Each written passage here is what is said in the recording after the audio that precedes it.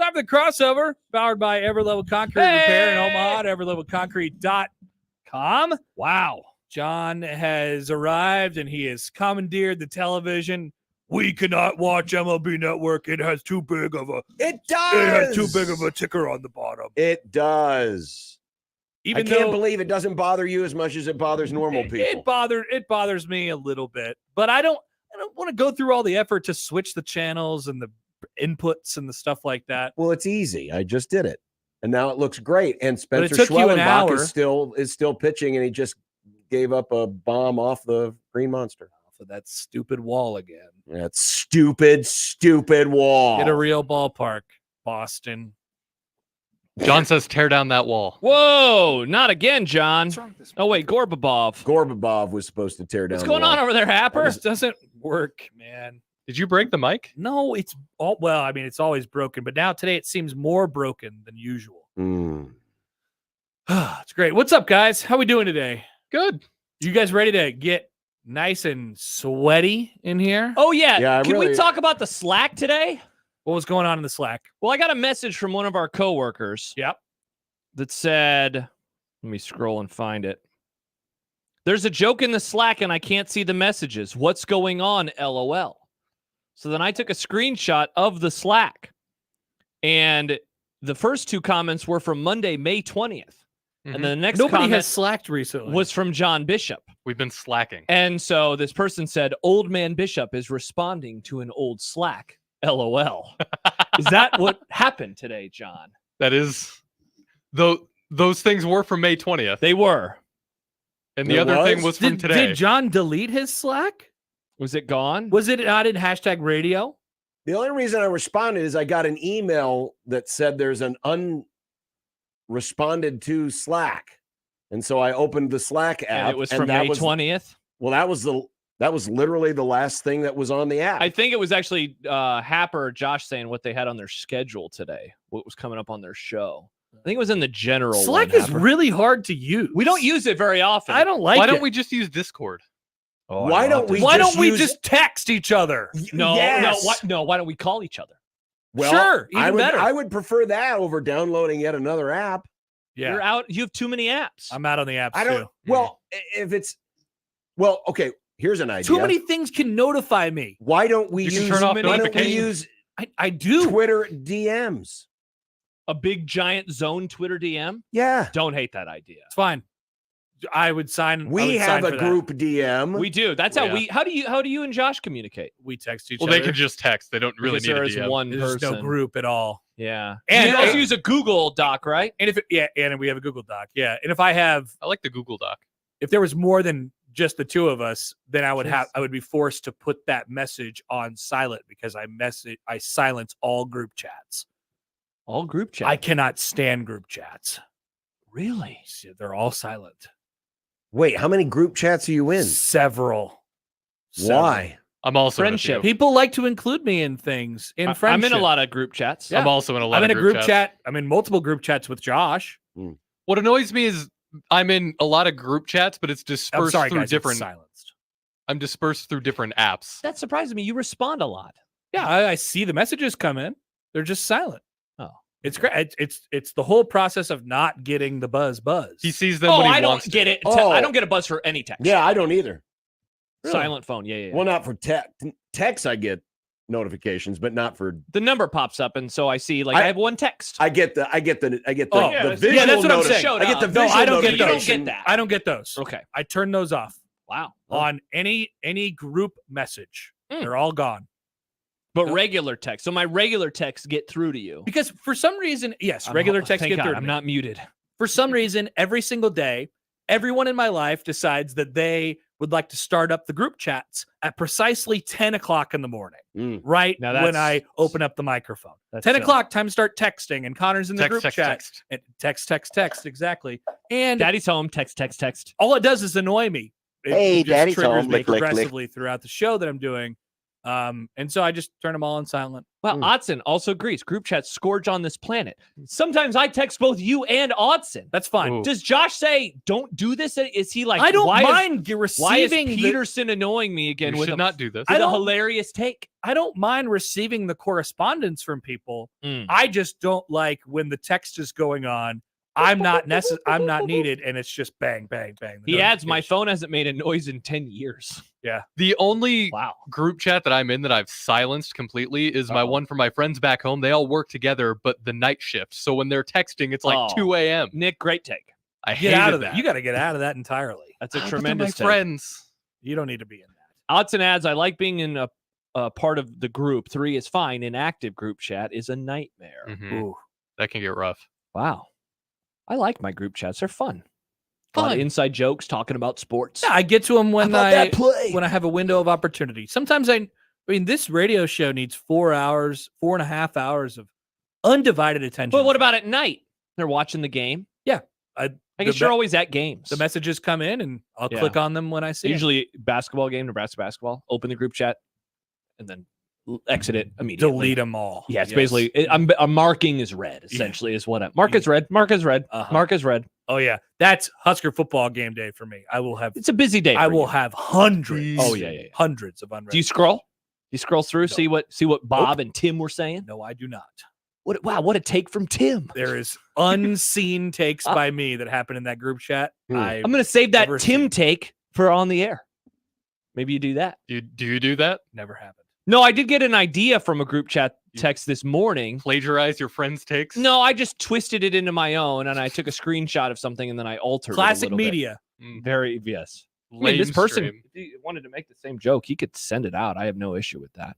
I'll retweet it. I retweet my friends. Josh just texted a group chat. Oh. Between us, Oh, you, me, and other Josh. Topic alert. yeah. Hashtag topic alert. He has a topic alert. for Mm. us. But I don't want to. I don't.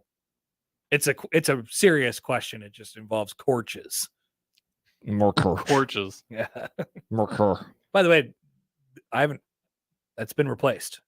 Has it? Mm-hmm. Because I just heard it yesterday. It's been replaced as of today. Oh, There's a different porch? reminder about that same thing. Yes. Dave asks a dumb debate. We can do this a little early with you here, Happer. Should adding reactions be banned in the group chat? Nothing more annoying than 17 notifications. Yeah, that that's- somebody gave a text a thumbs up. That is the majority of the reason that I have the group chats shut off on notifications, because most of the things It's are just reactions. thumbs Why up. would I need a Exclamation. reaction? Yeah, why do I Ha need to be ha. notified on Heart. reactions? Another reason Android is superior. You can do that on Androids. Yeah. And Can it you? shows up as a wow. I thought you were the young who knew technology. I've never in my life wanted to add a reaction to a text. You can though. I didn't know I could. Wow, we're teaching you a lot. Yeah. So Nick, open up a text Okay. and hold down on the text. This is going to blow your mind. You're going to be able to do whatever you want with that. Maybe your girlfriend texts you and says, "Hey, have a great show," but you can't respond.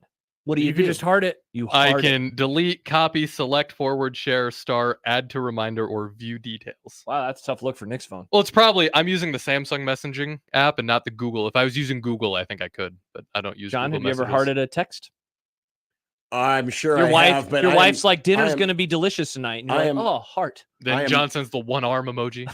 I am now reminded even more than ever how I miss the days where you could just Oh, here we go. talk to somebody. You know, when I'm having a conversation and let's say Connor tells a funny joke, instead of me sending the laughing while crying emoji, he actually Oh, hears woke emoji. my laughter. That's a great take. I have a solution. That's a John, great take. how about from now on, instead of using our Twitter DMs, we just get 3 really strong walkie-talkies so then we can just talk to each other instead of using the Twitter DMs. Is that what you want? Wow, it is hot. Be more, No, be that- more instant. Oh, I know. Oh, God. I'm telling you, once an hour, a little air will come out, and you'll be like, "Oh, thank God!" It's so You're like a. Did you I've see, changed my tune. Friday show next week at the ballpark sounds amazing. Did you see the Thursday. email about how that's hopefully going to be fixed? When?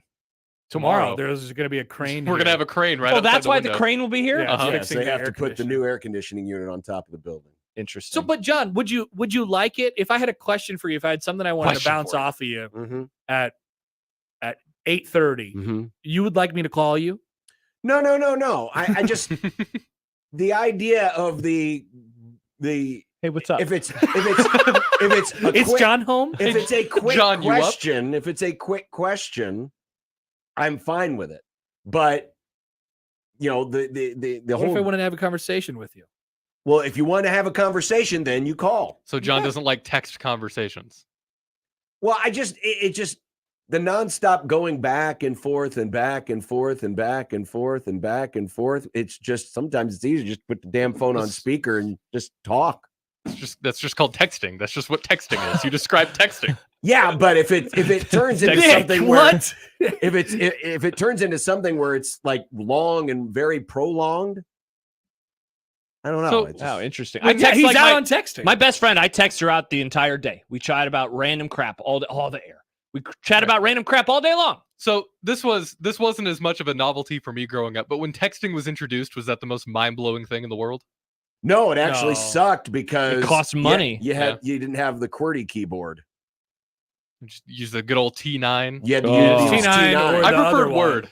I had a flip phone for a little bit. I liked Word more than T9. Well, no, texting was super dumb at first because you could only text like once a year, and it cost so much money. Oh yeah, and then I accidentally got my parents a very large phone bill one time, and I thought we had unlimited texting. And then there was this thing called roaming. Nick, have you ever heard of roaming? I've heard of That's roaming. Right, roaming costs extra money for text. I forgot about that. Yeah, because I had my first phone. It was a prepaid flip phone, so I did have to pay for texting on that. Classic. And then some kids learned that it was prepaid, so then I got text bombed.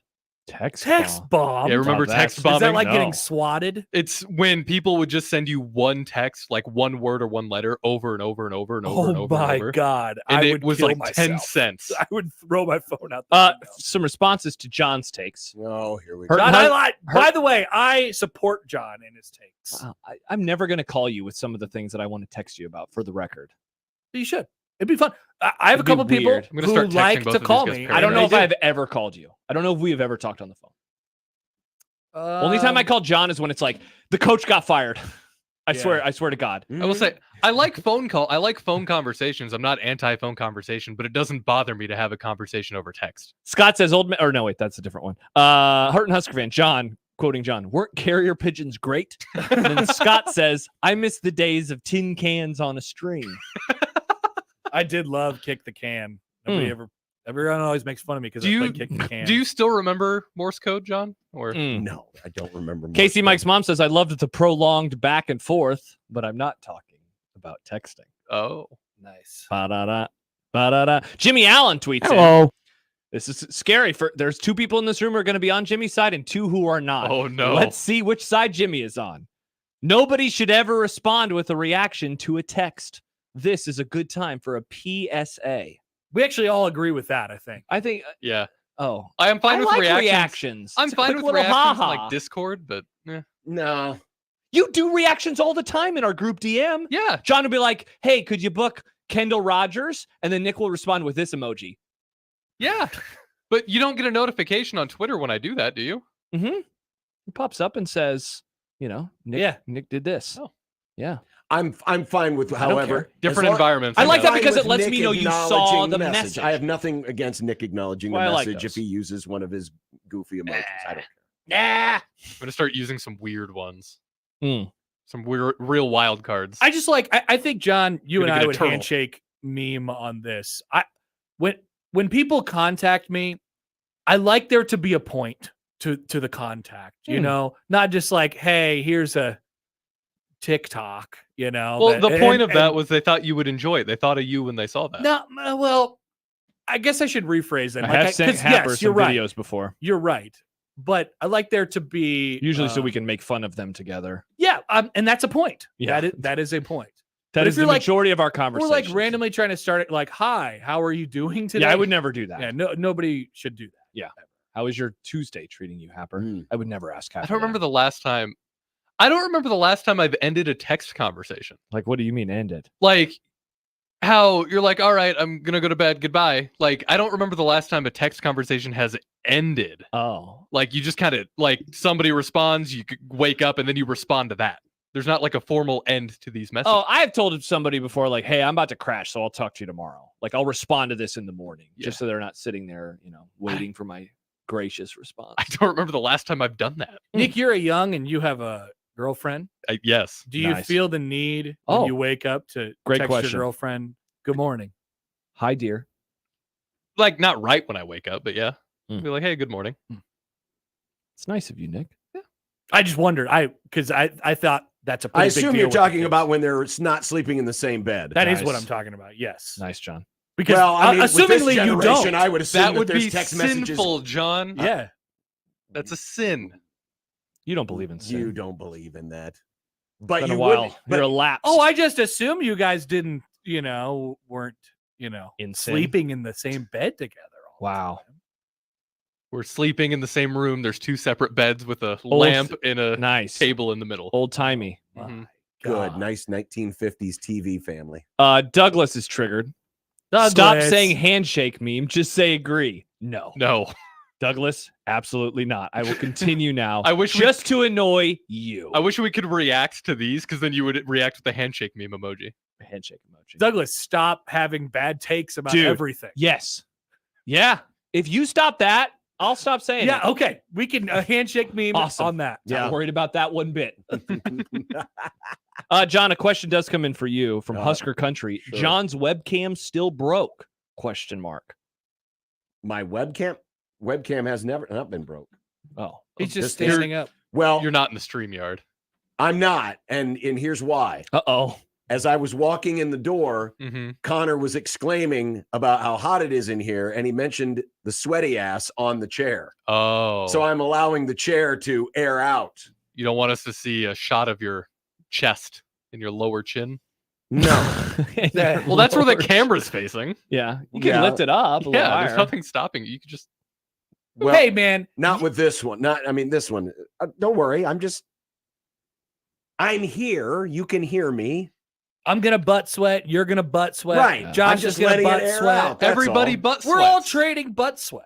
Exactly. This is mildly disturbing. It's but better. It is what it is. It's better than the alternative of having like cloth chairs. Yeah, good point. Because stinky. I mean, I've worked at a place where you have the cloth chairs. Everybody sits in the same cloth chair. Yeah. And then all of a sudden, after a year, oh, By the way, lots of handshake memes in our YouTube chat right now, which I very much appreciate. That's very nice. Heard an Thank Husker you, fan, YouTube Douglas and chat. I handshake meme. Yeah. That is fantastic. somebody's telling Nick right now that we need to talk about sports. No. Yeah. Really? 70-year-old Dave from Oklahoma. Oh, Dave! You asked Dave how No, old he was? just introduced himself that way. Classic Hi, I'm old Dave. guy I'm move. 70 years old. Hi, And said what? I'm Dave. I'm 70 years old from Oklahoma, wondering when these pups are going to start talking about sports. John, We you are haven't gotten young. called a pup in years. That's Yeah, got to feel John. good. Notoriously young John Bishop. Uh-huh. I told our very nice listener that the crossover is usually not much of a sports zone. No. Plus, you feel like this guy probably is agreeing with John and Happer left and right. Like, yeah, people don't call anymore. Yeah. Back in my day, I called. When's the sports gonna start? Here's your It's update. June!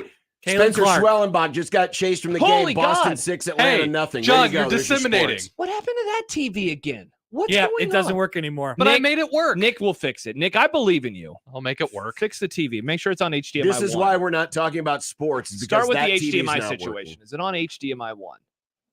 Why does that keep moving? I don't know. Who man. changes Yeah, it? who would move it?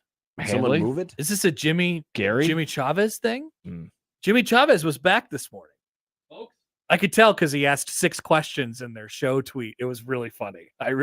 It was like 87 days till kickoff. Is anybody does So what does happened? BTN happen in Los Angeles? Yeah. It was really funny. That's what Jimmy Awesome. does in his show tweet. Hell yes, Nick. Good job, Nick. I got it. What happened? What are Uh, you doing to that? I'm Changing the unplugging inputs. it and then plugging it back in. Nick, I'm so proud of you, man. Hmm. They say that Both the Gen H- Z is a full of idiots. Have Have I'm you only tried half plugging idiots. it, unplugging it back in? Blowing both it. the power and the HDMI cord? Yes. Wow. Is like- one of them was loose, and I don't know which one, so I'm just going to do them It's both. the new school blow in it.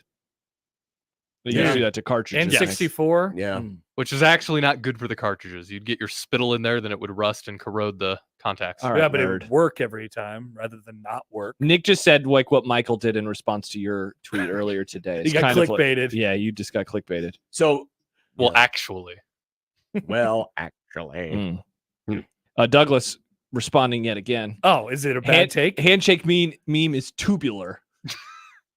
What rad. does that mean? How do you do, fellow kids? He's saying that it's cool. He I think likes so. it now.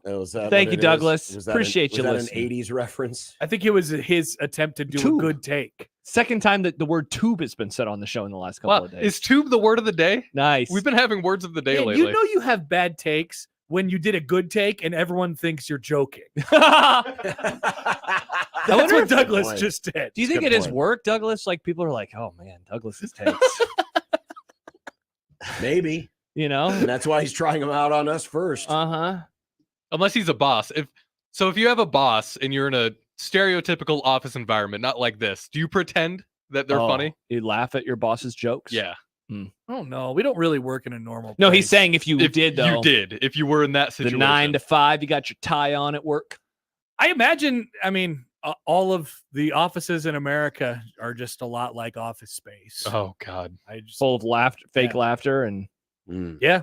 How many Random of those types parties, of offices intertech? still exist? How about that anymore? game? how about that game? How about that game? That is kind of what we do on the show, though. Kind of is. There's about that the game? one guy Well, talking according about. to Dave in Oklahoma, apparently not doing it enough. There's not a game. The NBA has taken 1 million days off. The NHL has taken 1 million days off. The college baseball is taking 1 million days off. There's no games. There's the one guy at the water cooler talking about, hot chicks. Does that still happen at offices? That's what happened in Office Space. Yeah, but that was in the 90s. That was a different time. That was 30 years ago that now. Definitely. Poll happened. question. Do Do people people still talk about chicks? at the water cooler? At the water water cooler. cooler. That's Yeah. a very specific part of that. Yeah. And if so, please tell me where the offices are. I would like to observe this. Horny John. No, Mike's- I just want to observe it. as What, a the women reminder- or the jokes? just the conversation? Okay. Mike, by the way, adds, I fake laugh many times per day. So there you go. You People are still- shouldn't have to feel like you did. I feel like if I worked in that environment, I would no sell Nick, all you of my would boss's be- bad jokes. Horrible at working I in would corporate be. America. I would hate Yeah. it. You would not. It sounds like an amazing bit. you would not do well. Our Nick old- goes gets a corporate job. That would be pretty funny. Yeah, be a really I great would bit. like that. Let's I get our video couldn't crew on last. this. Yeah. I couldn't last. The worst. Yeah, no, It'd be like John Ralphio in Parks and Rec, where you'd walk in, you'd just do one lap around the office, and then you'd leave because Exactly you got like fired that. within 20 seconds. By the way, the poll question has been. You would posted. have so many problems with the way that corporate America is. I do have problems with the way corporate America You're not is. even in Well, it. it's I the, it's the know. whole Yeah. capitalist thing. It'd be like, why aren't we all sharing the same resources equally? Which is Are funny. you guys happy being hamsters on wheels? Which is funny because Nick works at a radio station, which is inherently built on. Capitalism. I've thought about this a lot. Yeah. I'm in it for the creativity. Oh, interesting. why and the don't takes. we all control the means of production? Those live reads that you do, you're in that for the creativity. Yep. Interesting. Very interesting. I can be Nick is the creative with biggest how hypocrite on planet Earth. I can be creative in how I say it, how I present it. Yes, the Soviet Union, very, very creative people back in the day. So Circus Sports and Circus Sports Iowa They were is pretty communists. sick. They weren't socialists. Yeah, they were communists. That was communism. I understand Communism that, and but they were socialism also are different. very, very creative, especially the way they were able to draw those big, pretty pictures of all their leaders on May Day. Those were Wow. pretty pictures. They were very Mhm. pretty pictures. The hammer and the sickle. It's a really good symbol. It really is. John emails in. Good job, Nick. They tried unplugging the old Burke scoreboard and plugging it back in, and it didn't work. They had to replace it. Maybe they should have brought Nick out to fix the scoreboard. Let me Oh. unplug it next time. the old Rosenblatt scoreboard. I saw them fixing a scoreboard at whatever the new high school is on 156 Westview. Is that That's what it right. is? That's I right. saw Josh. them fixing they were tinkering with it today. Knower of high Hmm. school sports, Josh Peterson. Way to go. Yeah, Good, kind of. good for you. You at least know the names of the new high schools. I can't remember the names of the new Lincoln There's high schools. Westview. There's Buena Vista. That the only Buena Vista I know is a college in Storm Lake. Isn't it Buena Vista? That sounds It is familiar. Buena Vista, yeah. Is there another one? Is there another new high school? No, Sweet. in Omaha. Yeah. In Lincoln, there's probably 4 more, I think. Is there Well, there's- another no, Millard there's two school more. now? 2 more. There's north, south, and west. Is there another it- Millard? Is there an I mean, east? there's another Elkhorn. You know about that, though. So there's Well, Elkhorn. There's Elkhorn no, South and Elkhorn Elkhorn. North. Is There it is Elkhorn North? Yeah, Where's that at? that's North. north of Elkhorn. Oh, nice. Like That's- 200, but it's there's still on also- 204th. There's also a new Gretna school. Do you know what that's called? Gretna East. That's right, Josh. Boom. See? High Knower of school. I feel like it's pretty easy at that point if you're just going to name the They- sub or town plate annex. Whatever. What are we calling these Suburb. things? Suburb, and then put a direction. If they Yeah, build but another, that's not what Lincoln did. if No. they build, See, and that's not what OPS did. Yeah. I stand with Millard and Gretna on this. I do too. Buena Vista and what did I say? Westview? No, And then in Lincoln, they did Standing Bear and really. What? No, they did like Lincoln Northwest. Is There's that what it Lincoln North is? Star? Yeah. I on it. Yeah. And then Standing Bear. Yeah, Right? yeah. So Lincoln did it half one, half the other. See, the problem is because Lincoln already had a school named Southeast, even though now it's basically Lincoln Central.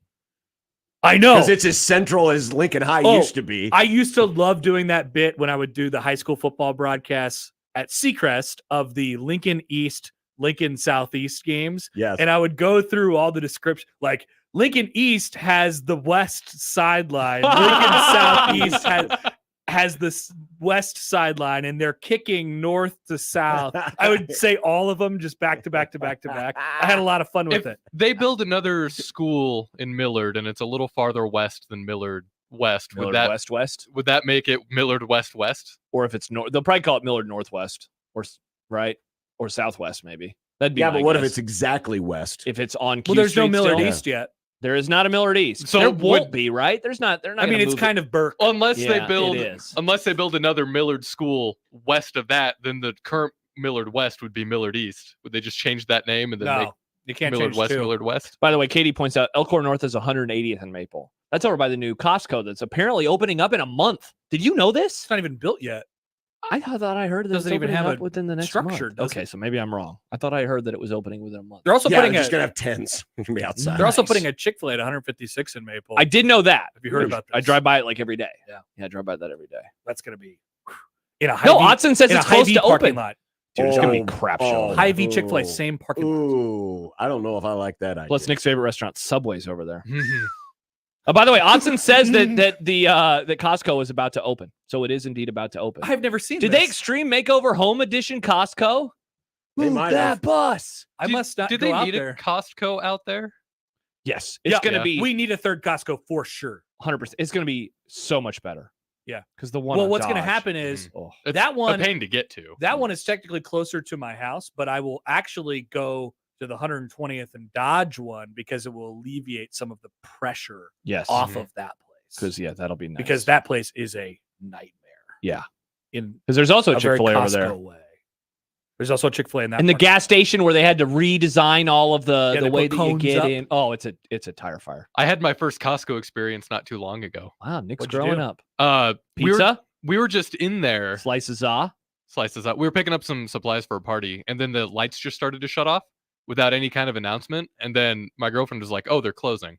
Like they're just shutting off the lights." Started closing laptops and everything. That's one way to. But it was 8 p.m. I was so confused. Oh yeah, they close at 8. Don't be late. They close at 8. That's right. It's 8 p.m. You're just shutting the lights off. What happens if all the lights go off and there's still people in line? Are they just trapped in off here? the lights. That's how they should remind the workers. Turn off the lights. Turn off the lights. No, too bright, too bright. Caleb says, don't forget about Omaha Bryan. That's an OPS school with a Sarpy County address and Omaha Westview with a Bennington address. Is Westview in Bennington? Yeah, it's 156 in state or Ida or whatever. Yeah, see, it I is. thought Yeah. that it Wow. was just south enough to be on the Omaha side of things. So why wouldn't we call it Bennington South? I think actually, isn't there a Bennington It's not in South? the Bennington school district. Yeah, it's in That's- Omaha. It's an OPS yeah, school. Well, that's Yeah. confusing. Well, Bennington, when is dude. Bennington going to get swallowed up by the Empire? Oh, they gotta. It's coming. Dude, that place is. My parents moved to New Bennington 15 years ago, and now, and so the football team there sucked for so long. Yeah. Now everyone lives out there, and the football team is awesome. Yeah, I knew people who Lot moved of to Bennington. sex. Like Oh, they were one of the congrats. first people to move to Bennington. Yeah. and yeah, they're like, I mean, it's a different deal. It's now. crazy. It's a lot different. Crazy. Okay. Soon enough, Wow. John. Soon enough. By the way, Joe, Omaha will have it all. Asian Joe says, get Nick an internship at a corporate place and have him vlog it. It would Oh, be really funny. Imagine me vlogging dressed like corporate Dan. Just nah. Yeah, Nick, what would you wear to your corporate job? I High have pants like ties. Dan? I have ties that I don't wear enough, so I'd wear a tie. He'd wear a tie, But like in an ironic way, kind of. No, I kind of like wearing ties. like a cloth tie. I kind Wait, of like you- wearing ties. He likes wearing ties, yet he doesn't like corporate America. Or showering. Bon Scott wore ties.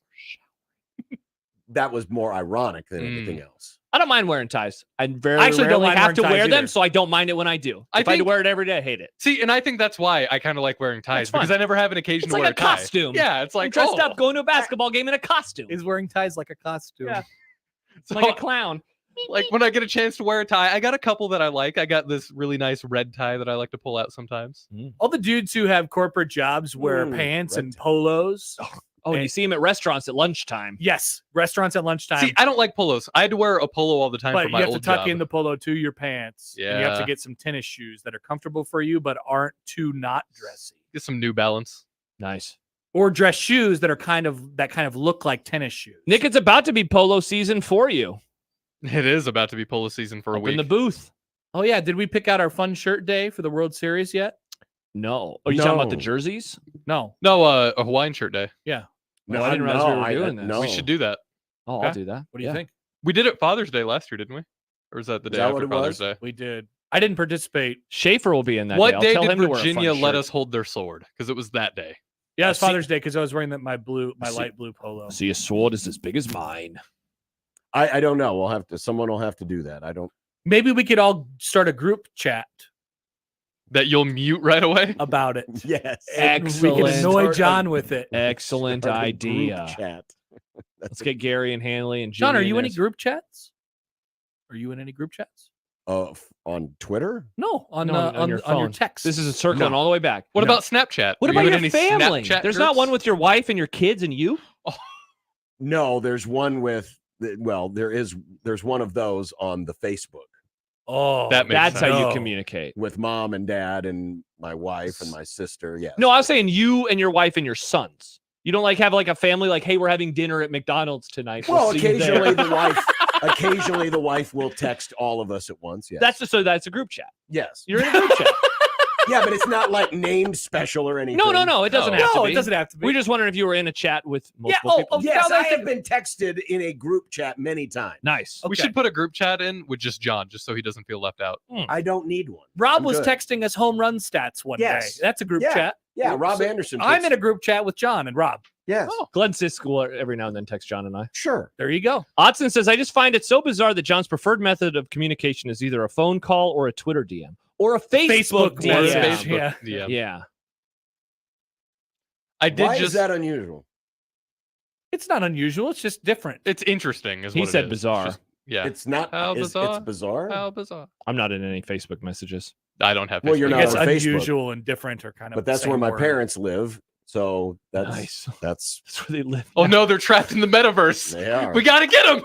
Did they go on that one movie with Matt Damon where they went to Omaha, but then they got shrunk into tiny people? What was that movie called? What movie is What? Downsizing. Honey, Down- I Shrunk My Parents Yeah, Facebook downsizing. edition? That movie was in Omaha. It was filmed in Omaha. Yeah. I had no idea. Yeah. That's a new one. Tony says, I wear a polo, golf shorts, and sneakers every day.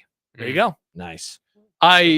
Going back to the group chat thing really quick. I Yeah. just remembered I was added to a group chat against my will from my religious family in Florida. Wow. And I didn't realize which group chat I was in. So I'd gotten a picture and it was like a really boomer comic. It was like a kid holding a book and then it's like, it doesn't power up. You don't have to charge it. And I just replied WTF because I thought it was another group chat that I was in. And then I got a response back that just said language. And I'm like, oh, those are 850 area codes. Oh man. Whoops. That's amazing. They didn't know that I swore. Wait, all you said was WTF? And Uh-huh. you got called out for language? That's Yep. not even a curse word. They're very religious. You can't say the Yeah, but letters. you didn't even Yeah. say it. Yep. I know. That's the in place of saying it. Yep.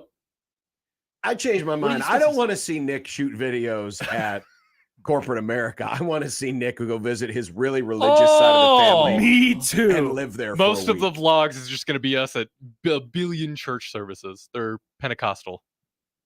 A lot of live Pentecostal. bands. I want this. This Yeah. is what Yeah. I want. Even this. Nick This goes is what I to want. Florida and hangs out with his religious family. When I was down for my grandpa's funeral a couple years ago, people, were coming up, shaking your hands like, oh, I'm so sorry. Here's my condolences. Also, are you going to have kids anytime soon?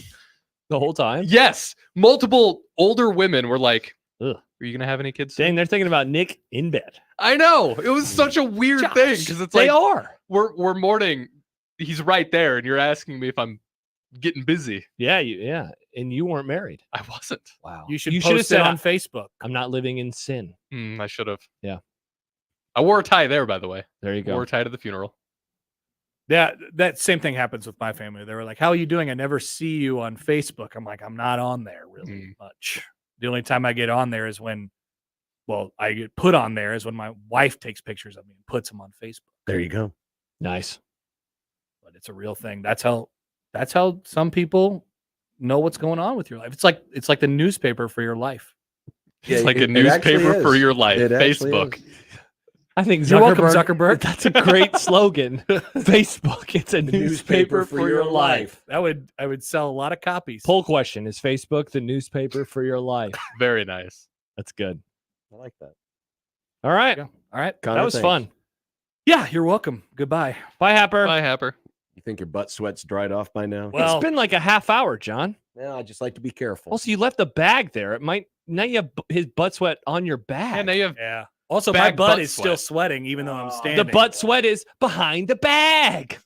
I guess I'll be standing for a little while longer. Looks fine over there, John. Get another chair. I remember the good old days before the cameras came in here where we would talk over the phone. I used to stand quite a bit. You would stand. You were a stand man. I like to do a stand segment every once in a I while. like broadcasting standing up.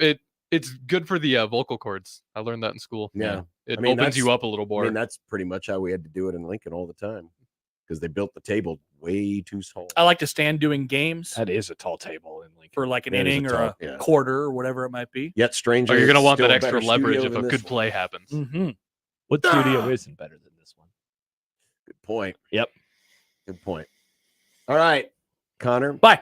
Have a day. Bye. Come Debates is today, and the return of Schaefer Nice. on 1620 The Zone. The Connor Happer Show.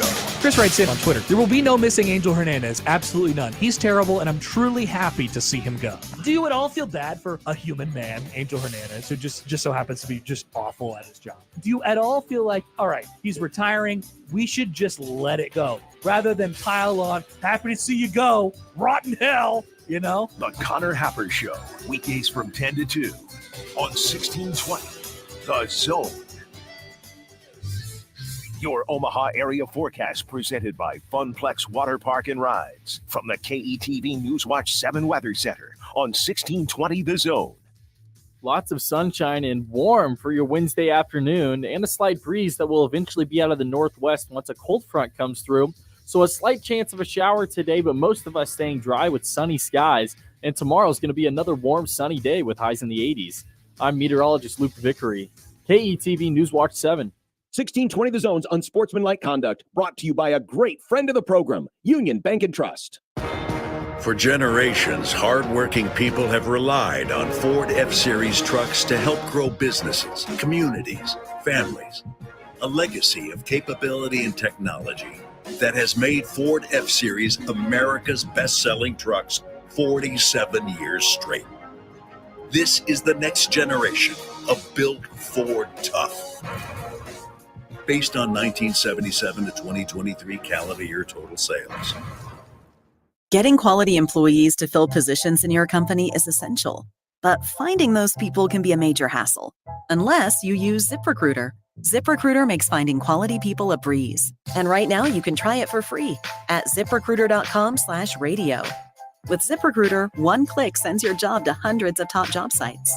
But more than that, ZipRecruiter's advanced technology identifies the candidates with the skills you need, sends you a list of great matches to review, then actively invites them to apply for your job. And the results speak for themselves. 4 out of 5 employers who post on ZipRecruiter get a quality candidate within the first day. That's right, the first day. Now you can focus on your business and let ZipRecruiter do the work finding the best people for you. See for yourself. Experience the ease, efficiency, and power of ZipRecruiter for free. Just go to ZipRecruiter.com/radio. That's ZipRecruiter.com/radio. ZipRecruiter.com/radio. Eric was way behind on his taxes. I owed a lot of money to the IRS, almost $15,000. I tried to make payments. The IRS wasn't satisfied with Eric's efforts, so they came after him full force. They're coming to put a lien and a hold on all my income, my home, my car. I was just overwhelmed at what to do. Then Eric called Optima Tax Relief. When Optima Tax got involved, the calls would stop, the threats would stop. It was easy like 1, 2, 3. Optima Tax Relief is A+ rated by the Better Business Bureau, and their team of expert tax professionals took care of Eric's problem. I owe $15,000, and now my debt is clean. I don't owe anything. Take Eric's advice. If you have a tax problem, you need to call Optima Tax now. Call Optima Tax Relief for a free consultation. Call 800-348-0269. 800-348-0269. 800-348-0269. Optima Tax Relief. Some restrictions apply. For complete details, please visit OptimaTaxRelief.com. When it comes to protecting your home, J. Stennett Contracting takes pride in ensuring every detail is handled. Roofing, siding, gutters. When it comes to the exterior of your home, J. Stennett Contracting has you covered. Water, wind, and hail can wreak havoc on the exterior of your home. If your home is damaged, let J. Stennett Contracting come out for a no-obligation inspection. If repairs are needed, they will help you through every step of the process. When you need an honest assessment, J. Stennett Contracting has you covered. JSCRestoration.com. News Talk 1290 Coil is your radio home for Omaha Storm Chasers baseball, proud AAA affiliate of the Kansas City Royals. Tune in to hear every pitch, every hit, and every out as the Chasers play at Warner Park and across the International League in 2024. With the voice of the Omaha Storm Chasers, Nick Batters, on News Talk 1290 Coil. Tune in to 1290 Coil all season long for your Omaha Storm Chasers baseball as they take on the International League. It's Storm Chasers baseball on 1290 Coil. Car repair is car repair. Most places you go can change your oil or fix your brakes. The difference is the experience you'll get at Omaha Car Care. We're part of the community. We were born here, and we believe that our relationship with you should be built to last. We're going to consult you, not sell you. We're going to give you a free loaner car. We're going to treat you like a valued friend that we want to continue to see in the years to come. I'm Rick Betker, owner of Omaha Car Care, and we'll be along for the ride. Guys, let's have a conversation. Let's say you've been losing interest in your spouse. You got low libido. You can't focus on things. And you're wondering, what is going on? It may be low testosterone. Mentality is here for you. With their FDA-approved testosterone treatment, their board-certified physicians who work with most insurance companies, they can diagnose the symptoms of low testosterone and take care of it. Schedule an appointment today. Go to the website, lowtusa.com. Take back your life, man. Mentality, lowtusa.com. This edition of Unsportsmanlike Conduct on 1620 The Zone is proudly presented by Union Bank and Trust. The program starts now. KOZN. Unsportsmanlike Conduct on 1620 The Zone. Husker Athletics, Creighton, and yes, UNO. Don't miss a moment, they'll give you your fix. They're on every day from 2 until 6. Spend your afternoons with John, Josh, and Nick.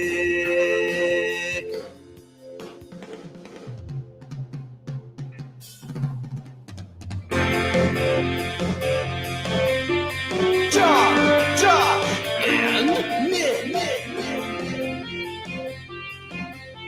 They'll show you what sports talk really is. Oh, it's such a shame. Again, another great topic off the air that we just don't have enough time to get to today. Put it on the secret list. We'll put it on the secret Get the list. ostrich eggs. And you'll all be confused when someone claims victory. Unsportsmanlike Conduct on 1620 The Zone. Husker Athletics, Creighton, and yes, UNO. It's going to be very awkward when that news breaks and then one of us yells, "I was right!" It will definitely be awkward. Yeah. Well, we'll make sure that's also off the air. Mm-hmm. Oh, there's John. No, Hi, I don't John. want to be on. No, don't. What? Oh, Not John. yet. I'm just there. I'm just letting the butt sweat. I don't want to. John, just sit down. Seriously. I will. Just Stop I'm being letting. such a weenie. I'm letting it dry. You've sat. in Our butt boss sweat doesn't before. like it when we're not all in the StreamYard together. Yeah, Hop get in in there. here, John. We'll It's be been there, almost an hour. Calm down. I was in the StreamYard before when the studio camera was on. I'm just trying to upload the Grum down, a very important Grum down. So why can't we just put your face back in here? Because my face isn't in there yet. It is. Look, there you are. Nope. Hi, not John. anymore. There you are. Hi, John. Wow. Just wait. You make fun of our generation, and then you are just a weirdo So sometimes. camera shy. No, it's not I know. weird. Look, I'll stand up too. I stand with John. Hi, guys. See, look, John, look at that. You can even adjust the camera. Very Whoa. normal. Wow. I'm Who happy knew? for you Look two. at that. I'm happy for Ah, you this too. is nice. I like standing. This is a new thing. Well, then enjoy standing. There we Look go. at us. We're all No, standing I'm good. together. Just hang on. Hold on a second. Man. Patience. No one can multitask one in this has world except for patience. me. Theo Oh, says he's not baloney. watching You without can JB. multitask. Fix your camera. Take 2 seconds. Well, now I'm not going to do it just to trigger. Mark. I'm going to Hey, I like making my boss happy. just hold on. I was trying to get the Grum down updated. What's in the Grum down today? Well, I'll tell you, it's the calm before the storm. The secret list storm? No. The It storm's has coming. nothing to do with the secret list. It has nothing to do with the secret list. They're keeping things from you. They are. Oh, thank God that character's back, Nick. He went on vacation. No, I don't know if we want him back. I like went that. to Okoboji. I like Well, that character. I don't know if we want him. I thought it was funny. Drank a don't lot of think- barefoot I wine don't think we want him. and Mick Ultra. There, you happy now? John. I hi. had to switch the cameras, I know. but I wanted to get the Grum down up I know, because that's it's what I was brought to you talking by about the referees at John I Higgins know. Weather. It looks Guard. awesome. Home of the referees. Mike Schaefer is back, folks. I'm sitting again. Nice. Kendall Rogers of D1Baseball.com will join us. Oh, hell yeah. Nice get, Nick. Thanks. Dynamic divisions. This is a new idea I have. Oh, I thought this was, this is going to allow you to get on your soapbox. Well, He's already standing. yeah. Oh, that's So I just want, will the segment be fun and whimsical or will it be yeah, because soapboxy? what? Why not both? Will it be a little Why not speechy? both? Because we've heard the soapbox. We just, it's like a Well, stump people speech. need to be reminded because it's going to happen this year. It is going to be a crap show. You know because who else likes again, soapboxes? the people who run college football, especially the Big Ten, Yeah. the dumb people who I wouldn't trust. Oh, what about the SEC? I wouldn't trust. Well, yeah, them too. Okay. I wouldn't trust them to treat my pet rock for fear that they would kill it. Understandable. Have That's easy not to do. thought it through. I've thought it through. Did you ever have a pet rock? No. No. I'm not a weirdo. No. Nick? Yeah. Of course. It drew a face on it. Yeah. Amazing. No offense. Someone's got to take college sports. Let them play forever. Oh, wow. That's interesting. Yeah, that'll be ahead of dumb debates. Okay.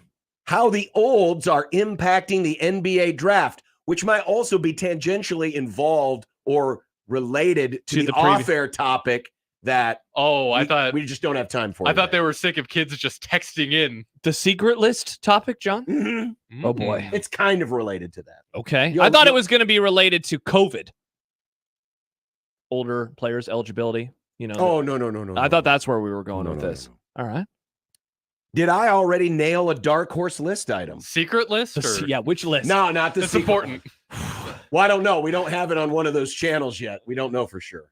Yeah, we should turn it over. I don't expect Nesson to break in with that news. Oh, man. During the Boston Red Sox game. I think they would have to. I think everywhere would have to. It looks like we're all John, commercial break over here, so we're all good. Are you We're all sure? good. You still got to get the commercials in, even if you have to announce something. I don't know. Oh, now the channel won't change. We're stuck on that channel forever. There we go. I fixed it. Billy C gets his flowers. Oh, Callahan. And it's Dumb Debates Day. Yeah, if it hasn't already been dumb enough, it will get dumber. Sure. Yeah. You can send us your dumb debates into the JTech Construction Zone Twitter page. I've got one I've been sitting on. Like John's Like sweaty I'm not chair? sitting on the sweaty chair yet. I Yet. will eventually. Okay. Just letting it dry. Just letting it dry. Okay. But see, the camera's on. I'm here. You can see me. It looks great, John. It's so nice to see your face. You can see me. Look at this. The show is. Can you imagine, John, if Greeny was on Get Up, but he was just not on camera because he was in a foul mood or something? Well, We'd make fun of him. That's a television show. We're now. We John, are also we're an internet television show. The internet is TV. Is Netflix TV? Stream. If you watch Ozark, are you watching a TV show? If you are, then we're TV show men now. Just because it's on the But we're internet not doesn't on make it a Netflix, TV show. But we're not on Netflix Yet. We could probably get when we get on Netflix, then I'll acknowledge You'll hop in right away. A full-fledged TV show. Well, at that point, you're not going to have to make the Grum Den. We'll have people who make the graphics for us. Will we? I mean, yeah. Are you sure? On Netflix? Maybe we can see if they want to do a Drive to Survive situation, but for radio. I think, Nick, you're not doing much these days. Graphic, Grum Down graphic, Nick. Okay. Let me explain to you real quick. For the record, I'm not in a foul mood. No, I know. Yeah. But I woke up in a foul mood. What happened? I have come to the conclusion. Were you thinking about November again, John? No, I'm not thinking of the secret list item. January? I no longer have nightmares. So that should be good. You would think. But I now have anger mares. Hey. So you just had dreams where you get triggered? Yes! Yes! Now, I still have the regular dreams, the ones that... John thing. No, I still have the regular dreams, the ones that just mishmash like 16 different things in your life together and they make no sense. The one like with Greg McDermott that you had. Yeah, the Tony Soprano dreams, those type. Your belly button falls out. Yeah, just weird. I hate when that happens. I still have those, the whimsical dreams, I'll call them. But now instead of nightmares, because I used to have nightmares, when you were a child growing up in the Cold War era, you used to have a lot of nightmares about nuclear bombs. Just sleep under a desk. Yeah, just get under the desk, John. You'll be safe. We never practiced that, by the way. Oh, really? Yeah, I think probably because we realized, we're close enough to off it. We ain't making it anyway. Because, off it was always going to be the first place bombed.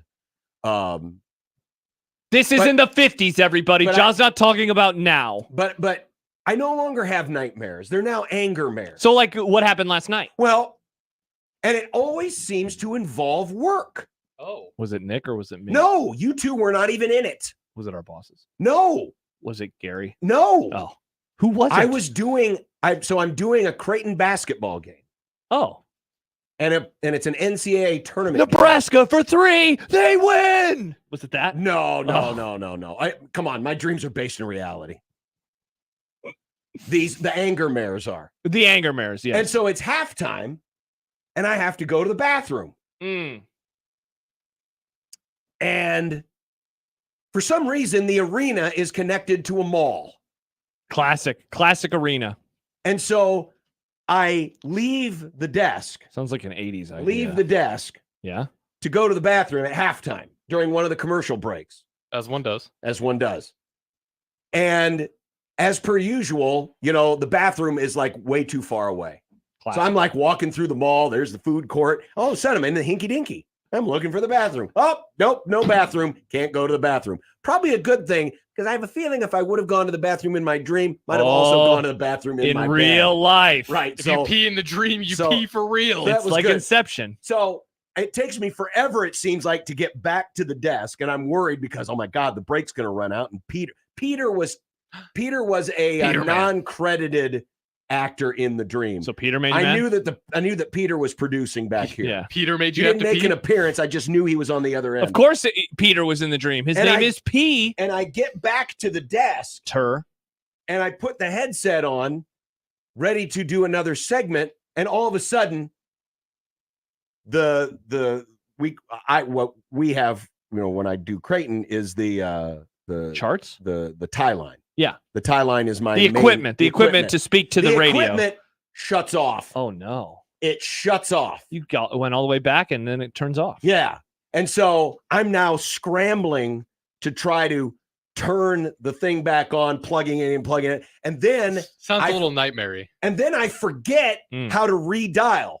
Oh. I'm in one of those. It's like when you forget your pants. Yeah, it's like. I was going to say it's like when you're naked in front of the school, where you're like, I have now suddenly forgotten how to use the tie line. And so I'm trying to get on the phone to call Peter. And for some reason, you don't know how to call anymore? No. I open up the phone. You can only text. And all I get are commercials. It's just commercials. And you know how you had some apps. It's like one of those other guys' post-game shows. Yeah. And you know how some commercial after some commercial. apps, you open the app and it's a free, so they give you a small commercial before you can click into the app. Yeah. So you're waiting for Horrible the little design. X to show up so you can hit the little X and get it. And I'm like waiting. And I'm just getting irritated. And I wake up from this dream.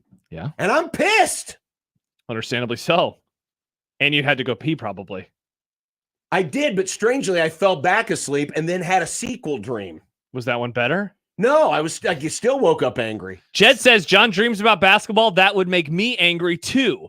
Also, if you dream about basketball, is your brain trying to erase your summer and fall? Oh. Wow, John, are you wanting winter already? No, you see, the basketball. Play the music, Nick. No, the basketball. All the leaves are. No, the basketball was like a side. This was more about just not being able to get back on the air. See, this. Right? And I have these types of dreams a lot, and it might involve being in this building or somewhere else where I'm not doing, I can't do my job. Something is preventing me from doing my job. Yeah.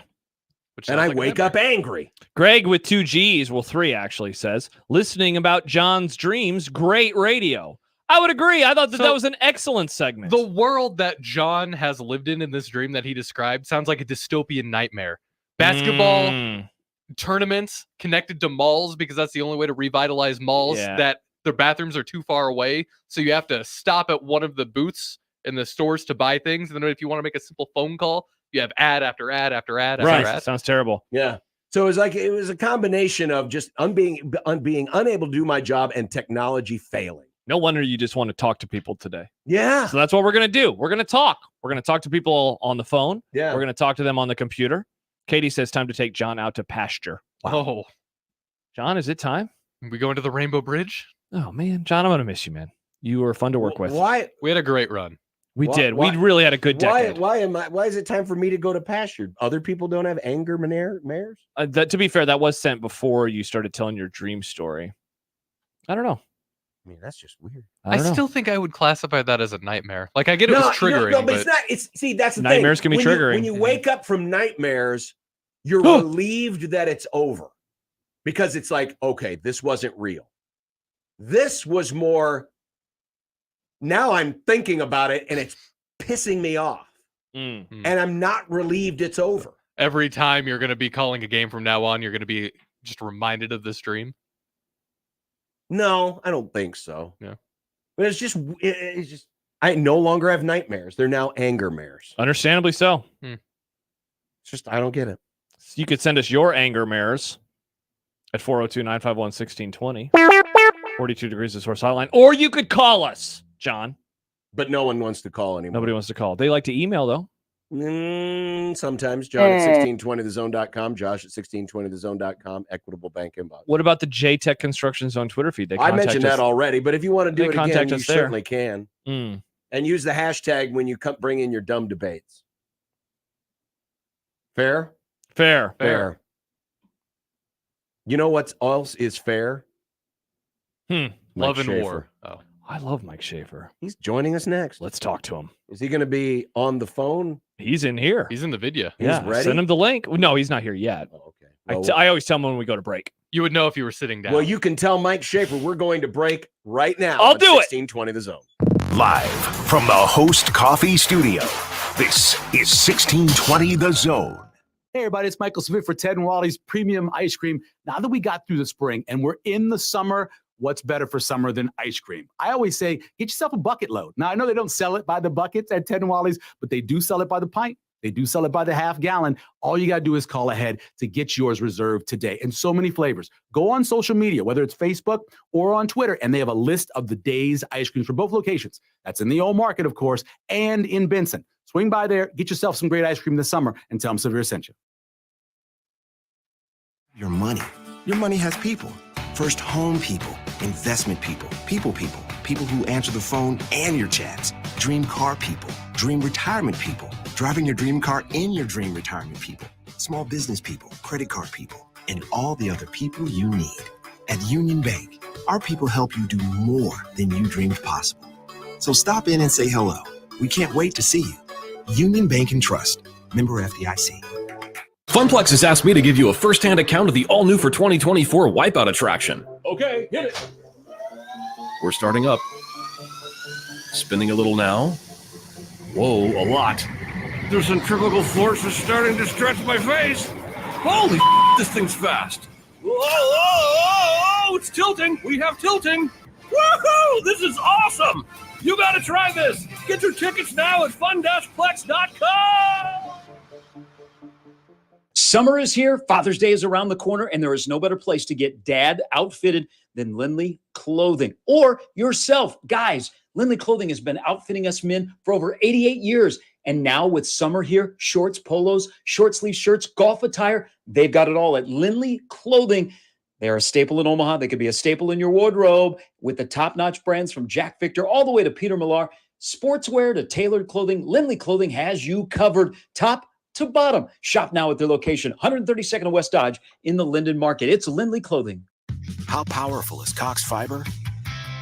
Powerful enough to let your band members in Vegas, Phoenix, and Omaha jam like you're all in the same garage. Introducing Cox Fiber, from the company with the fastest download speeds 9 years in a row. It's internet built for tomorrow, today. Cox, always building better. Limited availability in select areas. Speeds vary and are not guaranteed. Cox terms and other restrictions may apply. Analysis by Ookla Speed Test Intelligence in Las Vegas, Omaha, Phoenix. Fixed median download speeds Q2 2016 to Q1 2024. Is your concrete cracked or uneven? Hey everyone, Coach Greg McDermott here to explain why you should choose Everlevel Concrete Repair. Many people think they need to replace broken concrete, but repairing it provides durable protection and comes at a fraction of the cost. Everlevel provides permanent repair solutions to fix your concrete and protect it against future damage, and it all comes with a long-term transferable warranty. They offer free inspections to walk you through the entire process. Call Everlevel Concrete Repair today. Hey, baseball fans, join the Blur Tailgate at Hilton Omaha this June for our 12th annual hospitality event during the College Baseball Championship Series. Book an experience for your clients or employees with an inclusive bar, buffet, TVs, music, and tailgate games. Secure your spot today and let Blur Events take care of all the work so you can enjoy the day. Plus, we're just steps away from Charles Schwab Field. Visit blurevents.com to book your group, buy tickets, or learn about sponsorships. That's blurevents.com, your college baseball and football tailgate destination. eBay Motors is here for the ride. Go ahead, feel your engine.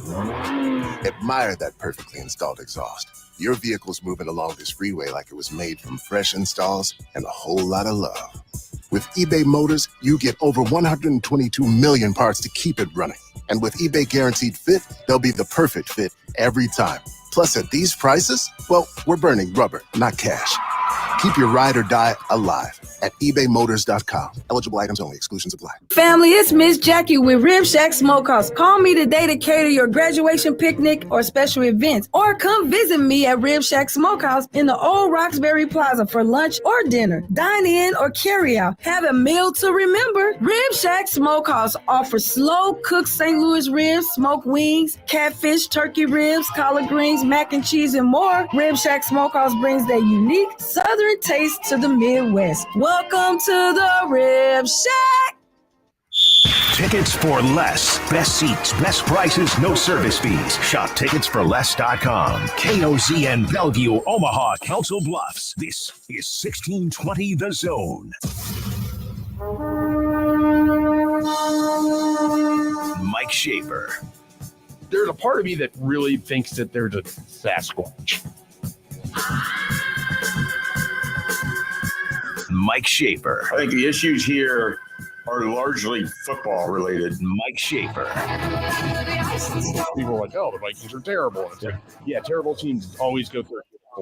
Mike Schaefer. I don't feel good for anybody. All my entire life is rooting for sports teams that get as tantalizingly close as possible and then don't win. Mike Schaefer. I have no joy in my heart for you or you or you. Mike Schaefer. It's great to have him back. Mike Schaefer of Husker 24/7. I hope we didn't interrupt your committee meetings that you're having with the HOA today as you prepare the new ballpark for your son Hudson. Yeah, those have not happened yet. So that's too bad. I don't think we have to be too concerned about it at this point. Okay, well, just in case, build it and he will come. We probably should get to the point where he, can stand before we worry about the. You're a walk before we can crawl, or crawl before we can walk guy. I get it. Yeah. I get it. No, it's more of a crawl before we build a wiffle ball field in your backyard guy. Oh, I see. You realize that the city of St. Louis had the dome before the Rams even thought of showing up there. And look how great that worked out. They won a Super Bowl. They still have the dome and not the Rams. That's true. It's like the old days. Yeah. So one day you can have an off-brand wiffle ball play in that dome with half as many people showing. Not a bad idea. Not a bad idea. Hey, Shay, speaking of the NFL, what's the balance of being very excited that your wide receiver is locked up while having J.J. McCarthy as the quarterback? I just sent a text to a friend of mine who's also a Vikings fan, and it was marveling at this tweet that Kevin Seifert, a ESPN writer that covers Minnesota, had put out there. And it appears his mentions are just full of people who wanted evaluation of J.J. McCarthy throwing passes in this mandatory camp, which is kind of hilarious because these passes are against air at a rookie camp or a mandatory, football camp. And he's a first-round pick. And so you would just sort of anticipate that your first-round pick quarterback should be making, accurate passes against air. And yet enough video exists from previous camps that people have to actually, ask how J.J. McCarthy's doing against a non-defender setting. Like that's where we're at. That's where my enthusiasm is at. That's how I feel about things. Doesn't sound very enthused. No. Now, though, I am very excited that he has Justin Jefferson to throw to. Yes. Very excited about that. That's better than not having Justin Jefferson to throw to. Good take. It'll make him better for that reason alone. Will it? I think so. I mean, Michael Irvin was around before Troy Aikman, right? Didn't he get drafted the year before Aikman? He had to suffer through a year without him. I guess so. Yeah. I guess so. And he was still Michael Irvin. He was still Michael Irvin, but I'd say Justin Jefferson better than Michael Irvin. Well, his first 4 years, certain, or 3 years, certainly. Wow. I'm surprised you disagree. Well, let's see how the next 8 or 9 years go. Okay. Is it like a longevity thing? Or are you not at the yeah, height of their powers? No, this guy is better than that guy type of person? Yeah. I'm just, he's great. He's the best receiver in the game right now. Mm-hmm. But I've also seen, those guys can be fleeting, right? Are you talking about Cooper Kupp here? A little bit. Because he was the best receiver in the game. Yeah. And then now he may not be the best receiver on his team. That is true. I would agree with that. Those things can change. Mhm. I don't feel the need to have the greatest of all time argument right now. Well, Michael Irvin's not the greatest of all time, though. No, I thought. Well, Jefferson's not even the best. I was talking Jerry Rice. No, you said Michael Irvin. I did, but then I thought you. No. Yeah. He is not better than Jerry Rice. Definitely not. Yeah, but better than Michael Irvin, I think so. We shall see. Okay, we shall see. Well, Shafe, we got into this topic yesterday, but the college football opinion that has you on an island. What is that for you? I tweeted about this, but I guess maybe it's not the island that I thought it was, because I know you and I, John, have gone back and forth on this in the past, particularly after one of the latest NFL playoff games where a team didn't get the ball and didn't have an opportunity to match a score. But I feel very strongly that college football overtime kind of sucks. And that was before the 2.5 yard thing that they do now after the first two. Oh yeah, the dueling 1 point plays. Yeah, I hate that. Yeah.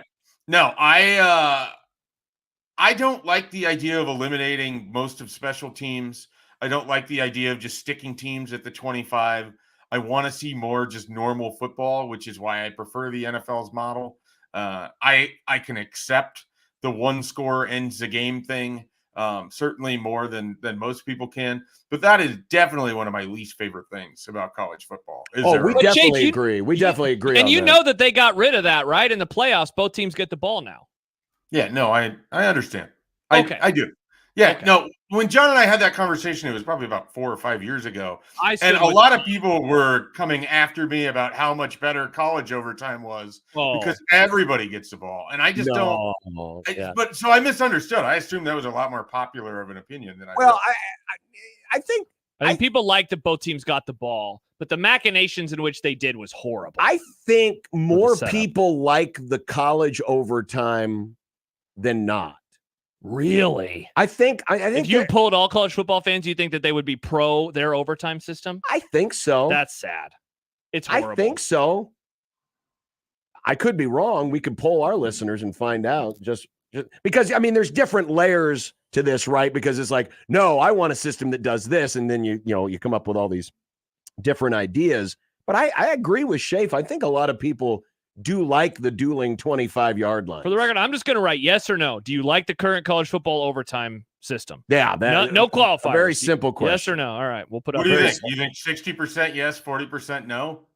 I think so. I think it'll be the inverse and maybe even a little bit higher. Wow. I must just like completely wrong on reading the wins on that one, I guess. Unless, and maybe, hey, look, one of us is going to be wrong. Maybe I'm reading the wins wrong, but I do not. I feel like people hate the especially now what they have done to it. Yeah, it's not good. No, it the isn't. 2-point conversion thing is an absolute joke. Yes, it is. If Nebraska ever scores points in an overtime, and then, that'd be then wild. Gets to go to bonus overtimes, and then they lose on a 2-point conversion contest, that's going to happen in a playoff game at some point, and it's going to be a disaster. It's going to be horrible for the sport of college football. I agree. If Nebraska ever scores in overtime, that is an acceptable time to shoot off fireworks outside of the 4th of July window. By the way, we are coming up. We've already set the calendar reminder. This Thanksgiving is the 10-year anniversary of the last time Nebraska scored a point in an overtime. Incredible. Yeah. Incredible. We should get together and talk about our favorite plays that were called in Nebraska and overtimes that occurred since. Perhaps it was the negative 10-yard screen pass that Danny Langsdorff dialed up against Northwestern. Maybe you really like the sack that they took against Colorado in 2019. Shape, was it last summer or 2 summers ago when you and BC did the project where Last you summer. went through?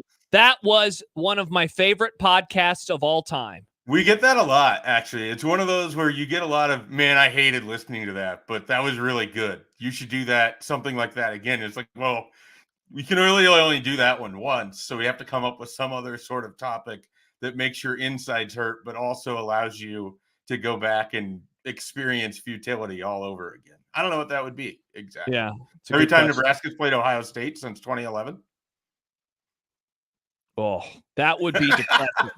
That would be very, very depressing. Josh, you had an amazing 1,000-yard stare after I said that. Just thinking of all of the games, the 62-3 game that I have not watched a second of in years, the COVID game when Nebraska was a weird option to start and then they get blitzed the rest of the way. You also get the 2018 game where Nebraska should have won it on the field. Awesome game. Incredible. 2021 where they're inexplicably in that game with nothing to play for and then fire their staff immediately after it. That's true. Yeah. What else is in there? Hey, real quick, the 2012 where they were up 2018 17. Yeah. Yeah, that's a good one. The 2018 game when Adrian, friend of the Grum, Adrian Martinez, I hope he's not listening right now, but an inexplicable lateral that he does for no reason all the way across the field that results in a turnover when Nebraska had developed some momentum. JD Spielman loses the ball in the sun on a wide open, would have been a touchdown. Isn't that also the Caleb Lightbourne onside kick fiasco? I believe so. I think it was. He slipped and fell. Oh Yeah, my gosh. Which became a meme in and of itself. It did indeed. Wow. Shafe, dumb it down for me. Why should a German lineman who broad jumps 9 feet 4 inches and got an offer at satellite camp, why should that excite me? I don't know that it should. I think it's just okay. If you want me to give you the case for it, please do. And I'm not saying you necessarily need to sell me, but I'm just curious what you think. This is the same staff that found James Williams last year, and now he's potentially one of the guys that could lead Nebraska in sacks in 2024. I mean, their ability to turn over rocks and find players that other people or other staffs are just passing by is a reason to be intrigued by anyone that they add at any point in time, particularly if it's someone that has insane measurables such as, that broad jump. Shafe, speaking of, just this staff and how they operate, it was a year ago almost now when you were down there at the College World Series with me, and you'll be back again this year. And we were following the recruiting efforts, right? And it was our first kind of summer getting to watch this group. And it was interesting, I guess, to say the least. With that as the backdrop, like, what are you intrigued about or most interested in this time in June as camp season begins and as we expect Nebraska to pick up some commitments over the course of the next few weeks? Yeah, that was really funny because the first weekend of the CWS was when all of the kind of offers, camp offers had gone out. They started, looking like they were going to get commitments from some of these guys that didn't really have offers from other people yet. And you could sense some angst in the fan base like, okay, I mean, congrats, you're beating out Wyoming. You're beating out a D2 school, these sorts of things. Like you could feel that angst. And then the second week of the College World Series, they have that big visit weekend. They start getting, bigger and bigger commitments. You get the Carter Nelson. You start to feel like you have a shot with Grant Bricks. They're clearly in play for Preston Talmua.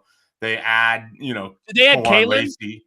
They had added Kalen in May. He was already Okay. in the class at that point. But you add, Kawan Lacey and players of that, and then suddenly it's just like, oh, they know what they're doing. This looks good, And so I think I wouldn't be surprised if we see more of that. If the first couple of weeks of June are going to be people like, okay, why did they offer this German guy? Why, like things of that nature. Like why is this camp offering happen? And then when we get to June 21st, after they have their massive visit weekend and they're playing the if necessary game, you are going to have a Monday show with someone talking about Nebraska reeling in some of these commitments. Like I think they're going to have another big month of June. I think it's going to start this afternoon in about an hour. If the information that I have is correct. I think Nebraska could be in position to end up with a commitment here today from a very important target in Jamarian Parker, who's announcing big news at 4:00. So I like how things are setting up, for the month of June. I think Nebraska has certain targets that they are in a really, really good spot with. And then they have a handful of guys, whether you want to call it the Dylan Raiola effect, they have a handful of guys who are popping up on visit lists that are highly recruited 4-stars, that are offensive linemen that could be protecting Dylan Raiola, that are wide receivers that could be catching passes from him. And so I think that there's a lot to get excited about with how this month comes together. It's been a little bit slow in recruiting, but I think June is always going to be the big month for Nebraska, as it is for most programs. But I think by the end of this month, we're going to be talking about a lot of commitments. What is the crystal ball consensus on Parker? 3 predictions for Nebraska. 3 predictions total. Sorry. 3 out of 3. I can't speak for the recruiting machine or the forecast ball or the Grum ball. Balls? Can't speak for any of those. But we don't want the 24/7 Grum ball Sports. weighing in. The Grum ball is on a losing streak. Grumball's going to say he goes to Nebraska. Okay, congratulations. Where else should Parker end up? Because he won't be here. Well, he was committed to Arkansas. He took a visit to Alabama. I think Arizona State is his most recent public offer. Remember, yeah, Grumball is above 85% correct. So, let's not pretend that this is bad. It's very good. Yeah. It's very good, Shafe. I don't know if it's great. It's the Justin Jefferson of predictions. Very good. He doesn't know what to do with that. I don't. I really don't. Speaking of, the June and these satellite camps, if we get some level of roster limitations, and we don't know what that number is going to be, it could be 85, it could be 90, it could be 90, whatever it is. How much does it impact what Matt Rule and his staff, or at least his staff, is doing right now? How does it impact these types of camps? If all of a sudden we're looking at, hey, you're not going to have 125 guys anymore available to you. I think Nebraska is as impacted as anybody in the country. I mean, their ability to use NIL to create NIL scholarships, if you will, to lengthen out their roster to where it feels like you have 95 to 100 guys on scholarship because you're paying to have some of these guys as walk-ons. But with NIL money, it hurts your development track too, because James Williams, who I used as an example earlier, he is 100% that guy. He walked on to Nebraska, but he wasn't paying for school. I vividly remember Brunt's telling me his quote was something along the lines of, "You can call me a walk-on, but I'm not paying for it." So, I mean, there's not a program that's gotten more out of a walk-on program in its history than Nebraska has. And you don't even have to go back to, the famous names to do it. Go back to last year. So many of their top players were guys that had walked onto the program. Luke Reimer and Isaac Gifford, huge parts of your defense. You had multiple starters or multiple other people contributing that were walking. So if there's any limitation at all, it changes the way that Matt Rule wants to be able to build. They're very much a development program that likes the opportunity to be able to take some of these guys, if they like with their evaluation, get them in their strength and conditioning, program, get them in their nutrition program. And those guys look radically different 2 years later with the same athleticism. Maybe you're less likely to take a chance on Jalen Lloyd like everyone else in America wasn't going to do, because you can't have as deep of a roster, because you feel like you can't afford that sort of development player if you're capped at 85. Like it could be a dramatically altering view of how Matt Rule wants to build his program. I don't want to oversell it, but I don't want to undersell it either. This isn't nothing. I mean, they get more out of 100+ players than any other team in the country. I promise you that. Where do you think that would show itself most? Whether it's for a Nebraska or another school too. Like John and I have talked before about the trickle-down effect on college football is pretty wild when you start considering a bonus 30 players that are suddenly not on a Nebraska roster. Then you multiply that times all of the Power 4 schools at the very least, and then it goes on down. How does it show itself on the day-to-day, though, like in terms of practicing and then in game situations, do you think? Yeah, I mean, I think what would happen is you'd have a lot more players that don't have the development experience to be able to throw into situations when you have injuries. I mean, I just think you'd have to rely on freshmen more. You'd have to rely on inexperienced players more. Your quality of play probably gets worse a little bit at the top end, because the depth allows you to avoid having to go so far down the rung that you don't have a left tackle with experience or whatever it is. And, the top teams are still going to get the top talent. But if Nebraska's not able to have some of these developmental players, then perhaps those end up at Wyoming or, some of these other schools. And then your middle is a lot tougher. And so you're going to get, it's harder to win games against the middle of the, if you have your best teams on one side and your worst teams on the other side, you're going to have a lot more teams just filling up the middle of the field, because it's going to be hard to differentiate them. So Parker at top of the hour, you say, correct? That's what my sources have indicated to me, that a commitment would be coming there. And I think Nebraska is as strong of a case as there is for anybody else for him. So we should be watching our Husker 24/7 Twitter in about 45 minutes, right? Sound good? Yeah, I think that's a great idea. I think you could also visit Husker247.com. If you didn't want to give your clicks to Cybertruck guy, you can give them directly to us at Husker247.com. I love giving my clicks to Schaefer. You know what? I'm going to go to 24/7 Sports right now. There we go. Awesome. I like this idea. So how aggressive are you going to be, thanks to another exciting win last night by the Guardians? Over a good team, a team above 500, John. Well, yes. Still above 500. Yet another loss by the Royals to a team above 500. Yeah, I think Cleveland has the best record in baseball against teams above 500 this year. I know they. Wow. I was Rockies looking might this be up up there too. I was looking this up this morning. No, genuinely. Wow. The Rockies took 2 out of 3 from Cleveland, and I didn't hear from Nick once. Wow, I'm Nick. not that kind of guy. Yeah, you're not, John. The Rockies have winning record against teams above 500, but a losing record against teams below 500. It's really weird, and that's why they're below 500. The Cleveland Guardians have the most wins. Oh, I'm sorry. Second most wins against teams above 500. The Orioles are 18-7. The Guardians are 17-8. Wow. Someone probably went under 500 and dropped some wins for them. Yes. Those jerks. But how aggressive are you anticipating your summer being, fighting off all the Royal rooters who like to pollute your timeline with their propaganda? Jack Mitchell. It just depends. I mean, if Cleveland continues to get some wins against them and keeps the distance there, I don't know. You don't really hear as much of the squawking in the back. It's more so when they're out running in front. And I was thinking about this when I was listening to Happer be sad this morning, which I got to tell you, it was a great feeling. I enjoyed getting it. But then hearing him actually be sad on the radio, I truly enjoyed, because I'm a terrible person.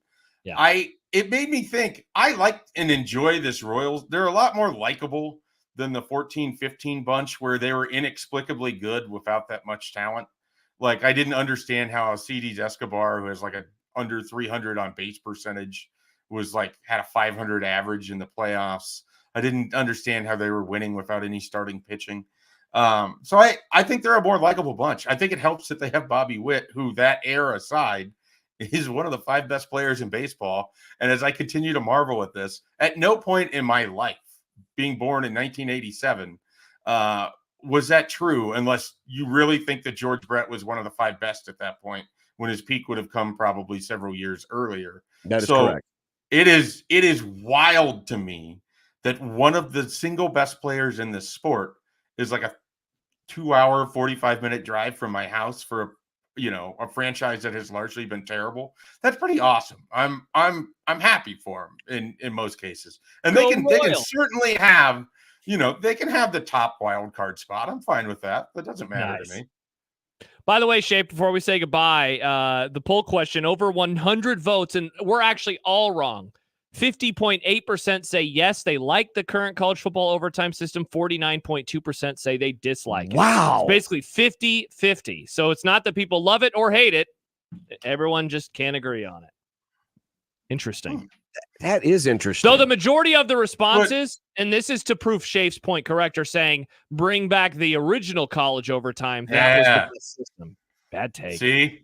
It's wild that people don't want kickoffs. They don't want special teams. I guess football. Well, the NFL doesn't want kickoffs either. Yeah. Maybe I should shut up about that then. That's a good point.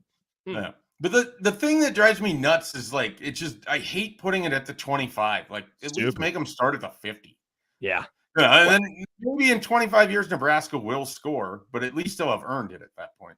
Yeah, I hate the penalty kick style that is putting the ball on 10 or the 10. Is it still the 10 in high school? It's the 10 in high school, but I at least understand it in high school because you're just trying to get people home at that point. Like, because that's true. And especially this year on a Friday night, they're going to need to get home quicker because the Huskers are playing. That's true.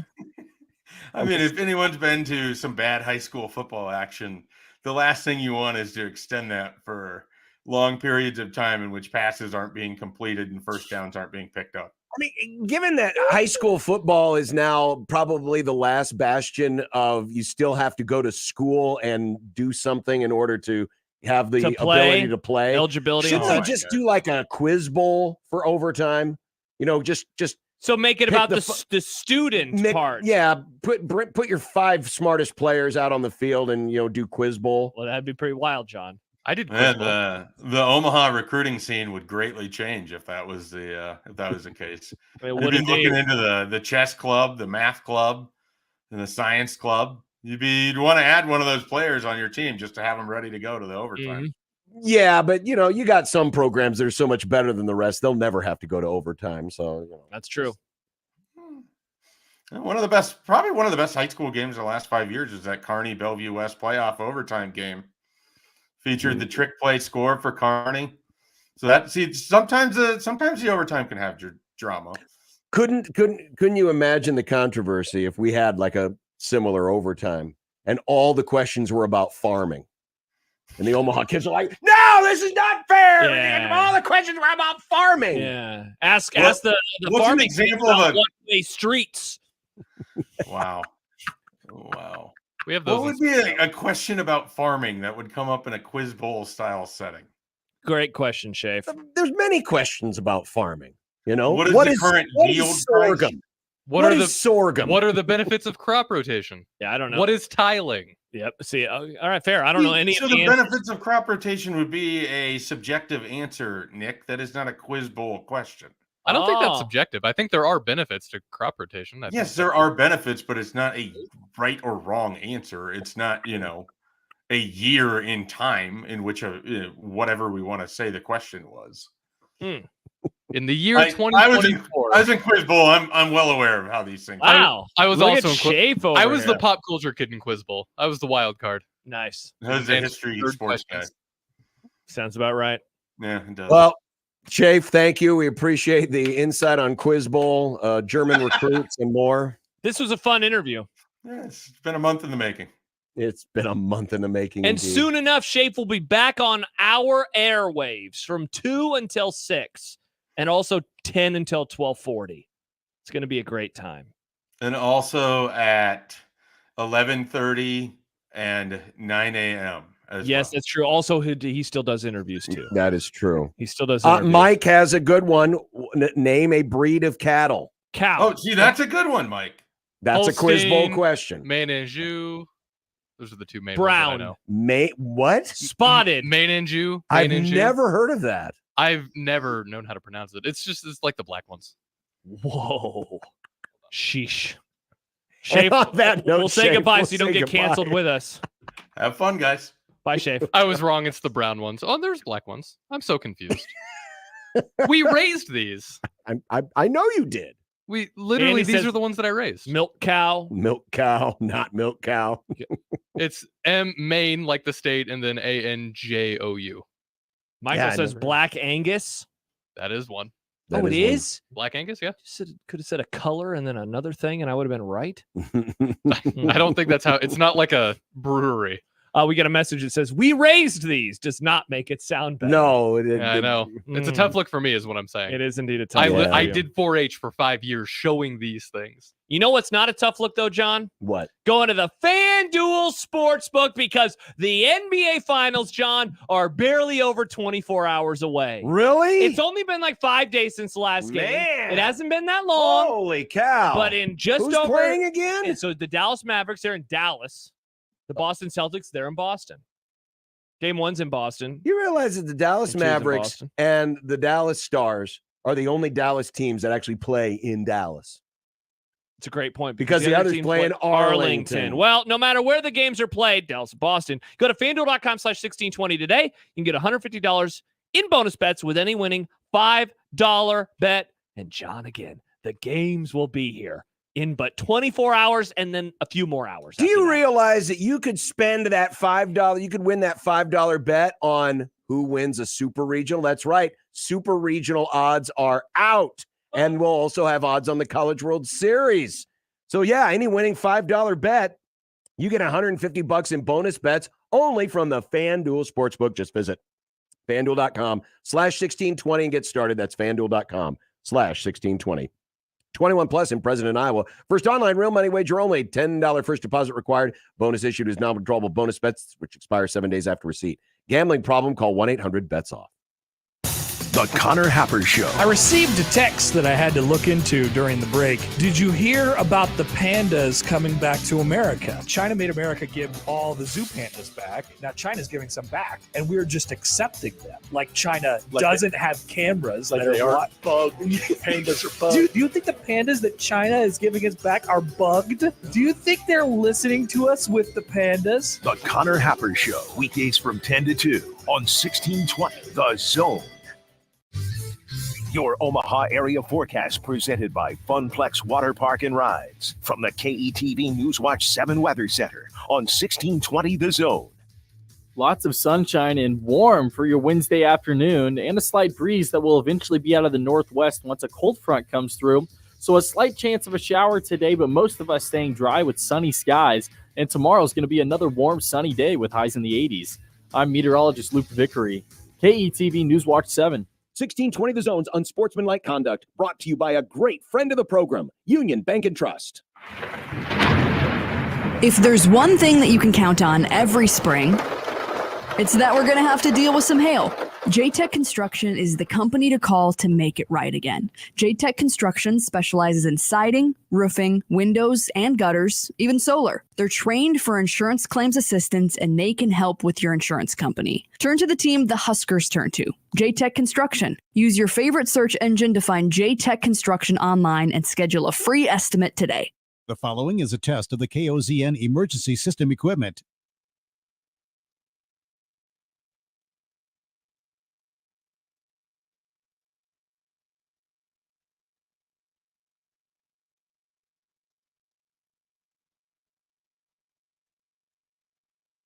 The data tones you just heard are used in the emergency alert system. This concludes testing of the KOZN emergency alert system equipment. This station serves the Nebraska operational area number 1. News Talk 1290 Coil is your radio home for Omaha Storm Chasers baseball, proud AAA affiliate of the Kansas City Royals. Tune in to hear every pitch, every hit, and every out as the Chasers play at Warner Park and across the International League in 2024. With the voice of the Omaha Storm Chasers, Nick Batters, on News Talk 1290 Coil. Tune in at 1290 Coil all season long for your Omaha Storm Chasers baseball as they take on the International League. It's Storm Chasers baseball on 1290 Coil. Grandpa Dave here from Osted's Golf, helping the grandkids get their dad the perfect gift for Father's Day. Thanks for your help, Grandpa. Dad wasn't thrilled with the candy that we got him last year, but we sure liked it. Okay, kids, save up to $200 on clubs from TaylorMade, Callaway, Titleist, or Ping. We're up to 50% off name brand golf apparel. Buy 2 dozen Strixon balls, get one free. And dads love Osted's gift cards. Papa, we need a bigger allowance. Talk to your dad. Shop Osted's Golf for Father's Day. Don't miss this week's Zone Deal. This week's half-off deal is Cops. Receive 2 $25 gift vouchers for just $25. Cops makes delicious pizza, fresh salads, and tasty charred wings. For the basic menu, click copspizza.com. And for the extended menu, visit them at Shadow Lake Town Center, 180th and Center, and the newly reopened 72nd and Jones locations. Zone deals go fast. 9 a.m. Friday, 1620thezone.com. Equitable Bank. We take banking personally. EquitableOnline.com. This is Unsportsmanlike Conduct. I am distressed when people are shooting off guns and throwing fruit at our players. I just have a hard time with that. On 1620 The Zone. Oh, it's good to hear Billy C's voice again. He's going to get his flowers a little bit later on today in the Grum. About damn time. Yeah. About damn time. Still to come, we are going to be speaking with Kendall Rogers of D1 Baseball as we're getting ready for the Super Regionals. Did you see this? Did you hear about this? The Super Regional odds are out on the FanDuel Sportsbook, promo code 1620. Yeah. Oh, wait, no, we were just looking yesterday at who will win the whole damn thing, right? These are the actual right. Super Regional odds. Who will win the series? Who will make it to Omaha? The biggest favorite is Tennessee at -800 over Evansville. Nice. The second biggest favorite is Texas A&M -390 to outlast Oregon. And the next one after that will be Florida State -320 over UConn. But we've got a couple, not surprisingly, the two matchups that feature all 1 seeds that are the closest in terms of odds. Kentucky hosting Oregon State -128 for the Cats, -102 for the Beavs. Georgia -130 hosting the Wolfpack of NC State +102. So, few of the odds out there. We'll ask Kendall what might a good parlay be. Oh, for something like this. Okay. Coming up here in just a few minutes. By the way, the poll question now has over 200 votes, and it is literally 50-50. Literally 50. It's just a simple yes/no question. Do you like the current college football overtime system? Mm-hmm. Yes or no? 50% on one side, 50%. Folks, if this isn't America, I don't know what is. Yeah. Don't know what is. Never liked it. Like it even less. Yeah, it's horrible now. Yeah. Horrible now. I mean, it was bad before, but now it's really bad. Really, Nick, it's horrible. It's bad. They overreacted to one game. Yes. That went to 7 overtimes in 2018. And they were like, we can't have this anymore. And so now it becomes a 2-point conversion contest in the 3rd overtime. Stupid. Yep.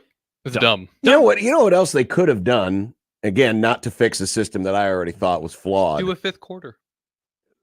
Yes. Well, that's my actual solution is actual overtime where you actually play with the full field.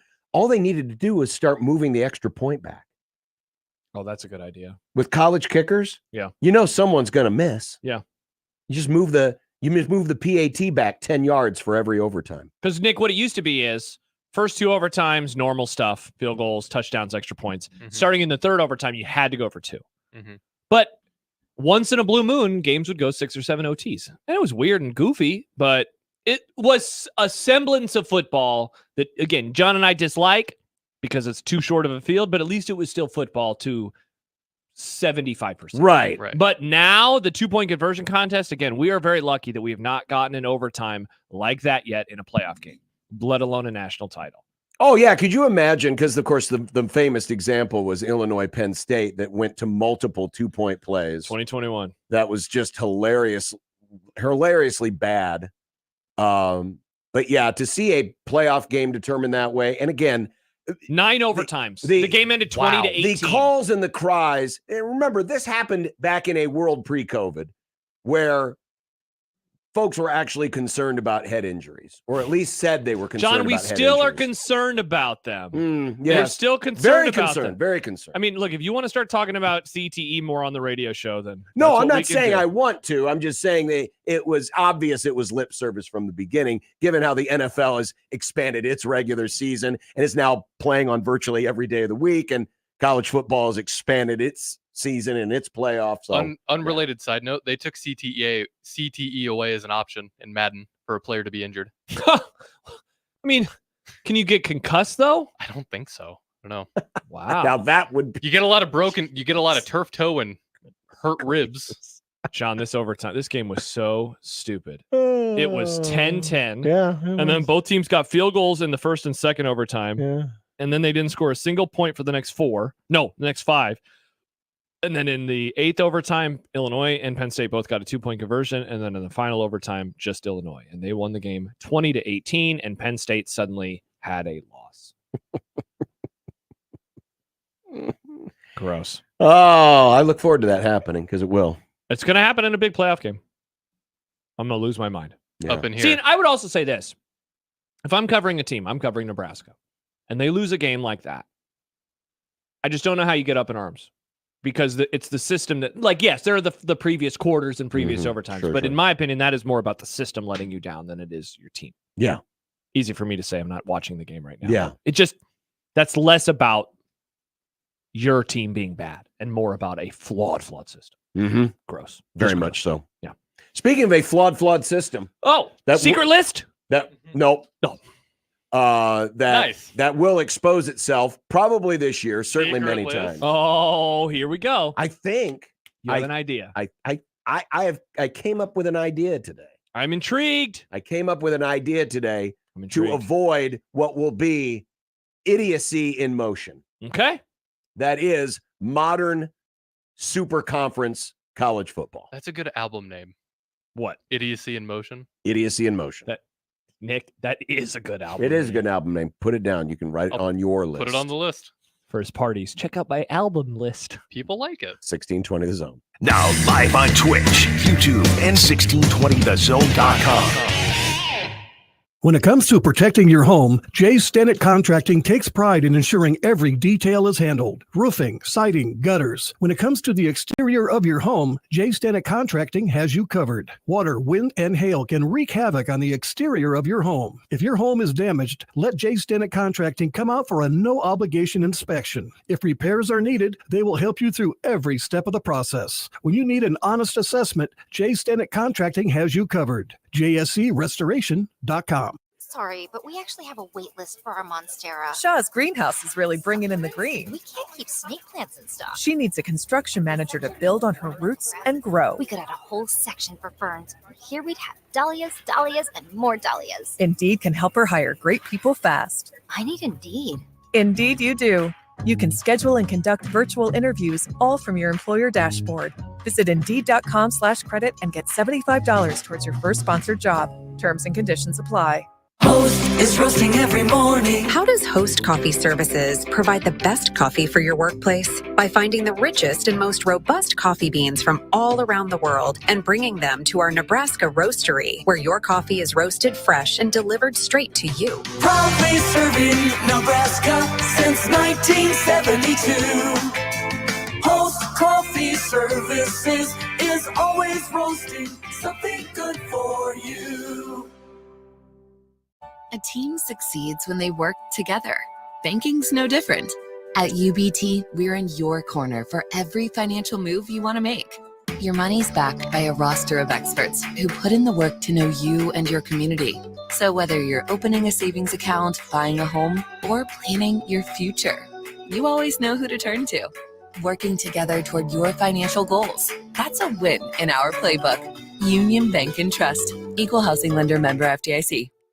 Introducing Modern Real Estate, the game changer in Nebraska's property market. With a competitive 2% commission rate, we're making buying, selling, and investing more affordable and transparent than ever. Our experienced agents blend local expertise with cutting-edge technology to provide top-notch personalized service to all clients. Don't settle for less when you can save big without compromising. Visit modernrealestateco.com and experience the future of real estate today. Modern Real Estate, redefining the way you do real estate. Prescriptions require an online consultation with a healthcare provider who will determine if appropriate. Restrictions apply. See website for details and important safety information. Subscription required. Price varies based on product and subscription plan. Hi, I'm Dr. Peter Stahl, board-certified urologist and senior vice president of men's sexual health at HIMSS. In my 12 years of practice as a reproductive urologist, I've helped many guys with ED, and it has never been more convenient to treat than it is right now, thanks to HIMSS. It really wasn't easy before. You had to take time out of your day, come to a physical office, and see a specialist like me in person. Now, through HIMSS.com, you can get world-class sexual health care and a full range of treatment options for ED through a 100% online process. It starts with a free assessment from a medical provider licensed in your state who can determine if ED treatment is right for you. If prescribed, your medication is shipped to you for free. So don't wait. Join the hundreds of thousands of guys who've gotten help for their ED through HIMSS. To start your free online visit and find ED treatment at up to 95% off brand name prices, go to hims.com/radio. That's hims.com/radio for your free online visit. 1620 The Zone's Unsportsmanlike Conduct is brought to you by Union Bank and Trust. Now back to the program. Welcome back to the Grum. Don't forget, you can always sign up for our email club and get great communiques from people like Nick and the rest of us. Even Nick. And a reminder, because we're going to include these in the emails, you can put in a movie club request. Yes, you can. Subscribe today, and you might get advances on contests and winning other great things. That's awesome. Just go to 1620thezone.com and go and subscribe today. Phil Steele tweeted out today, because his magazine's coming out very soon. He's working on the Big Ten forecast. For the first time in the 30-year history of my magazine, I'm doing the forecast for an 18-team conference. How cool is that? There will be a minimum of 8 ties in the standings and probably more in the actual final standings. Of course, I never miss an opportunity to remind folks again Nick, of how the soapbox. stupid and how lacking in it's so foresight heavy. the Big Ten and the SEC are going to be. You gonna stand up again, Oh, John? and the Big 12, right? Big 12's going division free, right? Big 12 has been division free.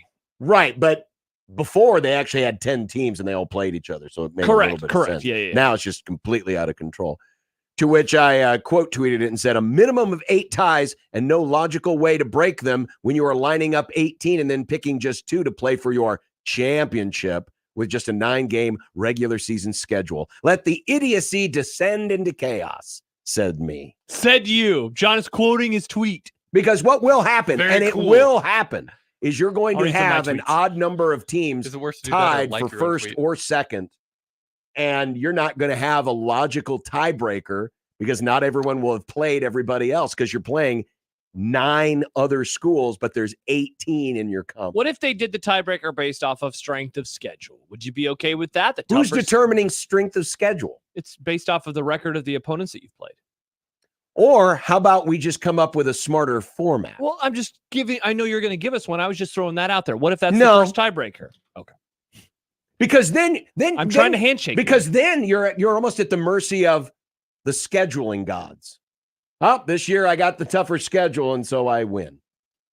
Yeah, because That the you're point just- of that, John, was that you beat better teams, and so you deserve it more than a team who beat a worse schedule. That was my point. I understand that, but you would basically win a tiebreaker because you got a tougher schedule because the scheduling gods gave you a tougher schedule. Yeah. That's not a great tiebreaker. It's not a great tiebreaker. No. Okay. A better tiebreaker is, yes, to have divisions. But we're not doing that. But here's what we could do.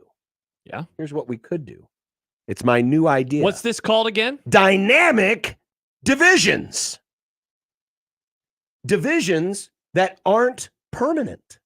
They change. What do they change based on? They change based every 2 years. So, for example, what I've done here in my dynamic divisions idea is I have actually put schools in pods. For example, Oregon, UCLA, USC, and Washington are in a pod. They're all the Pac-4 schools. I thought you hated pods. I don't. It's just listen. Hear me out. Hear me out. Wow. Now the numbers, of course, you can't divide 18 by 4 evenly. Unless, crap, who is the baby in the Bible that they said let's? I cut have the no baby in idea. half? Let's. You go to church. Let's stick to the subject. I also have. So basically, what I have is I've got 2 4-team pods, 2 3-team pods, and 2 2-team pods. Solomon was the one who was Yes. like, cut the baby in half. And so your 4-team pods, I mentioned the Pac-4. Then we have what I like to call the Midwest pod. That's Iowa, Minnesota, Nebraska, Wisconsin. Call it the open. Right? And these are all based on like geographic or natural rivalries. Sure. So the 3-team pods are Michigan, Michigan State, Ohio State. Okay. And the Eastern block, Maryland, Penn State, Rutgers. Stick to the subject, you communists. And then we've got 2-team pods. We've got Indiana and Purdue, natural rivals.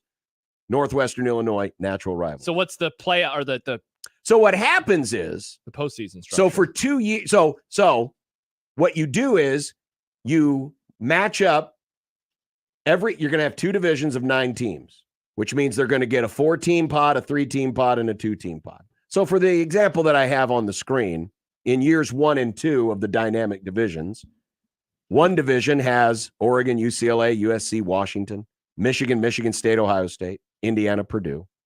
And the other division are all the other teams, of which Nebraska would be one of them. Okay. That happens for 2 years. No, my question though is, so then the conference championship game is the winner of these. Yes, of the winners of the divisions. So wait, what's the purpose of the pods?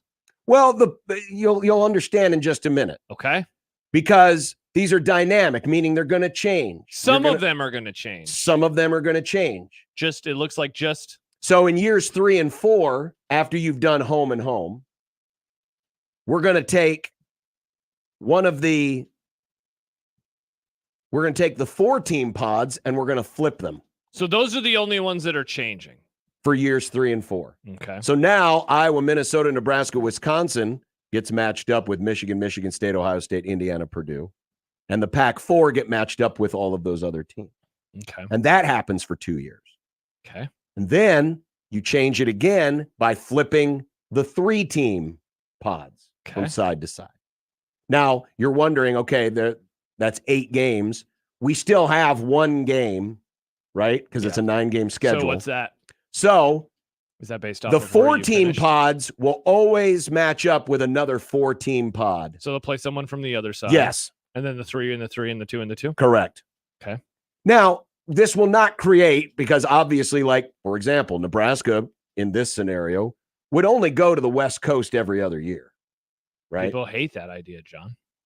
There's going to be, you're never going to be able to match up everyone evenly, no matter what kind of a system you create. Sure. I mean, even Max Protect Plus, Flex Protect, whatever Plus, they John. call it.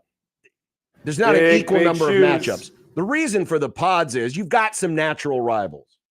So is the purpose of those to lock in teams, but allow them to still rotate back? Correct. And forth? Okay. But the idea is that you would always have 2 9-team divisions, and the winners of those divisions, who will all play a similar schedule, will match up in the conference championship game. You're still going to be moving teams around. You're still going to be getting around to everybody. But the idea of, well, we want everyone to play everybody at least once, that doesn't work anymore.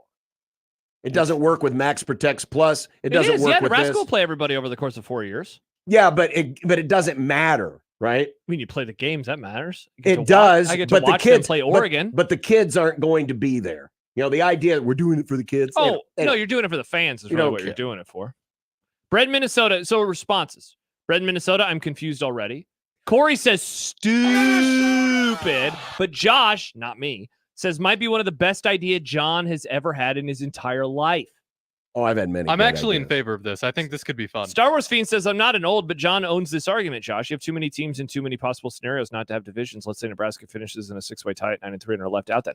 For the record, I agree with John on the problem. I was just trying to offer John an olive branch about strength for the tiebreaker. And again, it's just. I was just trying to offer him an olive branch. I was trying to meet John in the middle because he loves being in the middle. But no, you have to do your extremes. You're always going to one side or the other. And listen, you don't have to. This was one idea, but you could do it with Max Protect Plus, Flex Protect Plus.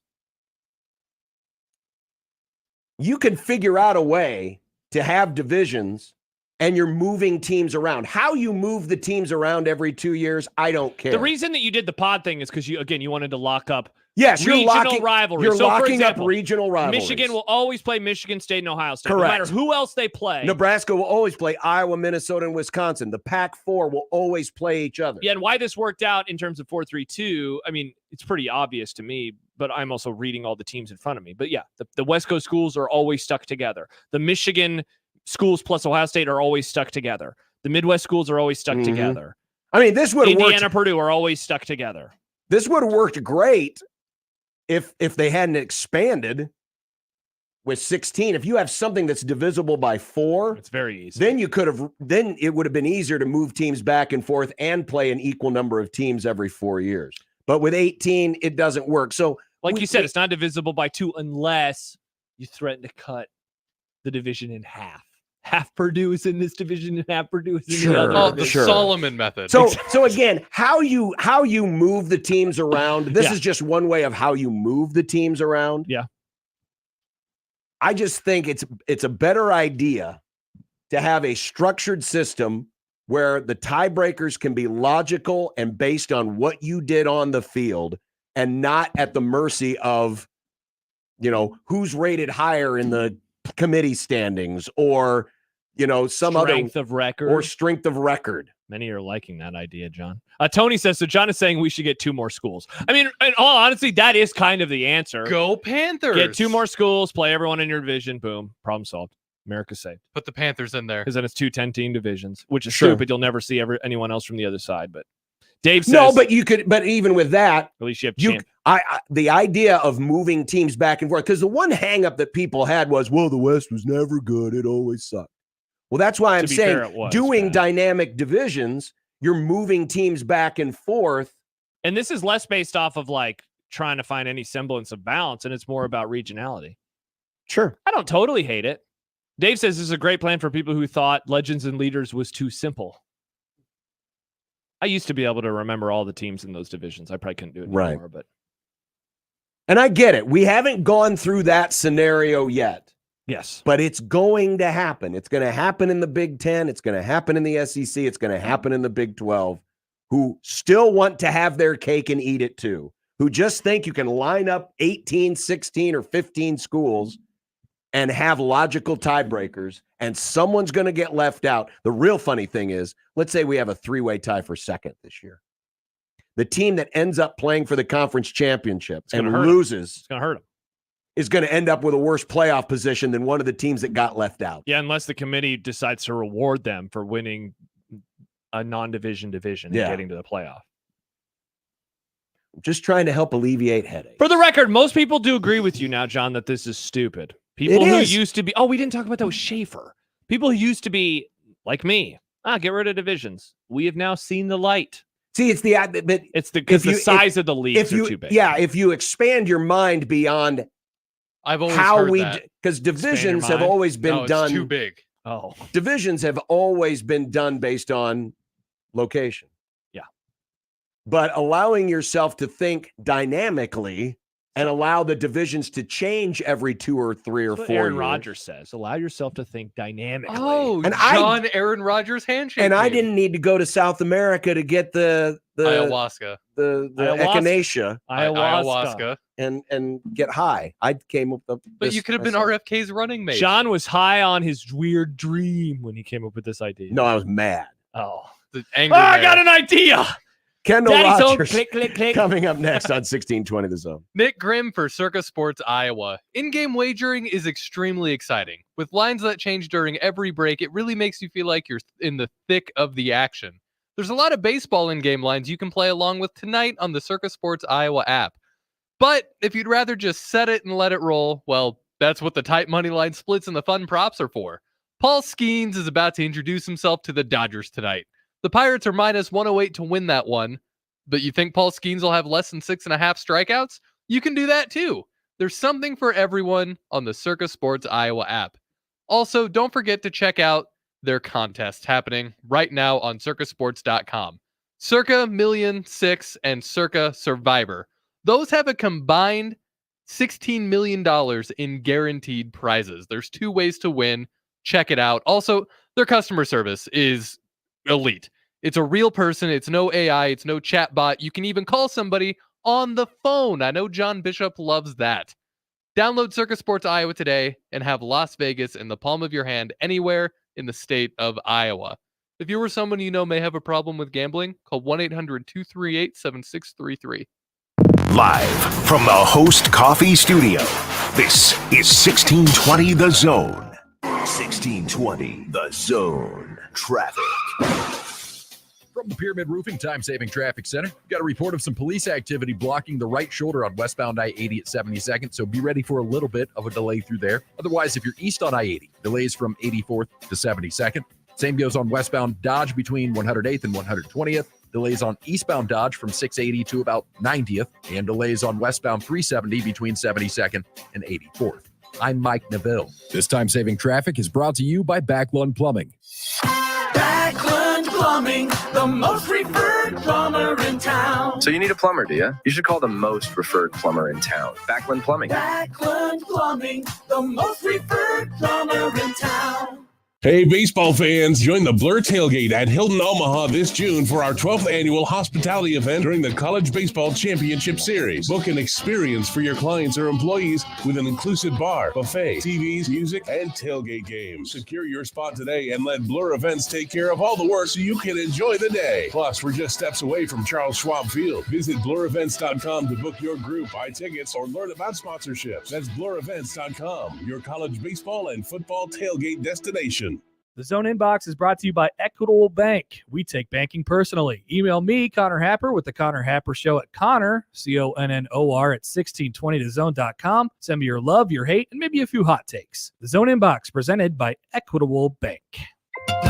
It's going to be another sizzling hot summer. Stay cool with 35% off new Champion windows. Don't burn your money on high energy bills. Get new energy efficient windows from Champion. 35% off. Plus, get an extra $100 off every window you replace. The more you buy, the more you save. We help you choose the best design options for your home. We then build your project in our very own factory. Our install team manages your project every step of the way, and it's all backed by our lifetime guarantee. Plus, we're giving away the chance to win a $50,000 home makeover. Enter online today. Turn your house into your dream home with more livable space in a new Champion sunroom, or enhance your curb appeal with new siding. Now 35% off. Don't wait. This sale won't last long. 35% off windows, sunrooms, and siding. Plus, get an extra $100 off every window you replace. Call 877-GO-CHAMPION or visit championsavenow.com to schedule a free in-home estimate today. While discounts apply to our regular prices, select styles apply. Minimum purchase required. Cannot be combined with other advertised offers. See store or website for details.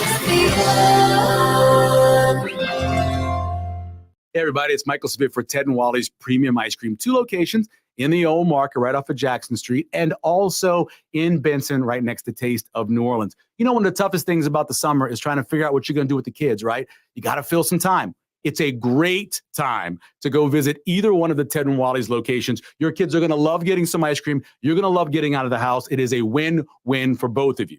So whether you're going downtown and checking out the old market and getting you some ice cream, or going to Benson and getting some Taste of New Orleans, stop by and tell them Severe sent you. Looking for tickets to the hottest events? Look no further than Tickets for Less. TFL has tickets to everything from college baseball championships to Husker football, concerts, and more, all with no hidden fees. Plus, score extra savings with promo code THEZONE now at ticketsforless.com. Tickets for Less. Best seats, best prices, no service fees. Shop ticketsforless.com. KOZN Bellevue, Omaha, Council Bluffs. This is 1620 The Zone.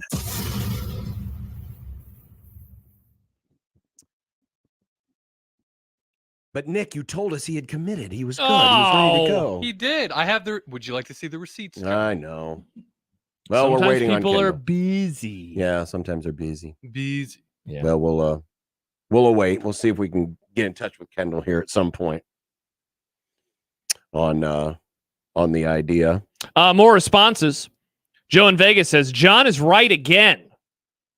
But the real easy solution for Nebraska is to cheat like nobody else and just go undefeated every year. Then we don't have to worry about this crap. Yeah, why don't Well, they but the just funny cheat? thing Are they is we dumb? could have a scenario where all three teams, like we could have 3 undefeated teams, and then Nebraska loses out on a tiebreaker because of some wonky tiebreaker that some idiot in the Northwestern, analytics department came up with. We have talked about the fact that there is a possibility in a couple of years moving forward of up to 4 teams that would be undefeated because they do not play each other. Now, will that happen? Obviously not. But there was the year, speaking of the Big Ten, before the Big Ten had a conference championship game, but when they had expanded to 11 teams in 2002, both Iowa and Ohio State went undefeated in the regular season. Now, that was in the BCS era. So Ohio State, who was undefeated in totality, they went to the Natty. They won. Meanwhile, Iowa went to the Orange Bowl. Go Hawks. And they lost to USC, which was a weird time when the Rose Bowl suddenly would fall in pecking order. That year they could have had Iowa and USC, and for some reason they got Washington State and Oklahoma, which is just strange. But that's one of the scenarios where the weird crap did happen. You had 2 undefeated teams in an era before conference championship games. That said, again, I don't think that we'll see a year with 4 undefeated teams. No, but they don't even have to go undefeated. You could have you're right. You could have 4 8-1 teams. teams. Yeah, it's just about breaking ties, is what we're talking about. Jed says the thought process on how stupid having such big conferences is valid. The thought of having floating divisions is dumb and will get crushed just as much as Legends leaders Coastal and Atlantic. I don't know if it'll get crushed. If it's logical and it makes sense. Again, the major hang-up, which is why it was so short-sighted, was the idea that, the West Division never wins, so we've got to get rid of these things. A lot of people don't like things that are logical and make sense, though. I get it. They like to live in their own little fantasy land. Yeah, I know. And the college football media is one of them. And fans. They like to live in a fantasy. To be fair, the Big Ten West was garbage. Yes, it was horrible. But that doesn't mean the concept of having divisions was a bad idea. This is a new twist on the same thing. Again, you're looking at scheduling partners and you're looking at ways to make what I'm trying to do here is avoid a championship game that ends up being nothing more than, a comic, a comical joke because somebody got left out. I'm trying to put value in the championship game. Because if you have a situation where a team or 2 valid argument teams lose out because of some weird tiebreaker that's not based in logic, it's going to make the conference championship game a joke. Now, in my personal opinion, they should just do away with the damn conference championship game anyway. But they're not going to do that. No. So in lieu of not doing that, I'm trying to find a solution that's logical and could work. Josh says all they had to do was stick with East and West, much more balanced with 4 new teams. Yes, you could have slid in the 4 teams, and then you. I'd mentioned that earlier. You bring the Pac-4 in, and then you move, it. What it would have been move Purdue over? Yeah. Would that have been? That would have been 10. And so you move Purdue over, you move Illinois or Northwestern over. Boom, problem solved. Or a pairing of the 2, yeah, something like. It would have had to be, yeah. You would have either had to do right, yeah, something like that. But in typical college football sense, the SEC, who had already announced they were getting rid of divisions, once that happened, it was like, oh, we've got to follow the leader. Well, see, this is where you and I always will disagree. And they don't think things through. See, I don't think that it's that. I don't think that it's not thinking things through. Now, in the end, we're going to argue semantics, and so I don't really know if that matters so much. But I think COVID and Clemson and Notre Dame being the 2 top teams in the ACC that year, I think that played because it was a nice trial run of, hey, the 2 best teams are now playing in the conference championship. So we're gonna base everything on one. No, okay. I mean, usually that's not what I said. I didn't say base everything off of it. I'm just saying that was a trial run, and people have been arguing to get rid of divisions for years. Like it was just But- oh wow, this is pretty cool. But only because conference championship games were uncompetitive due to one division being lesser than another, especially in one league, the Big Ten. Well, I mean, yeah, to some degree, I would say the ACC played a part in it too, though. The ACC's conference championship game. But to say that you saw it happen one time and it's like, see, this can work. Yeah, it can. Well, but you know, when you invent a new product, the first time it works, it's like, oh, this is done. To be fair, though, John, you go through a lot of trial and error What before you release something to the public. All right, so let me throw this at you. Let's say the next 5 years, the Big Ten championship game actually is executed flawlessly. It's always the top two teams. No, just hear me out. Top two teams, eye test and record-wise, it always ends up being the perfect matchup. But then one time in year 6, it's a 4-way tiebreaker. At that point, do you say, see, I was right all along, or is that just one data point amongst 6? That's the point that I would but I would say that 6 is not really enough. Well, but to it's think football. through. I mean, there's, I know. How many years do we need before we decide? I know, but I great? mean, it doesn't take a stretch. It doesn't take a crazy stretch to think that we're not going to have some weird. For the record, stupid I agree with scenarios. you. I agree with you. I just like why and the fact that nobody brought this up. Nobody brought this up. It was just, we got to get rid of divisions. They're the worst thing in the world because the West always sucked. And they didn't think through what the possibilities were. Well, I think to me just shows how short-sighted. I mean, this is an incredibly short-sighted sport. Look at how everything has transpired across a myriad of issues over the years. That's the thing, though. Without it is thinking things through. You know what, though? Isn't it going to be good that this will be goofy and weird, and then they'll have data, and then they're going to change their mind again? Because that's what's going to happen. Is that the worst thing? Like, is it the worst thing? I'm just saying, why do we need to watch the car crash before we realize, hey, maybe you shouldn't drive like an idiot? I don't know. People like watching car crashes in NASCAR. Well, we're not talking about NASCAR. No, but I'm saying I'm just using it as an analogy. I know this is the college football car crash. You don't think it's going to be funny when it happens? Of course it's going to be funny. So why is it so bad then? Because it's great. You're not a fan of any of these teams, so why do you care? But what if it happens to your team? What if it happens to Nebraska? I'm asking you, though. Why do you care so much? Because I want it to make sense and I want it to work. And how long have you argued that the way that we used to pick the college football champion was idiotic because it was just a vote? It was just a random vote. It was. And so we could be facing a similar circumstance here across several conferences. And yet, it's okay. The car crash is great. Though people used to make the argument all the time. Yeah, it was a better system back then. It wasn't. Because the debate was the healthy thing. You've made that argument. I'm saying, but you've made that argument. So shouldn't you like this then? You liked the old ways. You liked the debate of the old days. You liked the arguments. I like the arguments. I thought you've talked about it. You loved the old days. I don't hate You've said when we have talked about it before about expanding the playoff that you're going to miss out on the arguments. I've never been opposed to the playoff. All right. This will bring back the arguments at the very least. Well, it's possible to like the arguments, but not like that the arguments result in a winner. Well, here, and we have gone back to this before, and I'll do it again. The thing that is different about you and I think, in this whole debate is that I have made peace with the fact that the bloated conference size is the original sin, and anything after that is gravy. Because I don't think your idea, I don't think the current structure, I don't think they can do anything that's perfect.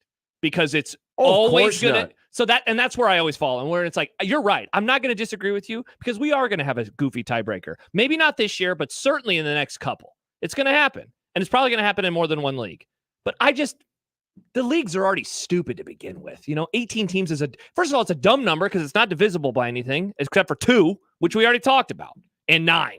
But that's stupid. 16, at least in the SEC, is normal. You can divide that by a lot of numbers. 4, 8, 2. Oh, I understand. But so that's where I don't know. I just feel like I would rather rant about the conference sizes than the conference championship game. I think it's going to be funny. Yeah, but here's the deal. That ain't changing. No. This is something you can actually control. You're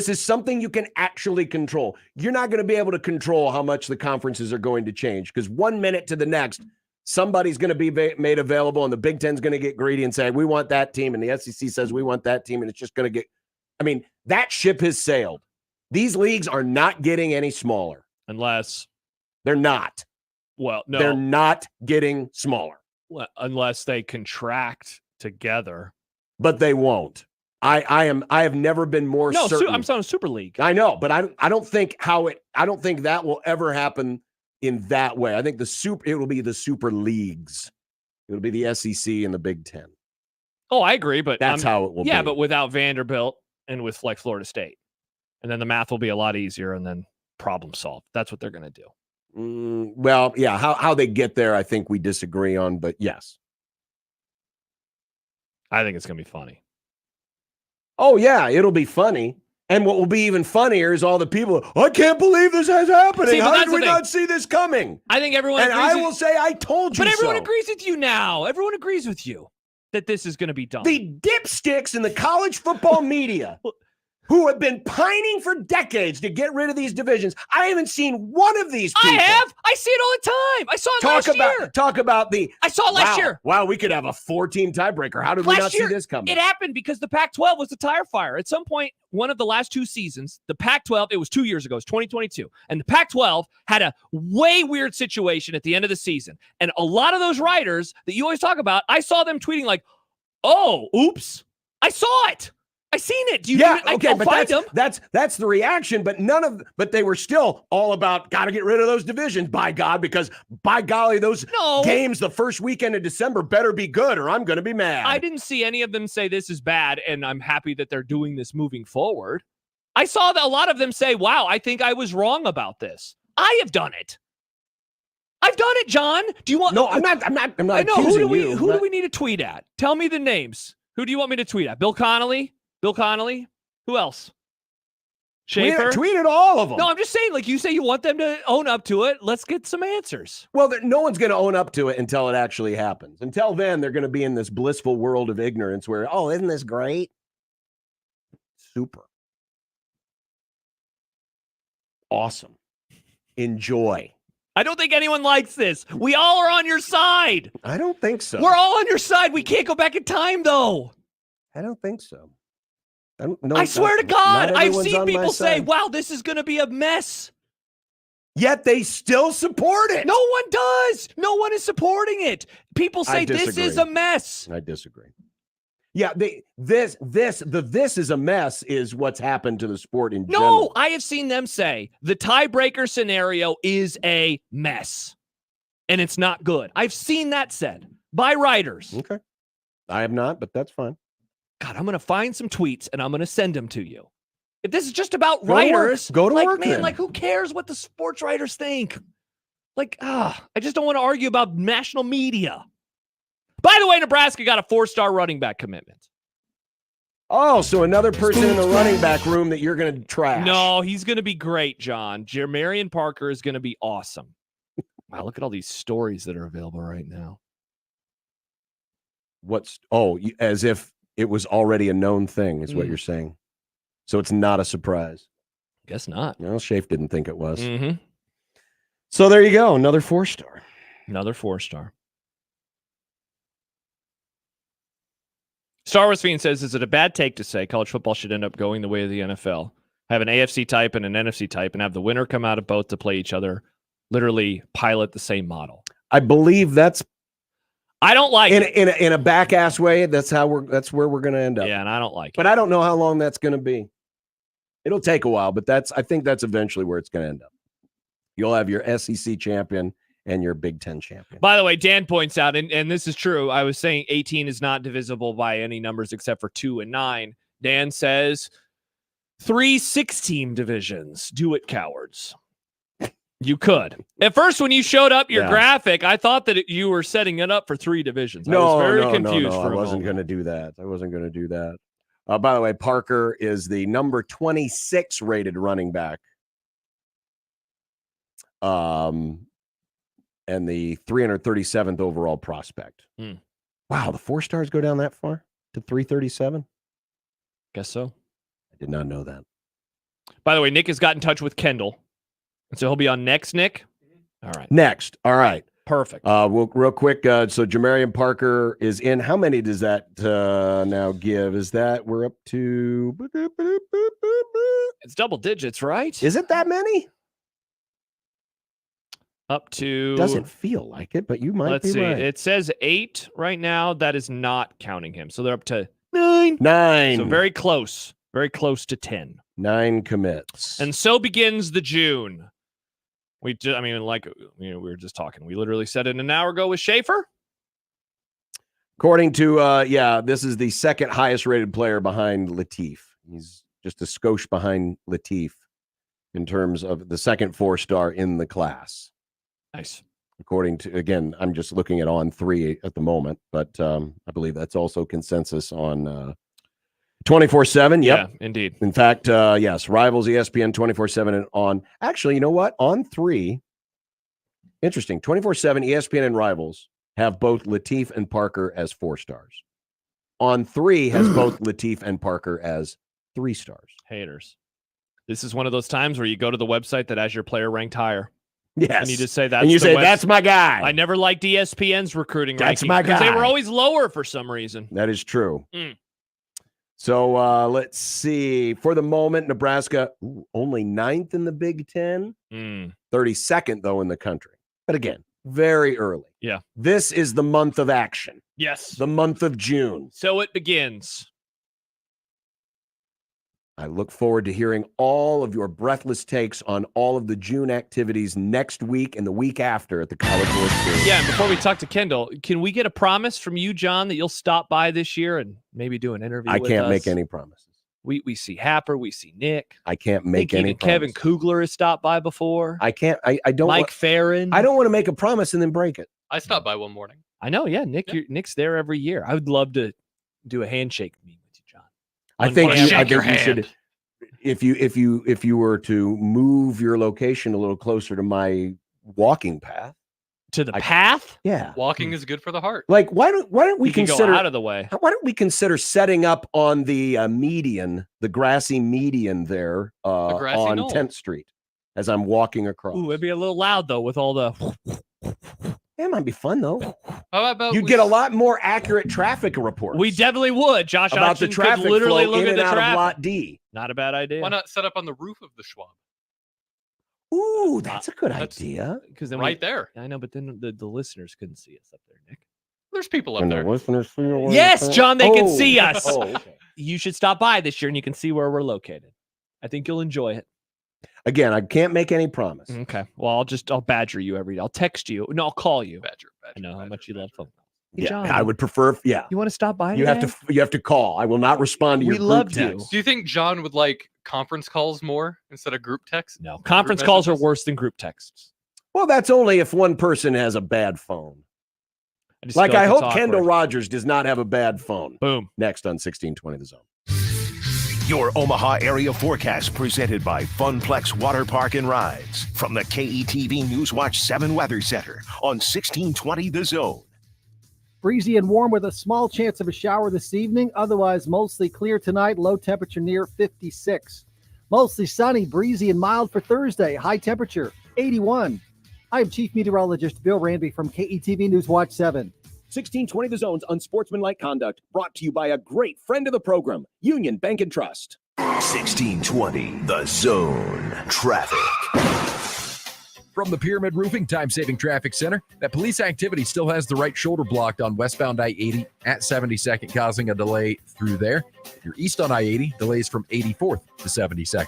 Looks like we've got a wreck on L Street at 108th. Delays on Dodge for both directions between 90th and 72nd. And northbound commuters on 204th could see a little delay around Q Street. I'm Mike Nabil. This time-saving traffic is brought to you by Saul's Jewelry and Loan. We're excited to announce the grand opening of Saul's Jewelry and Loan's new downtown location. It's a Saul's shopping experience like you've never seen. Amazing jewelry finds at our famous best in town prices. Tools, bikes, guitars. 22nd and Hardy, downtown Omaha, Saul's Jewelry and Loan. Hey, you hear that? That's the sound of loose change in your pocket reminding you to buy a 99-cent medium fountain drink from Casey's. So the next time you hear this, you already know where to go. 99-cent medium fountain drinks. It's not crazy. It's Casey's. Post is roasting every morning. Host Coffee Services is on a mission to invigorate every workplace with a blend of bold flavors and unforgettable service, creating moments with our coffee, water, and food services that spark joy, productivity, and connection. Call us today. Proudly serving Nebraska since 1972. Host Coffee Services is always roasting something good for you. Funplex asked an AI assistant where you find ultimate summer fun. And, well... Funplex, Nebraska's largest water park and rides, now with the brand new spinning, tilting Wipeout. Tasty treats, special events, private cabanas, and more. Probability of unforgettable fun, 100%.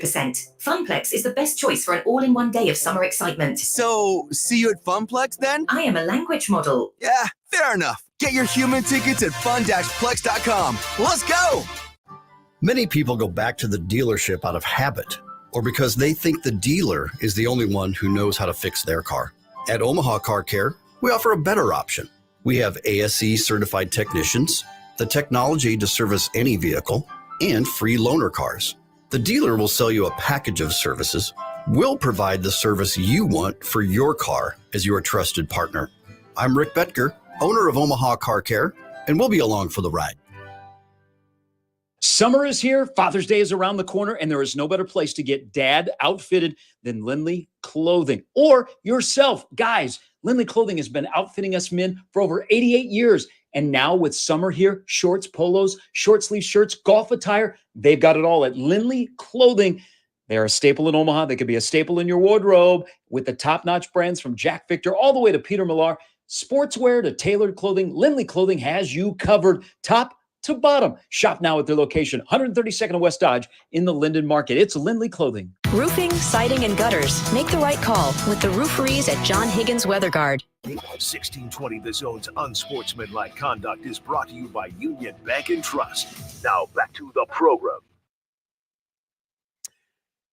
Super Regionals start on Friday. We will have the UConn-Florida State series and the Purple Aces on during the Grum. Nice. Against Tennessee on Friday during the afternoon. We are your official home for Purple Aces scoring updates. I think we'll only update when the Purple Aces score. Works for me. Because we're all big Purple Aces. Yes, we are. Just because we like saying Purple Aces. Nothing against Tennessee, who has never won a national championship. Not yet. Not yet. Well, let's find out what Kendall Rogers has to think after the first weekend of college baseball's postseason. Kendall Rogers, D1 Baseball, welcome. Thanks for joining us. I hope you enjoyed last weekend as much as I did. I did, and I heard a rumor that John Bishop had Evansville advancing out of the Greenville Regional. No, not even I was that crazy. Though it is nice to see. That, right? It is nice to see, that Wes Carroll is still the coach. He was there when the Jays were still in the Valley. That it is nice to still have those old connections going back, 10 plus years. No question. Was that the biggest surprise of the first weekend, Evansville? Yeah, I think the biggest thing for me is, I thought when they, beat Indiana State in the NBC championship game in the tournament, I was like, man, this must be a really good team because Indiana State's an old club. They've got veterans across the board. That is a good team. And the fact they beat them kind of opened my eyes a little bit on those guys. But, when you look at the way they played over the weekend, Mark Schellenberger went in the postseason with outstanding power numbers, but, he was really good over the weekend, against East Carolina in that regional field. You look at the job that the young freshman Kenton Deverman did in the opening game of that regional against ECU, just ultra impressive. And so, can lightning strike twice? Tennessee's a little different than East Carolina, but there's no doubt these guys are really impressive over the weekend with just the guys stepping up, offensively and on the mound, both young and old. Kendall, which of the surprise teams that made it to this point do you think has the best chance to move on? Yeah, I think the club I kind of go to a little bit is UConn. They've been knocking on that door for years. This is, you talk about it, and you guys, being familiar with Creighton, I'm kind of speaking to the choir here, but, when you look at UConn, the job that Jim Penders did, and I said this on our podcast last week, it is right up there with some of the better jobs in college baseball history in terms of jobs done. I think of Pat Casey. I think of Wayne Graham in terms of places that didn't used to have very good resources. I know they have a nice ballpark now, but the fact they've been to 6 straight regionals, this is now Jim's 3rd super at UConn. Just crazy impressive. I mean, Jim's just an excellent coach. Josh McDonald, their pitching coach, does a really nice job. And so I just think when you look at UConn, you look at the number of old guys in their team. Again, when I look at the postseason, I look at teams that can make a run to Omaha. I think about clubs that have a lot of experience. And I know a lot of their experience is coming via transfers from the D2 and D3 ranks, 9 of them to be exact. But they're still older players. Somebody told me this the other day. Luke Broadhurst, their superstar, slugger. I mean, he's older than Juan Soto, so it kind of gives you an idea of like how old this team is. So I would say UConn, man. I think they're due. I mean, they've been knocking on that door, and it would not shock me that much if they went in there and shocked Florida State. Ken, kind of along the lines of that question and just talking about these surprise teams, we were looking through the histories of so many of these programs that remain in the super regionals, and there is a very good chance that this season will end with a first-time national champion being crowned. I wonder what has allowed maybe this season to set up that way, and obviously watch all end up being wrong, and in a few weeks it'll be someone that's already won one before. But why this year maybe where we haven't been able to say that in the past? Yeah, I think the biggest thing is, college baseball as a whole is getting better. I mean, you think of some of these teams that haven't won a championship before. Kentucky built a new ballpark, invested a lot of money in their program. Tennessee, Tony Vitello has done a tremendous job there, just only a matter of time before they were, expected to win the national championship. But then you throw in a team like A&M, who, I mean, let's be honest. I mean, I went to school there. I could say this. But it's the most underachieving athletics program in the history of college sports.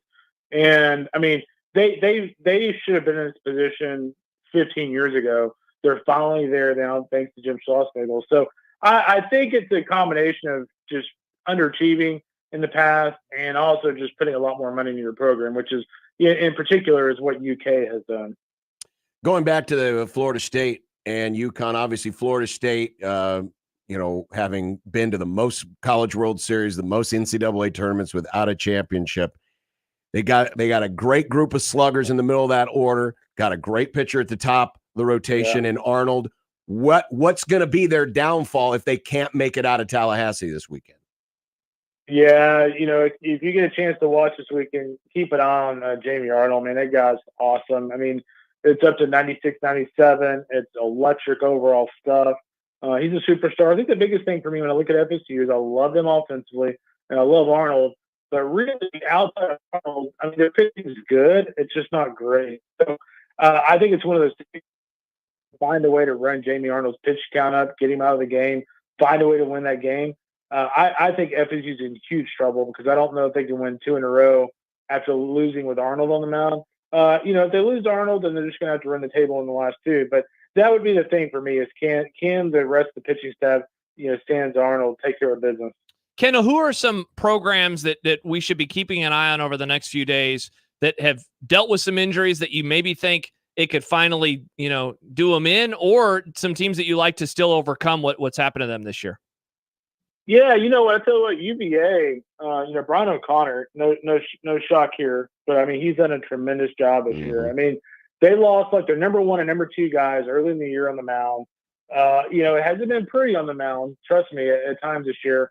But I look back at how they pitched over the weekend against the red-hot Mississippi State team and others, and they pitched exceptionally well the final 2 games of that regional. So I look at UVA and go, hey, man, like if they pitch, I mean, they might be unbeatable in the super regional just because their offense is so explosive with Griffo Farrell and those guys kind of leading the way. I think the other team for me, Oregon State against Kentucky is kind of top of mind. You look at Oregon State earlier this year, they didn't have Aiden May, their Friday night starter. He's back and, back and healthy. And, Kentucky, having to find a way to get through a blue blood that just like Oregon State, a program like that, like they live for these moments, right? Like this is what their whole season's about. And so I think, trying to get through a team like Oregon State is going to be pretty difficult. So I would keep an eye on OSU this weekend. And then lastly, I mean, how about Florida? This is a club that, frankly, all of us, I would say, probably didn't think should have been in just because of their overall resume. they get in, and they finally play like the team that we had in the preseason top 5 earlier this year. They hit, they got clutch hitting, and most surprisingly by far, they actually got clutch pitching. I mean, they give up 4 runs in 2 games at Oklahoma State at O'Brate. I mean, I don't know how you even do that. Crazy. So, their pitching stepped up, and if it steps up again this weekend, they'll be back in Omaha. Kendall Rogers, D1 Baseball, joining us on the 42 Degrees of Source hotline. Our buddy Mike Farron, we have him on every Tuesday, and we were talking to him about. I'm sorry. We were talking to him about the ACC League. He covered very closely this year for ESPN. Yep. North Carolina, the way that they had to come through, especially that Game 7 the other night. When you look at North Carolina, is this the ACC's best hope? I tell you what, if you can get through that meat grinder that they got through with LSU, they might just be your national champion down the road. I mean, here's the thing. What I was so impressed by with UNC is, like, we've all seen it, I won't say a million times because we haven't been around that long, but I would say, over the last 40 years, 30 years, how many times have we seen LSU get in a situation like that? Yep. It's like, again, kind of like we were talking about with OSU, like they live for that stuff, right? And so the fact that North Carolina, despite, having like a guy like Will Helmers for LSU come out of the bullpen and give them like multiple strong innings, when that happened, I'm like, man, if Will Helmers is going to shut these guys down, like, no way LSU's losing. And what happened? UNC kept their poise. They didn't panic. They didn't freak out. And at the end of the day, they found a way to get it done. I was incredibly impressed with Scott Forbes and the staff and just the way he coached that thing, despite LSU giving them absolutely all they could handle, which is kind of what we expected. Ken, I'm curious about your view on the NC State-Georgia series, this matchup. NC State has been so fascinating this year with the success that they have had versus teams that are really, really good, though obviously their record overall, in a way, it kind of looks like they don't belong compared to some of these other programs. What kind of chance do you give them of advancing to the College World Series? I had this one tabbed as my best super. I think these are 2 evenly matched teams. I think if you look at Georgia and you look at NC State on paper, they're both very offensive. Georgia, I would say a few weeks ago, might have the edge on the mound. But if you look at NC State, what they did over the weekend and the regional, once again, their pitching was outstanding. So I think this is going to be an absolute dogfight when you look at the way that these 2 teams have played down the stretch, particularly NC State, who really, if you look at their high in the series wins this year, it's pretty incredible. I think I want to say they have series wins over Virginia, Duke, North Carolina, and I think I can't remember who, maybe Florida State. I can't remember. No, they split with Florida State, but they have 3 or 4 extremely high-end series wins. So that is a super regional circle. That's on. You want to watch it. There's going to be a lot of fireworks. The Big 12, if you would have told folks, coming in to this weekend that the Big 12 would still be represented, but the 2 teams would be Kansas State and West Virginia, not sure a lot of people had those 2 teams pegged. Obviously, K-State, the Fighting Pete Hugheses, the area team that's left from only a couple hours down the road. And then, of course, the West Virginia story. Randy Mazey announced last summer this was going to be it for him. What a swan song it would be if he could get the Mountaineers to Omaha. How about that? That'd be really cool, wouldn't it? You always kind of wonder if some of these teams like that just have that, coaching change, retiring coach magic a little bit. But, West Virginia, I think the big key for them this weekend, obviously they're outmanned. They're outmanned by quite a bit. But they also have J.J. Weatherholt, and they also have ace by the name of Derek Clark, who has been outstanding this year. He's only 5'9", 170, but, man, he is like a magician on the mound for the Mountaineers. So, keep an eye on him this weekend. And who was the other team you mentioned? Kansas State. Oh, yeah, I'm sorry. I was drawing a blank. Yeah, this is a club that coming into the season that, I think we had them preseason top 25. And I remember people said, why in the world do you have Kansas State ranked? And it was easy to say, right? They didn't make the postseason last year. Their pitching was suspect. But Tyson Neighbors earlier this year was injured. But, their offense is explosive. And, Kalen Culpepper had a really big weekend in the Fayetteville Regional. Brady Day's a really nice piece for them. On the mound, Tyson Neighbors threw all over the weekend. So, Owen Barema's a nice arm. So, they've always been offensive. The question is, like a lot, I feel like it's like a broken record now. I'm saying this about every single team, but the question for them was, can they pitch enough? And not only did they pitch enough over the weekend, they really didn't have to pitch enough because their offense was so good. So I think Kansas State's dangerous this weekend against UVA, just because, I'm not convinced UVA's pitching woes are over yet until I see it again this weekend. Hey, Kendall, I wanted to ask you about the 2 Oregon schools, kind of big picture, and also just this weekend as well, because, we are all very curious around here, first of all, about what the West Coast schools coming to the Big Ten are going to mean for baseball, both for them and for the league. But then obviously Oregon State and where that program is going to find itself moving forward. Like, I don't want to get too dark, but like, is this the end? It's obviously the end of one era. Could this be the end of competing at this high of a level for schools like this as well, just given how many changes are coming down the pike? Yeah, Oregon's certainly better situated. They're going to the Big Ten. They're going to have a big profile. They're going to have a big TV deal. They're going to be, on a lot more networks and things like that. But, the thing about Oregon State is, they're going independent. But, they're going to land somewhere at some point. And the other thing for Oregon State is, they've built such a tradition that I think they can overcome it. I'm not going to say they're going to be a top 10 team every year like they have been, but to think that they're just going to fall apart and go from a top 20 team to not being ranked, they're not going to be able to get talent. I'm just not sure I'm buying that, just because they put a lot of money in their program. They got cachet in the sport and the industry, and kids know that, especially Pacific Northwest kids. They like to stay up there. And so I think Oregon State will be fine. Do I think they're going to be as consistently good as they are now at an elite level? Probably not. But are they just in deep trouble? I don't think they are. Kendall, got to ask you about Creighton before we let you go. Obviously, big news in the offseason that Ed Service is going to get one final year. There's going to be a coach in waiting that is hired. But then we got the news yesterday. You guys broke it first that Connor Gandossi's headed off to Minnesota. Cam Johnson's going to be leaving. So there's going to be a massive overhaul, plus the transfer portal. A lot of Jays have already entered. What did you think of the coach in waiting idea? And did Creighton let an obvious choice slip through their fingers when Gandossi left for Minnesota? Yeah, Gandossi would have been my pick. I think Connor's a superstar. I look at what St. Louis did when he was there as an assistant. Obviously, he's done a really nice job at Creighton, to say the least. And so I thought that made a ton of sense, especially given the experience that he has. But obviously, they decided to go in another direction. And frankly, I don't really like that setup. If you're announcing retirement and you're announcing a coach in waiting, I don't get that situation, because who's gonna take that job knowing that they basically, they're answering to somebody else for another year, and then, oh, by the way, then it's your turn. I just think I think a clean break is a lot easier than that kind of setup. With that said, there's been a couple of names out there, most specifically, Mike Silva at Nicholls State, who I think is a rock star, who have been discussed in the mix for that job. So, if they get a guy like Mike Silva, I'll look back and go, hey, that's a really good hire. But we'll see who they hire before I make the determination. But Gandossi would have made a ton of sense for me. Obviously, it would have kept kids from going in the portal. Now they've got guys in the portal. Now they've got 2 coaches to replace. So it's one of those situations that, maybe the grass isn't greener with another coach from outside the program.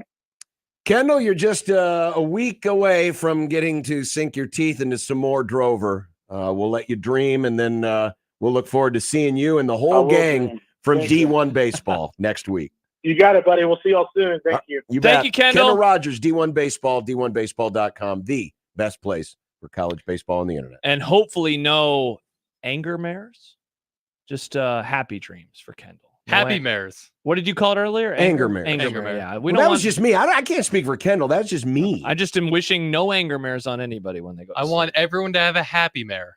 Happy mares it is. Coming up, would you like? I've got some basketball shiznit. I've got some NFL kickoff rule shiznit. Don't forget, it's also a Wednesday, and you know what that means. Dumb debates. Well, but I meant the other thing we do on Wednesday. The Run and Wrestling Connection. I got something for you today, John. Do you? Oh, yeah. But I like the shiznit that you were just throwing out. How do you do, fellow kids? Do they still say shiznit? I don't know. We'll find question. out next on 1620 The Zone. Omaha's most listened to all sports radio station. Again and again and again. 1620 The Zone. Success in today's electrical market requires your company to be able to adjust to an ever-changing field. A partnership with IBEW Local 22 gives you that flexibility with access to journeymen, apprentices, proven training programs, marketing assistance, entry into markets not available before, ability to expand and contract with changing market conditions, and a benefits package for you and your employees. Contact Bob at IBEW Local 22 for additional details at 402-980-7596. The NBA playoffs have tipped off, and now we're to the finals between Boston and Dallas. But it's not too late to get on all the action with FanDuel, because right now, new customers, I'm looking at you and I'm talking to you, you get $150 back in bonus bets with any winning $5 bet. That's $150 smackaroo, Sharpie. You can do same-game parlays, live bets, championship futures, and so much more. No better place to bet all of the playoff action than America's #1 sportsbook. Just go to FanDuel.com. Use the promo code ZONE. That's FanDuel.com/zone to get started. FanDuel, official sports betting partner of the NBA. 21 plus and present in Iowa. First online real money wager only. $10 first deposit required. Bonus issued is non-withdrawable bonus bets, which expires 7 days after receipt. Gambling problem? Call 1-800-BETS-OFF. Hey, baseball fans, join the Blur Tailgate at Hilton Omaha this June for our 12th annual hospitality event during the College Baseball Championship Series. Book an experience for your clients or employees with an inclusive bar, buffet, TVs, music, and tailgate games. Secure your spot today and let Blur Events take care of all the work so you can enjoy the day. Plus, we're just steps away from Charles Schwab Field. Visit blurevents.com to book your group, buy tickets, or learn about sponsorships. That's blurevents.com, your college baseball and football tailgate destination. Wesley Financial Group is not a law firm. This story is called The Ugly Truth About Timeshare. If you think you've done your family a favor by buying a timeshare, you need my help. Hello, I'm Chuck McDowell, founder of Wesley Financial Group. 10 years ago, I started helping folks cancel their timeshare. And in the process, started what's now called the timeshare cancellation industry. The ugly truth is when you buy a timeshare, you can't tell me how much it's going to cost or when it's going to end. I recently helped a couple that had their maintenance fees go from $800 to $3,200 a year. They also received a $4,000 assessment for a hurricane that was over 1,000 miles away. Sound crazy? The crazy thing is this never ends. Call my office now. If we take you as a client, I guarantee we'll cancel your timeshare or you'll pay nothing. Call for your free information kit. Call 800-761-0000. That's 800-761-0000. 800-761-0000. We're going abroad for the first time in years. To Spain. But we don't speak Spanish. So we started using Babbel. And started learning Spanish fast. With Babbel, you can start having conversations in another language in just 3 weeks. Babbel's conversational method teaches you real-life words and phrases. And with Babbel's interactive bite-sized lessons, you'll remember what you learned. ¿Cómo te llamas? ¿Cómo te llamas? ¿De dónde eres? ¿De dónde eres? When you learn a language, you want to actually use it. Babbel is designed with that goal in mind. In just 3 weeks, we're starting to have conversations in Spanish. Estoy muy emocionado para ir a España contigo. Aw, he just said, I'm very excited to go to Spain with you. Nos vamos a divertir mucho. And that means we're going to have a lot of fun. Sí. Gracias, Babbel. Babbel, language for life. Celebrating 10 million subscriptions sold. Now try Babbel for free at Babbel.com. Just go to Babbel.com and start learning a new language today. That's Babbel.com. Babbel.com. At Union Bank, people don't have your money. Your money has people. First home people, investment people, people who answer the phone and your chats, dream car people, dream retirement people, driving your dream car in your dream retirement people, small business people, credit card people, and all the other people you need. At Union Bank, our people help you do more than you dreamed possible. So stop in and say hello. We can't wait to see you. Union Bank and Trust. Member FDIC. This is Unsportsmanlike Conduct with John Bishop and Josh Peterson. What the hell is going on? The 1620 The Zone. What's up with all these listeners, John, asking us to do a wrestling segment? You want to talk to me about running? Maybe I do, John. You know what? This is what we'll do. We'll do a minute of running and a minute of wrestling. The Run and Wrestling Connection. Again, notice how all the cool music comes from wrestling. I've already run like so many K today. This is wrestling. This. For no particular reason, I decided to go for a little run. Get off the wrestling mat. Boo! Run. I mean, how does that make you feel that your best pop culture representative is a slow-witted Alabaman named Forrest Gump? Nick, you didn't like Brian from Family Guy? No, I hate that show. Nick could, he updates all these opens that he makes every week. But I really like this. Remember one. Wooden This is a Bats? good Remember one. Bats and Hats? Mhm, Yeah. He would do Bats and Hats and he would change it every week. Why don't we ever get, bum, bum, bum, bum, bum. I'd get fired up for running if I heard that song, John. Which is interesting because that song doesn't Chariots of Fire. Chariots of Fire isn't a hype up song. What about a podcast at double speed? Bill Simmons, that would get me fired up. That's what I was listening to today. They were crapping all over him for his Boston takes. It was great. When I was making this, it was super easy to find wrestling references for pop culture, like South Park. Obviously, Yeah, of course, I would use that. Yeah, I had to dig for running things. Exactly. Why didn't you reach out to the running fiend in your life, Nick? Josh, what pop culture things include running? I could have told you. Nothing. Exactly. Prefontaine, Nick. the Great. Prefontaine movies. They made two Yes, of them. because so many people What saw is that, that? and there's so many great references that everyone would get. Prefontaine is the greatest distance runner in American history, and then he died tragically in a car crash? No. He's from Oregon. Wow, how ironic. If he'd have been in a car, maybe he'd been better. You jerk, John. You jerk. All right. You start. It's Global Running Day. How awesome is that, John? The globe. This is not a flat earth. It's a globe. Yeah, I see a lot of people out there celebrating right now by driving their cars down Dodge Street. John, they got to get home from work so they can change into their singlets and shorts. Their singlets for and shorts. Global Running Day. I saw folks. I went to a track today to do my workout. I saw folks there running. I should have wished them a happy global did you running like day. elbow the people that had fallen asleep in the stands from the last track meet and say, "Get up, it's over"? I will admit to you this, John. There were two people in the stands and they looked very sleepy. They looked very sleepy. So so this is just a. It's a way day to celebrate. It's just a. Yeah, to it's run. it's like when they declare today, Hot chocolate dog chip Yes. brownie. It's like day. It's that. Every day's a day. It doesn't mean Correct. anything. My mom used to send the emails with like, "Hey, it's like whenever it's National Popcorn Day." I don't know what the day that is, but she sends it to me because she knows I love popcorn. So today's Global Running Day. So if there's a runner in your life, wish them a very happy Global Running Day. Did you know guys what? get me a card? Oh, you celebrate Global Running Day? Run around the globe right now. Damn it, Nick! I did run around the track. I wish we had a globe in here. I would run around it, Mm. but we don't. No, we don't. Josh, I know that even though you are not of wrestling, when you were of wrestling, When I was you a kid? watched WCW. Yes, I did because it was the less offensive wrestling, so my parents That allowed. was the Christian wrestling. That's what the C Basically, stood because for. the other one had Sable with the things on her. Well, she had big things. She did.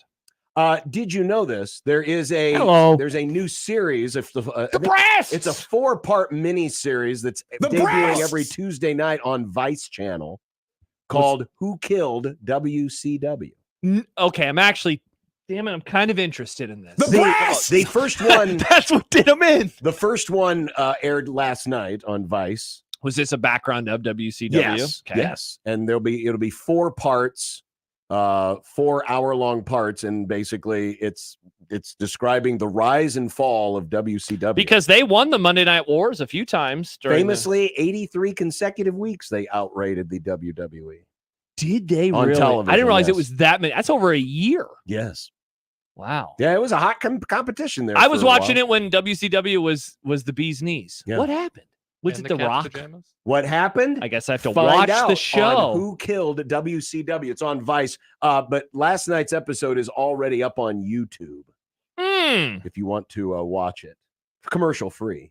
Until you get those little 5-second YouTube rolls. Oh man, and dude, those YouTube ads, they pop out of nowhere and they're loud. They've gotten worse. They need. I wish there was a warning where it's like 5, Warning. 4, 3, 2, You remember- 1, and then it starts. Do you remember like So I could turn down my thing. was it 10, 15 years ago where the FCC regulated over broadcast commercials to all be at a certain under Yeah. a certain audio level? Audio. We're just back to that again with the internet, but there's no way to regulate it. That's a great point, Nick. Mm. Yeah. John, I'll be honest. I'm actually kind of intrigued by this. It's on YouTube, though. Well, it's on. What's it called again? It's on Vice channel. What which is killed on the cable. WW or the No. Who killed WCW? Killed WCW. I'm just saying last night's episode already aired, but if you go to YouTube, it's on Hulu with a premium subscription, which I have. There you go. Congrats. Maybe I'll watch it on Hulu. I believe the episodes debut every Tuesday night at 8 p.m. Central. 9 p.m. Central. 9 p.m. Central. It's Vice channel or Vice TV. I'm going to check out the trailer for Vice this. City? I'm going to check out the trailer for this. Yeah. And then we'll see what. Apparently, they got a lot of access to people who have not spoken much about the organization and why it. Goldberg? That was another McMahon property, wasn't it? He bought WCW when it was when it was at its low point. When Turner was getting rid of it. Right. That's People how they probably- got. That's how they got like the WCW wrestlers of my youth, like Rey Mysterio, I like him. Goldberg. Who's still wrestling, by the way. I know his Yeah. mask is back. See, when I was watching WCW, they took off his mask. It was a huge deal. Now his Well, son of course, the is famous wrestling. episode is when Scott Hall and Kevin Nash used him as a lawn dart and threw him at the side of the truck. Oh man, I forgot about was that. incredible. I think Rey Mysterio beat Kevin Nash when I was watching wrestling, and I was like, "That's so cool." I liked Rey Mysterio. He wore camo pants, and I was like, "Camo pants are cool." And then John Cena came around, and you're like, he's my new favorite. I wasn't watching when John Cena came around. And he was not in WCW. My wrestling was a comet. My enjoyment of it, kind of like WCW. They were a comic. because I got grounded from it because apparently I was I'm not allowed to say the word, but a-hole is what I was. I think it was the nomenclature my parents would use to describe. Because you were me. picking up little people and lawn Just darting them into the throwing side them. of TV trucks. Get over here, Shane. I told you I have one basketball. The shiznit. The shiznit. This could be a news segment. By the way, now Theo is just posting a lot of wrestling stuff. So congrats to Theo. Yeah. Theo and John, he says Tiffany Stratton versus Jade Cargill. Fire emoji. Is that a thing? There are two women's wrestlers. Bad Bunny yes. would be champ if McMahon was still in charge. I actually kind of like the Bad Bunny things. Okay. All right. Anyway, let's get to the shiz. Of course, we're all going to be watching when the NBA draft hits on June 26th. That's the end of this month. The finals will have barely ended. That is, if they've started by that point. It's going to be a sad day when we have no more NBA to watch. Did you know, though, that even though there are only, 60 picks, right? Because it's 2 rounds. Yeah, 30 times 2. They're splitting it over 2 days. Oh, yeah, they are doing that, aren't they? But do you know who won't be watching either day, but especially Friday? Well, the draft is on Wednesday. The draft day 1 is Wednesday, June 26th. Day 2 is Thursday, June 27th. That's stupid. Well, get this. You will be watching Bronny, because day 2 will happen during the Grum. What? And do you know why? So wait, real quick. Round 1, Thursday night. Round 1, June 26th, Wednesday night, 7:00 Central on ESPN, ABC, and I think Turner also does. Oh, I know why. Get the secret list. Oh, the reason why no. Thursday's NBA draft, the second round, will happen at 3:00 Central, is because that night is, I believe, the first of the 2 presidential Hopefully debates. only. By the way, hashtag dumb debates. I thought send they them in agreed right to now. 2. They did, but you never know with these guys. They were supposed to do 3 last time, and they only did 2 because Are Trump you almost saying gave one of Biden them- COVID. Are you saying one of them may not make it to the second debate? I'm not going to say that, Oh, John. okay. But yes, that's why the second round of the NBA draft Wow. on Thursday, June 27th, will happen during the Grum. Wow. So our first Thursday together after the College World Series. We'll have live NBA draft. And then we'll also be previewing the debate. And honestly, might be, because of Bronny, the more interesting of the 2. Just because people will wonder who's going to pick this kid. Unless some dumb franchise picks him the first night. Wow. Wow. Did they just announce that they were moving the times? Because I guess they just agreed to the debate. This was announced yesterday. Okay, because they just agreed to the debate within the last month-ish. Yeah. Wow. Wow. That is. I don't know if I'm going to watch the debate this time. You know, I do my due diligence as an American, and I watch the debates, and I see which candidate I'm going to vote for. You know what's going to be I have no desire more to watch it hilarious? this time. when we get the inevitable rain delays that will happen at the College World Series? What No, if Game 3 don't got you pushed back say to that. Wednesday? Don't you say that. It will have to happen in the afternoon because ESPN's going to be like, we're not. Oh, hell no. Or we're it'd be not on ESPN preempting. U. We're not preempting the NBA draft. Yeah, for the Bronny College might get World picked tonight. That's right. Oh, man. That would require 2 full days of rain for that to happen. But, we are overdue. Just like we're overdue. We're overdue for a lot of things. No, but we got the in America. weather. Things that used to happen somewhat regularly and have not happened in, 60 years. 60 years. It's a very specific It is time very frame. specific. Going to the moon. That happened 50 years. Actually, we are going to do that soon, though. 2026. No one is going to believe. This is not me trolling you, John. This is just stating a fact. No one will believe when we go back to the moon. Everyone will yell. Imagine us go. I was thinking about that recently. We could go to Mars. It could be the crowning achievement for us as people. We literally. No one would believe it's true. So what do people think that the rovers are? Because we get regular updates from the rovers. They don't believe that. I saw a tweet yesterday, Nick, where somebody sent out a picture of a cloud and they said, "This isn't real." It's like, I did see you're that. a crazy person. It's a cloud. There are It's people crazy. that think that clouds are not clouds, engineered by the government. Yeah. 1969, when man Nice. landed on the moon. Nice. How much it brought an entire world together after a decade of tumult. And The decade began with something really bad happening, John. Well, 3 years into the decade. In 1963, it began with something horrific. And that brought everyone together. And it did.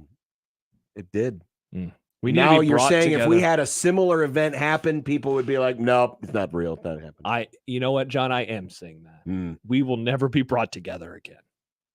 I can't imagine a thing that we'd all say, yes, us. Aliens. Nah. I have lost think faith. Americans would unite if aliens showed up and they're like, gotta kill them. Can you imagine Biden giving the speech like an Independence Day? No, I can imagine. I could imagine some people saying, "No, Hey, Jack. this is all being, this is all being done on a sound stage because." Thank you. That's what would happen. This isn't real.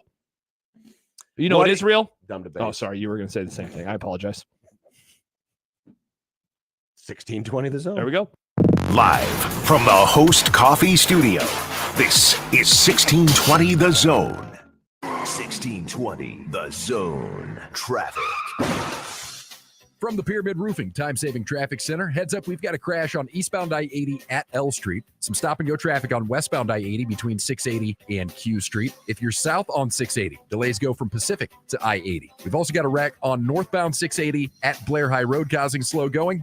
And then if you're west on Dodge, delays from 108th to about 132nd. If you're east on Dodge, delays from 680 to 90th. I'm Mike Neville. This time-saving traffic is brought to you by Fernando's Omaha. Mario Street Tacos or steak and chorizo queso blanco enchiladas can only be found in one place. Fernando's. Great Mexican food, awesome margaritas, and a wonderful family atmosphere. Fernando's, Omaha's favorite Mexican for more than 30 years. Hey, you hear that? That's the sound of loose change in your pocket reminding you to buy a 99-cent medium fountain drink from Casey's. So the next time you hear this, you already know where to go. 99-cent medium fountain drinks. It's not crazy. It's Casey's. Prescriptions require an online consultation with a healthcare provider who will determine if appropriate. Restrictions apply. See website for details and important safety information. Subscription required. Price varies based on product and subscription plan. Hi, I'm Dr. Peter Stahl, board-certified urologist and senior vice president of men's sexual health at HIMSS. In my 12 years of practice as a reproductive urologist, I've helped many guys with ED, and it has never been more convenient to treat than it is right now, thanks to HIMSS. It really wasn't easy before. You had to take time out of your day, come to a physical office, and see a specialist like me in person. Now, through HIMSS.com, you can get world-class sexual health care and a full range of treatment options for ED through a 100% online process. It starts with a free assessment from a medical provider licensed in your state who can determine if ED treatment is right for you. If prescribed, your medication is shipped to you for free. So don't wait. Join the hundreds of thousands of guys who've gotten help for their ED through HIMSS. To start your free online visit and find ED treatment at up to 95% off brand name prices, go to hims.com/radio. That's hims.com/radio for your free online visit. Email Unsportsmanlike Conduct on the Equitable Bank Zone Inbox with whatever is on your mind, from your hot takes to what you think is one. The Zone Inbox is brought to you by Equitable Bank. We take banking personally. We want to hear from you on the Equitable Bank Zone inbox. News Talk 1290 Coil is your radio home for Omaha Storm Chasers baseball, proud AAA affiliate of the Kansas City Royals. Tune in to hear every pitch, every hit, and every out as the Chasers play at Warner Park and across the International League in 2024. With the voice of the Omaha Storm Chasers, Nick Batters, on News Talk 1290 Coil. Tune in to 1290 Coil all season long for your Omaha Storm Chasers baseball as they take on the International League. It's Storm Chasers baseball on 1290 Coil. Adam and Eve is not giving you 10% off and not 20% off or even 40%. Your discount is even bigger. AdamandEve.com is giving you a whopping 50% off. But why stop there? In addition to 50% off, you also get 10 free gifts. That includes a racy item for him, a sensuous toy for her, and something we know you'll both enjoy. Ooh. And 6 extra special bonus items that are sure to rev your engine, pique your curiosity, and even blow you away. And best of all, free shipping. Always delivered in discreet packaging. So rethink your bedroom routine. Go to adamandeve.com and enter this station's exclusive code at checkout, free 66, and get, the discount, 50% off almost any item and 10 tantalizing free gifts. That's free 66. Again, free 66. Tickets for less. Best seats, best prices, no service fees. Shop ticketsforless.com. KOZN Bellevue, Omaha, Council Bluffs. This is 1620 The Zone. Throw. It would be nice to have a blow throw. It would be nice to have a blow throw. It would be nice to have a blow throw. It would be nice to have a blow throw. It would be nice to have a blow throw. It would be nice to have a blow throw. It would be nice to have a blow throw from your mom.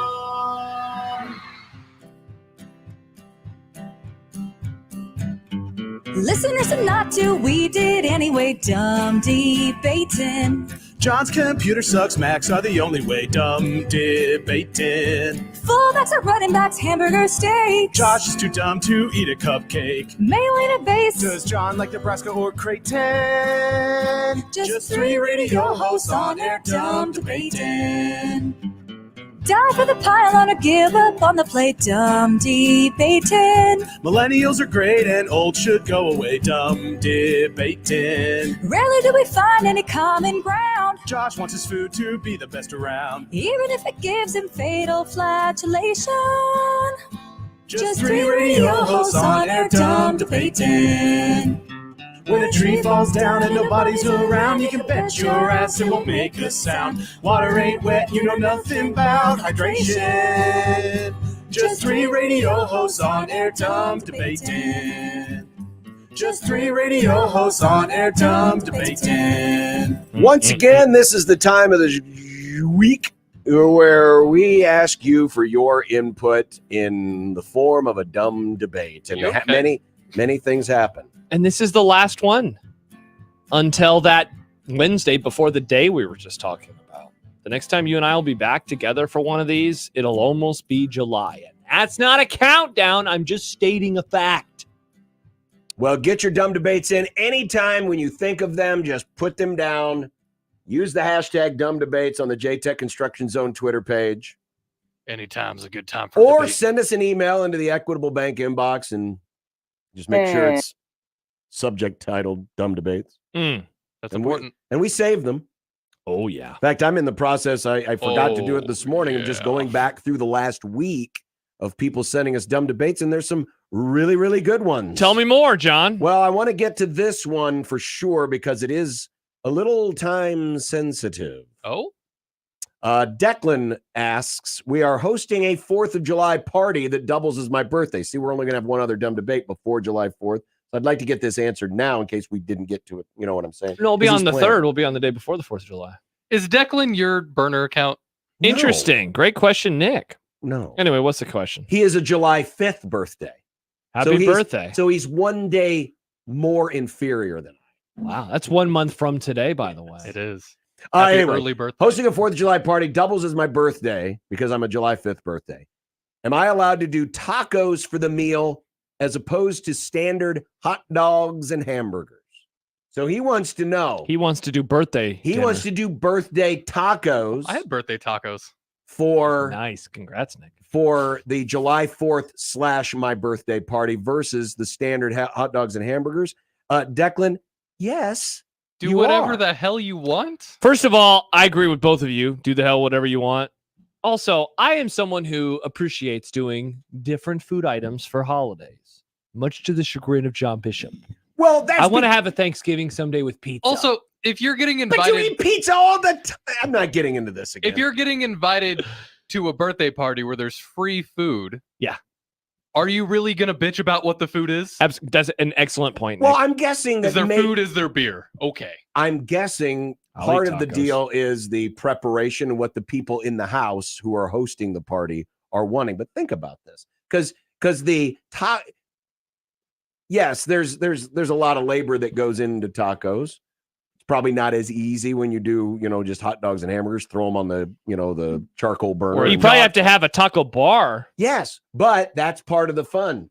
What if you get a dog hot? You have no. You have that way people can, if they want to do tacos, they do tacos, or maybe they do nachos. Yeah. So are these But going that to be could be like fun. street tacos or like white people tacos? Uh-oh. John's Good triggered again. Lord. There's a difference, and it's an important difference. No such thing as white people tacos. John, They're yes, just there tacos. is. They're just tacos. Go to a food truck, then go to Taco Bell and tell me which one is which. That's a good point. Anyway, yeah, I'm with John. We're all in agreement on Eat this. whatever you want. It's your birthday, first of all. Yeah, if you're having people over, you're the one who's doing the meal stuff. Like, if I went to a 4th of July party and they had tacos, I'd be like, wow, that's different. And then I'd be like, sweet, I'm going to eat some tacos. Hell You yeah. know, like, if anyone would actually get upset by that, they're not your true friend. Right. Declan, happy birthday. I in a suppose month. the only people that might get upset or if Declan is not in charge of making the spread, if let's say it's someone else in Declan's house, and it is more labor intensive than the hot dogs and hamburgers. What I might do is a safety thing is if there's children coming and kids are like, I don't want tacos, I want a hot dog. Have some hot dogs for the children. For the kids? For the Yeah, you kids. do always have to worry about those you idiot can just kids. boil those. You don't Their have to stupid food takes. You just boil or microwave Where's a a kid hot dog. nugget? I Well, want a but chicken if you're doing a nugget. taco bar, I mean, I don't know many kids that don't like tacos. And they get to put whatever they want on their tacos, or they can just eat the nacho chips. You know how sometimes the kids can be snot noses though, John? Oh, snot in their nose. I don't want tacos. I want a dog hot. Sounds like a middle-aged man there, Nick. That did not sound like a 5-year-old. I don't want a taco. I want a cheeseburger. I want burger. Sybil's Lost Tea says, what was the conversation like when the founders of French Lick, Indiana were coming up with the name of their new town? How did that go, John? Daddy's home, lick, lick, lick. Was that what it was? Frenchie's home. I really don't know, but I'm on Wikipedia right they now. obviously to did figure not this out. have the same sense of humor as we might have today. I have the answer. According to Wikipedia, French Lick was originally a French trading post built near a spring and salt lick. What is a salt lick?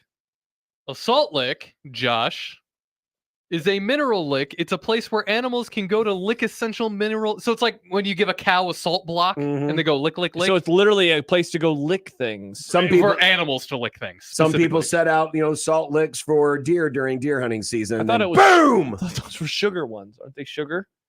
We should give deer sugar cubes. I think you give horses sugar cubes. Oh.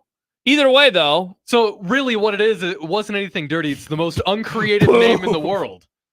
Yeah, actually, it's a good point, Nick. We're French and we're next to a lick. Dude, that French lick. Was it last week in Dumb Debates that we talked about New Hampshire and all the news? There was New Zealand. They were very lazy back then. Hey, it's New York. And let's face it, there are probably certain things that weren't done regularly back in the 1700s as they are done more regularly today because of like licking the ground hygiene practices. Hashtag Nick Grim.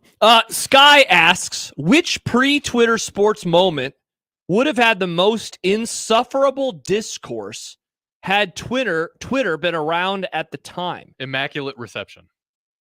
Oh, Nick, that's a really good one. Because we do not have a whole lot of angles and people see now. Yeah, that would have been pretty bad. Now, I will say because I mean this. the Raiders held on to that grief for years. Now, Dave Feit went to the sports political area, and I think he is onto something because he writes the most insufferable Twitter discourses usually have polarizing social/political elements. So I'm thinking of sports moments with those undertones, and he gives us two, and it's actually from about the same era. Muhammad Ali's refusal to be drafted, and Tommy Smith and John Carlos raising their fists at the 68 Olympics. Those are some fine picks. Hell, Cassius Clay becoming Muhammad Ali.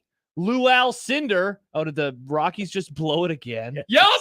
Wow, classic. They're so good at that. Lou Alcindor becoming Kareem Abdul-Jabbar. Like, I imagine the takes would be hot and heavy. Dave is onto something. So now I just got to think of other political/sport. Well, hell, I mean, let's go all the way back to one of the originals. Jackie Robinson being allowed to play baseball. Major League Baseball. There would have been a ton of takes. What about It would have been horrible. So I mean, because I'll even do something a little more recent, even though it wasn't controversial, but the way some people treated it, Hank Aaron breaking Babe Ruth's record. Oh, great. Remember all the hate mail? Instead of getting the hate mail, It would have been hate tweets. It would have been hate tweets. Oh, that would have been horrible. John, that's an excellent point. Who is Jesse Owens? Jesse Owens? Yeah. Oh, could you imagine that? That's interesting because on one hand, yeah, I mean, he's a black American. On the other hand, yeah, but that was people don't like Hitler. Yeah, that's the point. People don't like him. Yeah, but the Nazis would have Twitter too in this scenario. That's a good point, Nick. That's the over, by the way. That is the over. Designated Hitler. A rare 36 Olympics reference on the Grum. We don't talk about the 36 games very much. Yeah, we don't. That's a good one, though, Nick. Yeah, I mean, anything there. Now, taking it out of the political realm. Yeah, for let's just try a to moment. remove race relations and politics. Yeah, stick to sports.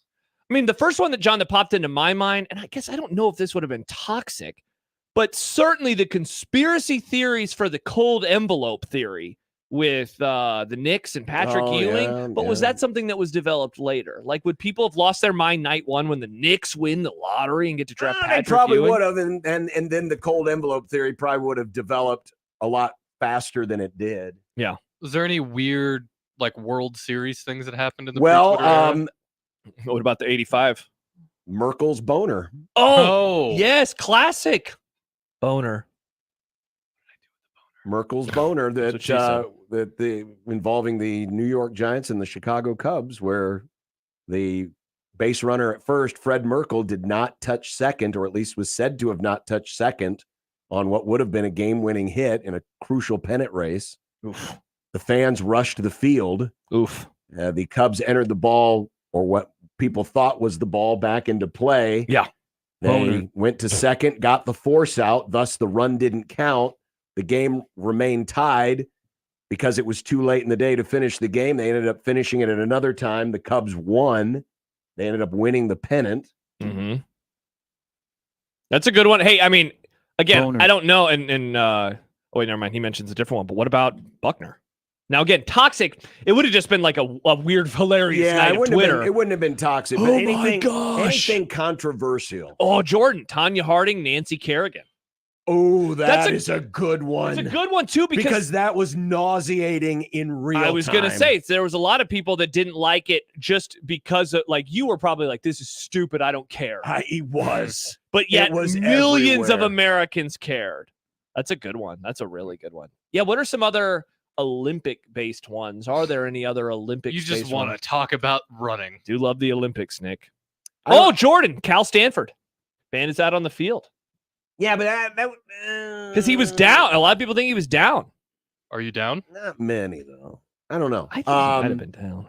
The Russians beating the Americans in the 72 gold medal game after a couple of very controversial restarts. Excellent pick. Oh, my gosh. The People one- would have lost their minds. To this day, they still have not accepted their silver medals, and they never And will. they never will, which is awesome.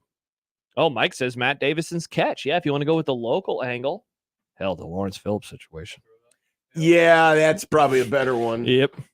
Oh, Do we want to talk adjacent, like O.J. Simpson? yeah, because Chris just said that OJ verdict takes the cake. By far would have been unbearable on Twitter. Yeah, but that gets into that's the sports adjacent only because he was an ex-athlete and a broadcaster. But yeah. That's a good one though. Keeping it to actual things that happened in the realm of sports, like on the field. Trying to think of other controversial finishes or moments in time.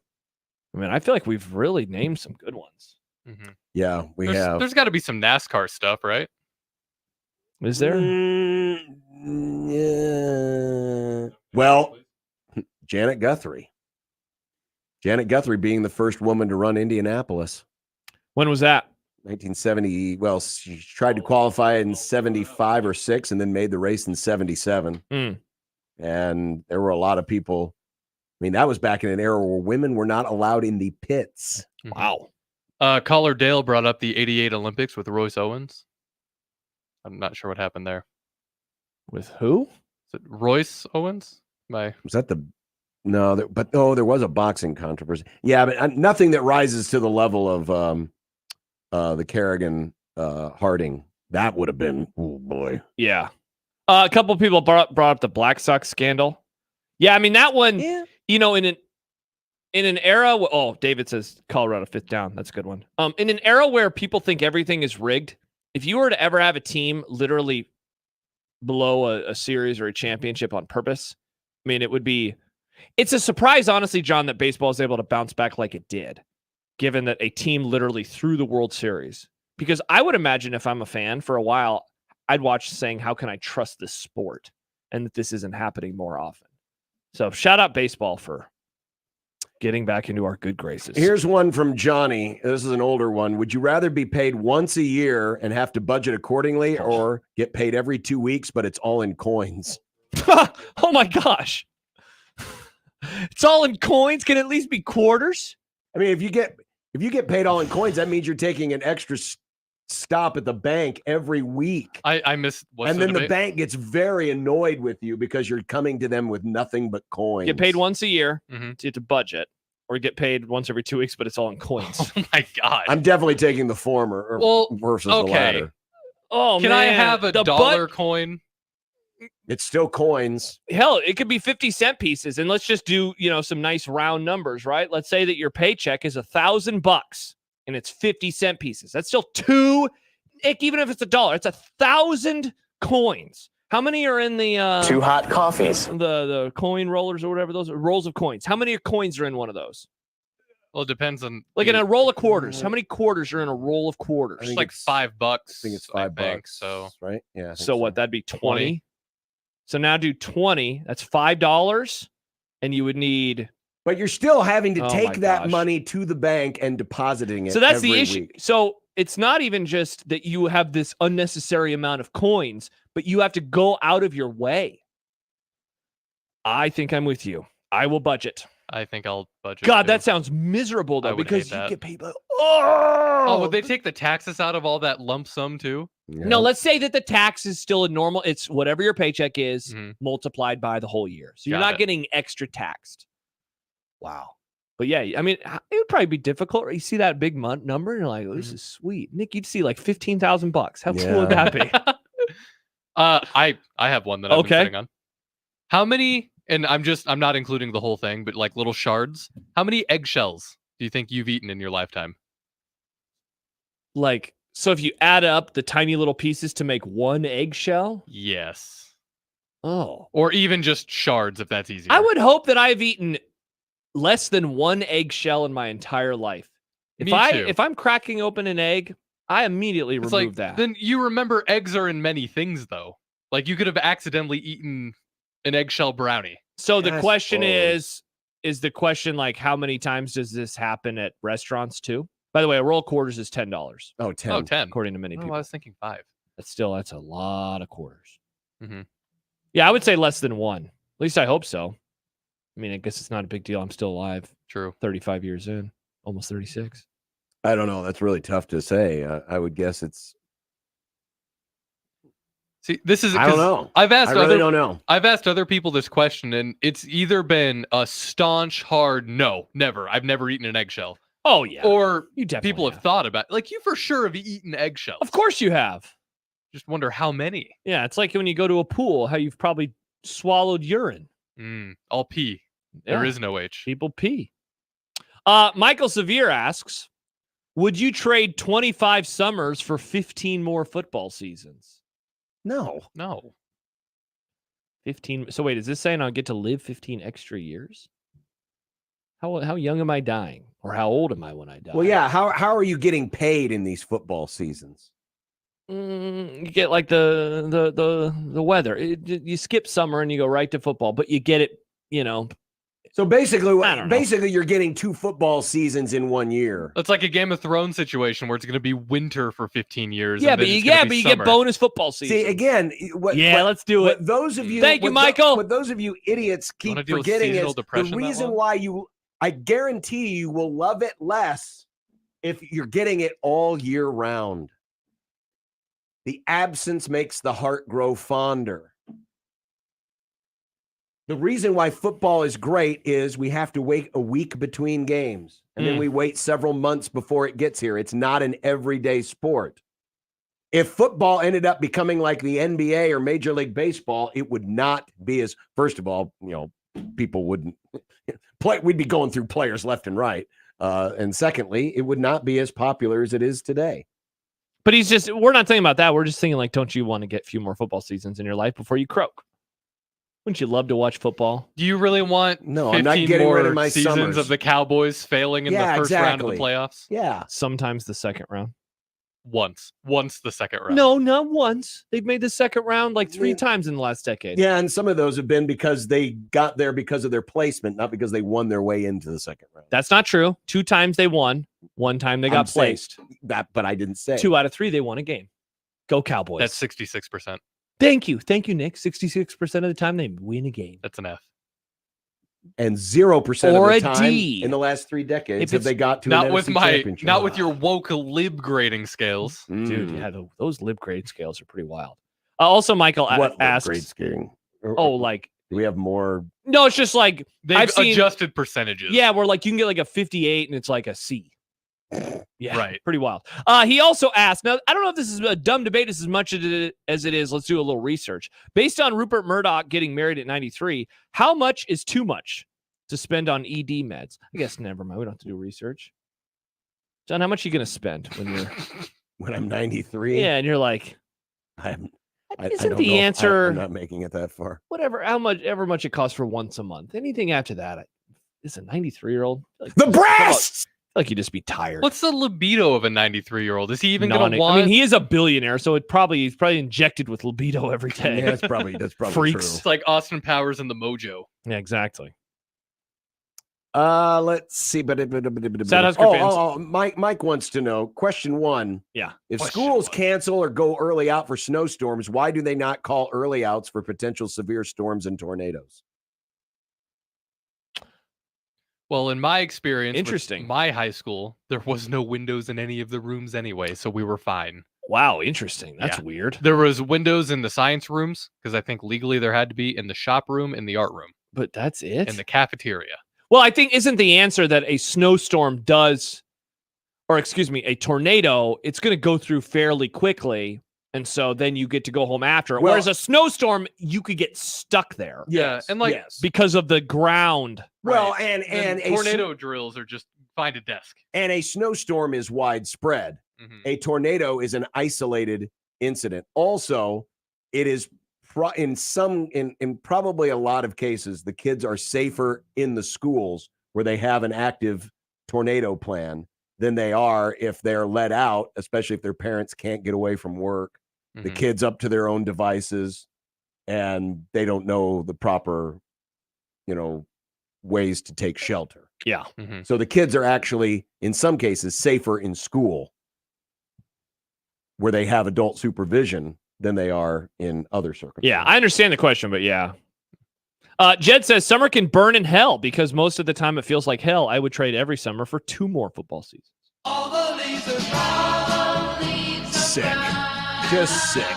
As a pasty, John, though, don't you wish you As a pasty. don't you wish you could maybe skip summer, just the temperature? Yeah, as a sometime? White Walker, I'm John. not a fan of the ultra hot temperatures, but I have a home with a fan and air conditioning and iced tea. I do like air conditioning. Oh, iced tea. Ugh. I like iced tea. You're ruining your night. No, I'm not. Iced tea's What good. if you had a beer? What's wrong that with too. iced tea? That too.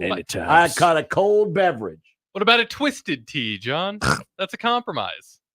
I don't know if I've ever tried the twisted tea. Nectar of the gods, John. Is it? I love it. By the I way, don't Sad know. Husker fan Never says that tried it. $1,000 in dollar coins weighs almost 18 pounds. Oh, that's fine. That's actually not that Well, bad. you No, What would that's it not be bad at in all. quarters, You would though? definitely get a workout. What would it be in quarters? Yeah, you would indeed. You would definitely get a workout. Okay. I'd say that was fun. That was successful. It's our last one for a while. It is our John, last I'll one see you in for a July, while. bro. Yeah. Bye, John. Coming up next, might be able to already declare victory on a list item. Not that list Is item. this the other Not that. shiznit? You might check the other channel again just in case. But The on a- secret list? no, on the public list. Oh my gosh! New developments! No. Oh, okay. Not a big deal. No, definitely one Could on you the imagine? public list. Could you imagine, though? Be pretty interesting. Oh. Be more wild than what Scoop did that one time. Yeah, but Scoop did that on the public list. Get the ostrich eggs. 1620 the zone. You get a lot of junk in your inbox. This one, not junk at all. 1620 the email. Exclusive content, contests, other stuff probably. Subscribe today at 1620thezone.com. Your Omaha area forecast presented by Funplex Water Park and Rides from the KETV Newswatch 7 Weather Center on 1620 The Zone. Breezy and warm with a small chance of a shower this evening. Otherwise, mostly clear tonight. Low temperature near 56. Mostly sunny, breezy, and mild for Thursday. High temperature 81. I am Chief Meteorologist Bill Ranby from KETV Newswatch 7. 1620 The Zone's Unsportsmanlike Conduct, brought to you by a great friend of the program, Union Bank and Trust. 1620 The Zone. Traffic. From the Pyramid Roofing Time-Saving Traffic Center, heads up, we've got a crash on eastbound I-80 at L Street. Some stop-and-go traffic on westbound I-80 between 680 and Q Street. If you're south on 680, delays go from Pacific to I-80. We've also got a wreck on northbound 680 at Blair High Road causing slow going. And then if you're west on Dodge, delays from 108th to about 132nd. If you're east on Dodge, delays from 680 to 90th. I'm Mike Neville. This time-saving traffic is brought to you by Omaha Transmission. If you're having transmission problems, you need a specialist. Call Omaha Transmission and see why people have been recommending them for almost 20 years.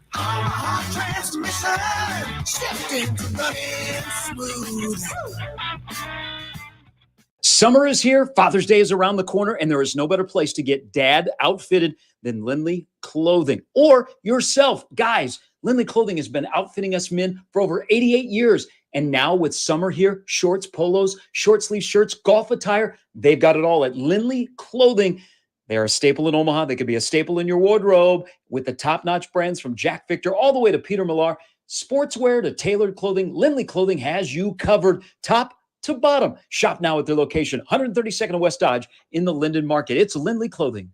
How powerful is Cox Fiber? Powerful enough to let your band members in Vegas, Phoenix, and Omaha jam like you're all in the same garage. Introducing Cox Fiber from the company with the fastest download speeds 9 years in a row. It's internet built for tomorrow, today. Cox, always building better. Limited availability in select areas. Speeds vary and are not guaranteed. Cox terms and restrictions may apply. Analysis by Ookla Speed Test Intelligence in Las Vegas, Omaha, Phoenix. Fixed median download speeds Q2 2016 to Q1 2024. A fantastic fall fishing trip starts right now. Hi, I'm Crash Davis. I need you to go to balladsresort.com and get signed up. You've heard me talking about it. You've asked me about it. Well, now is the time to get signed up. Only a few spots remain. Only a few days remain for us to have a great fishing adventure together at Ballards Resort in northern Minnesota. We're going to Lake of the Woods. Get on the bus Sunday. We're back on Thursday, and it's cheaper than you could do for gas there and back hauling a boat. More details with balladsresort.com. Get signed up today. Time is of the essence. Not to brag, but Progressive's Name Your Price tool is mankind's greatest tool ever. Even better than the wheel. Sure, without the wheel, we wouldn't have modern transportation or funny videos of dogs riding skateboards. But without the Name Your Price tool, we wouldn't have easy access to auto insurance options based on our budget. And, well, cars do need wheels. They also need insurance, and insurance never goes flat. Learn more about the greatest tool ever, the Name Your Price tool at Progressive.com. Progressive Casualty Insurance Company and Affiliates. Price and coverage match limited by state law. Not available in all states. It's unsportsmanlike conduct. The 1620. The Zone.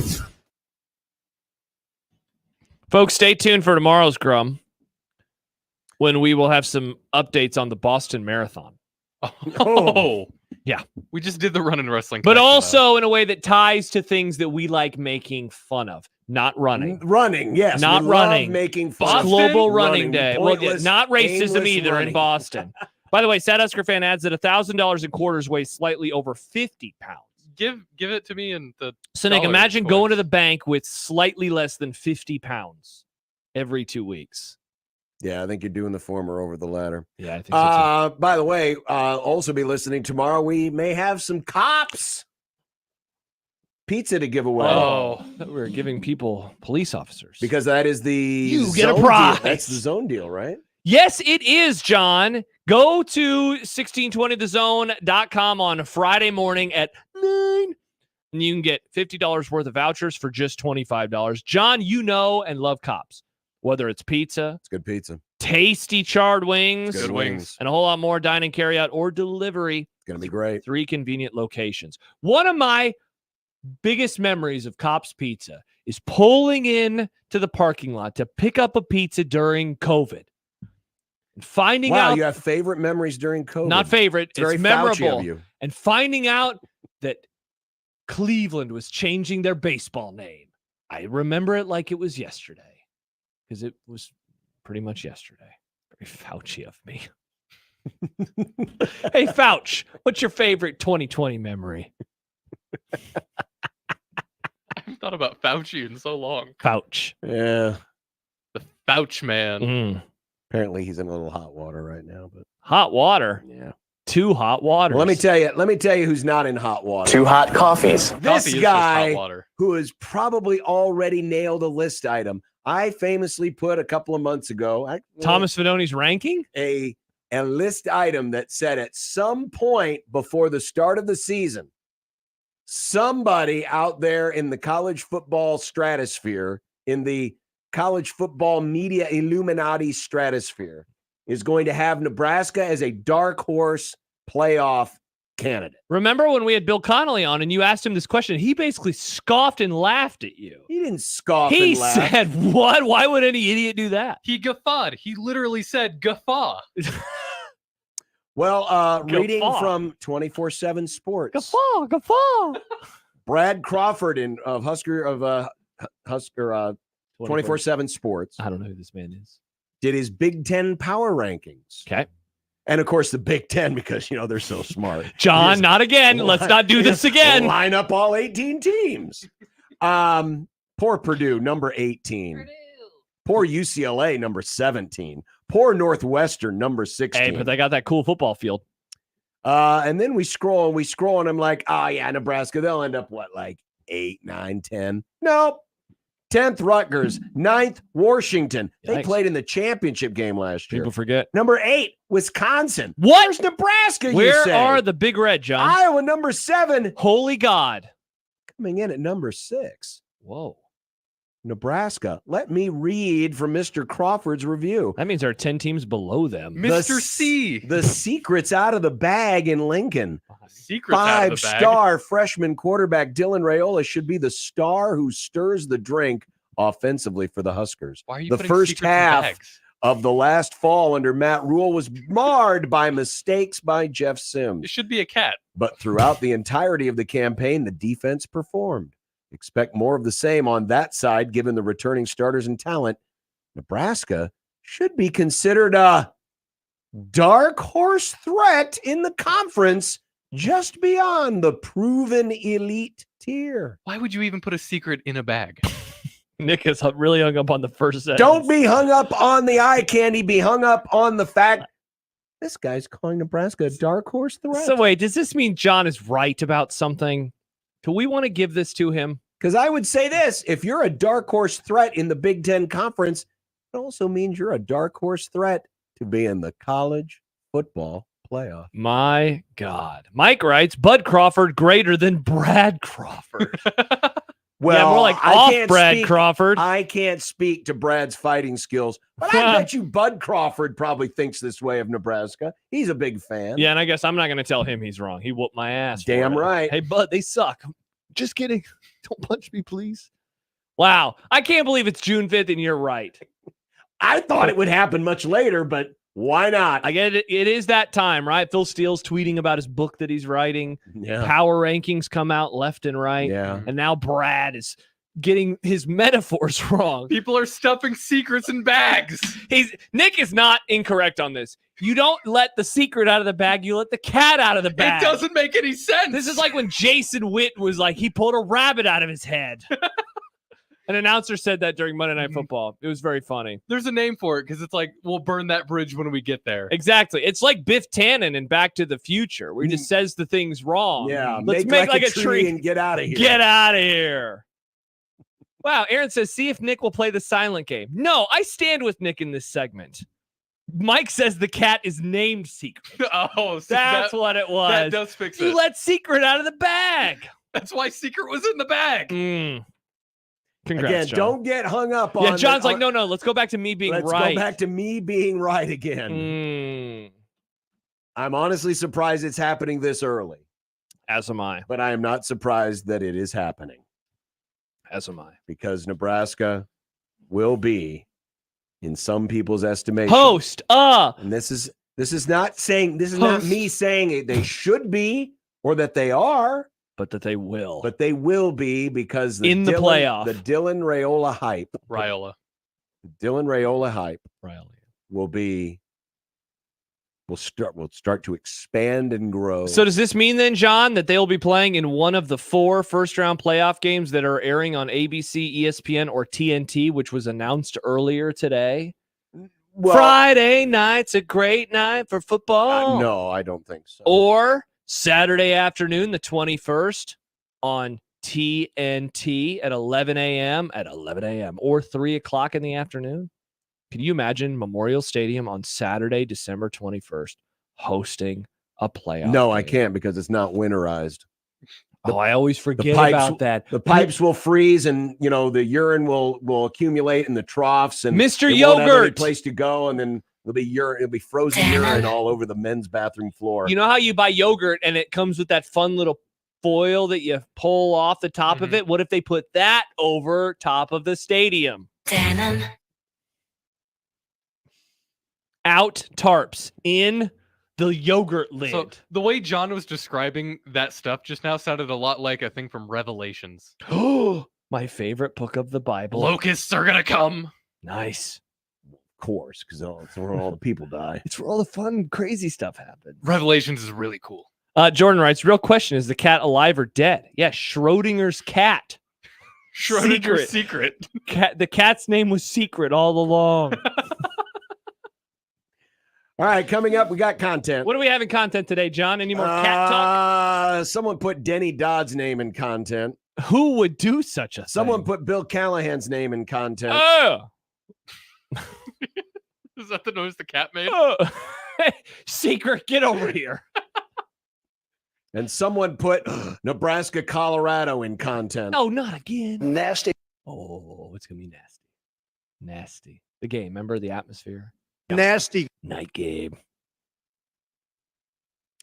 3 weeks till the debate. Better John. enjoy Nasty. using that drop while we can, because I don't know if it's going to be appropriate. Yep. 1620 The Zone. Remember, no matter how you listen, it's still AM radio. 1620 The Zone. Are Nebraska craft beers and ciders important to you? Whether you just love Nebraska brewed beers and ciders or you're a full-fledged craft brewery, there are benefits to membership for anyone with the Nebraska Craft Brewers Guild. Their sole mission is to foster and help grow the Nebraska-centric brewing community. Become a member today at nebraska.beer and help advance the craft beer and cider industry in the state of Nebraska.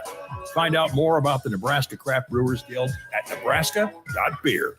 Eric was way behind on his taxes. I owed a lot of money to the IRS, almost $15,000. I tried to make payments. The IRS wasn't satisfied with Eric's efforts, so they came after him full force. They're coming to put a lien and a hold on all my income, my home, my car. I was just overwhelmed at what to do. Then Eric called Optima Tax Relief. When Optima Tax got involved, the calls would stop, the threats would stop. It was easy like 1, 2, 3. Optima Tax Relief is A+ rated by the Better Business Bureau, and their team of expert tax professionals took care of Eric's problem. I owe $15,000, and now my debt is clean. I don't owe anything. Take Eric's advice. If you have a tax problem, you need to call Optima Tax now. Call Optima Tax Relief for a free consultation. Call 800-348-0269. 800-348-0269. 800-348-0269. Optima Tax Relief. Some restrictions apply. For complete details, please visit OptimaTaxRelief.com. Are you the decision maker in your company? Consider this. For the first time in decades, there's a better option for a corporate card and spend management platform. Meet Ramp, the only corporate card and spend management system designed to help you spend less money so you can make more. Most corporate credit cards offer points as incentives, but those points amount to less than their worth in real cash value. Ramp's business cards offer you cash back, real money in your pocket. Plus, you control who spends what with each vendor. And Ramp software collects and verifies receipts automatically, which means you'll stop wasteful spending and close your books in hours instead of days. Businesses that use Ramp add up to 5% to their bottom line the first year. If you're a decision maker, adding Ramp could be one of the best decisions you've ever made. And now get $250 when you join Ramp for free. Just go to ramp.com/sports. Ramp.com/sports. ramp.com/sports. Cards issued by Sutton Bank and Celtic Bank, members of FDIC. Terms and conditions apply. Email any of our shows anytime into the Equitable Bank inbox. At Equitable, we take banking personally. For me, John at 1620thezone.com. The Equitable Bank inbox from 1620 The Zone. A team succeeds when they work together. Banking's no different. At UBT, we're in your corner for every financial move you want to make. Your money's backed by a roster of experts who put in the work to know you and your community. So whether you're opening a savings account, buying a home, or planning your future, you always know who to turn to. Working together toward your financial goals. That's a win in our playbook. Union Bank and Trust. Equal housing lender, member FDIC. 1620 The Zone's Unsportsmanlike Conduct is brought to you by Union Bank and Trust. Now back to the program. Look, I made you some Unsportsmanlike content. Unsportsmanlike content. Unsportsmanlike content. Content that's unsportsmanlike. Okie dokie, Nick. What do you got there in the content? Sorry, just got to crane my neck quick. The day after Justin Jefferson got a big contract, Christian McCaffrey signed a 2-year extension on his deal with Frisco. The added 2 years average out to $19 million per year. McCaffrey says he hopes it resets the market on running backs, but it's only $24 million guaranteed versus Jefferson $110 million. Are running backs still undervalued? Sadly, Christian, you're kind of the rare exception in all of this. It is amazing how the running back position has been so devalued over the years. When I was growing up, I mean, the players that you celebrated the most were the quarterbacks and the running backs. We had Walter Payton, we had Earl Campbell, we had John Riggins, we had Tony Dorsett. I mean, we had Eric Dickerson. I mean, just all these great running backs. And now, you know, there's Christian McCaffrey. There's Saquon's getting paid. He's getting paid. $26 million guaranteed, which is actually more than McCaffrey, which is fascinating. But yeah, and until it can be shown otherwise, you know, the market is what the market is. And right now the market is very wide receiver hot, running back not. Plus, their careers can last longer. And that's the thing, right? Like, you can be a great receiver on average for many more years, then you can be a great running back. Derrick Henry is certainly an outlier, and he feels like he's 100 years old, and I don't even know if he's 30 yet. Yeah. That's the wild part. And it's still the thing that amazes me, and we talked about it before, is not so much how the NFL and college football have lessened the importance of running backs, because I understand, right? It's easier to gain yards. The average yards per pass for a good quarterback is like 8 or 9. The average yards per carry for a good running back is like 5. So it's like, I understand the math of it. But that like an Emmitt Smith could last as long as he did, or Barry Sanders, Earl Campbell, whatever it was, and they got a lot more carries than today's guys get. That's the part. Now, guys are moving faster and they're stronger now, so maybe that explains it, but pretty interesting. Joel Klatt put together a list of 10 games that will shape the 2024 college football season. LSU, USC, Ohio State, Oregon, Bama, Georgia, and yes, Colorado and Nebraska are on the list, among others. Does the game in Lincoln fit here? I was a little surprised, John, to see this one, because every other game that is referenced, there are division implications or conference implications. I guess not division, because those are gone. Conference implications, certainly national championship implications. I would say this in LSU and USC are kind of like outliers in that regard. I would have, I understand LSU, USC, A, because they very rarely play, and B, because you have at least one of those teams who is a bona fide playoff contender against a big name program in a very interesting juncture in their history, USC. 100%, yeah. Loser of that game is like, uh-oh. Whereas with Colorado, Nebraska, you don't have any of those types of weight. So I really would like to hear more as to why this game fits here in terms of shaping the season. Yeah, like it matters around here, and it's huge. This is a big game, but and there too. But again, shaping the season, I don't think that this is going to propel either of these teams to the playoff, Though I guess we saw last year. Colorado won this game handily. Yeah. What did it do for them? Yeah, it was one of their last wins of the year. Yeah. Dennis Dodd of CBS Sports says that the Big Ten and SEC demands for a playoff, including a combined 10 automatic spots for their two leagues, have been put on pause as the year has unfolded. Is this good, and will this hold up? Is it good? Of course it is. Will it hold up? Of course it won't.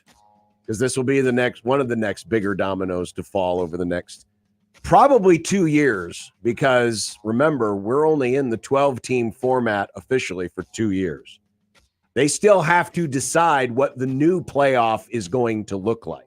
The new permanent playoff is going to look like. This conversation has only been put on pause for now. It will be unpaused sooner rather than later. Devil's advocate, why is it being put on pause?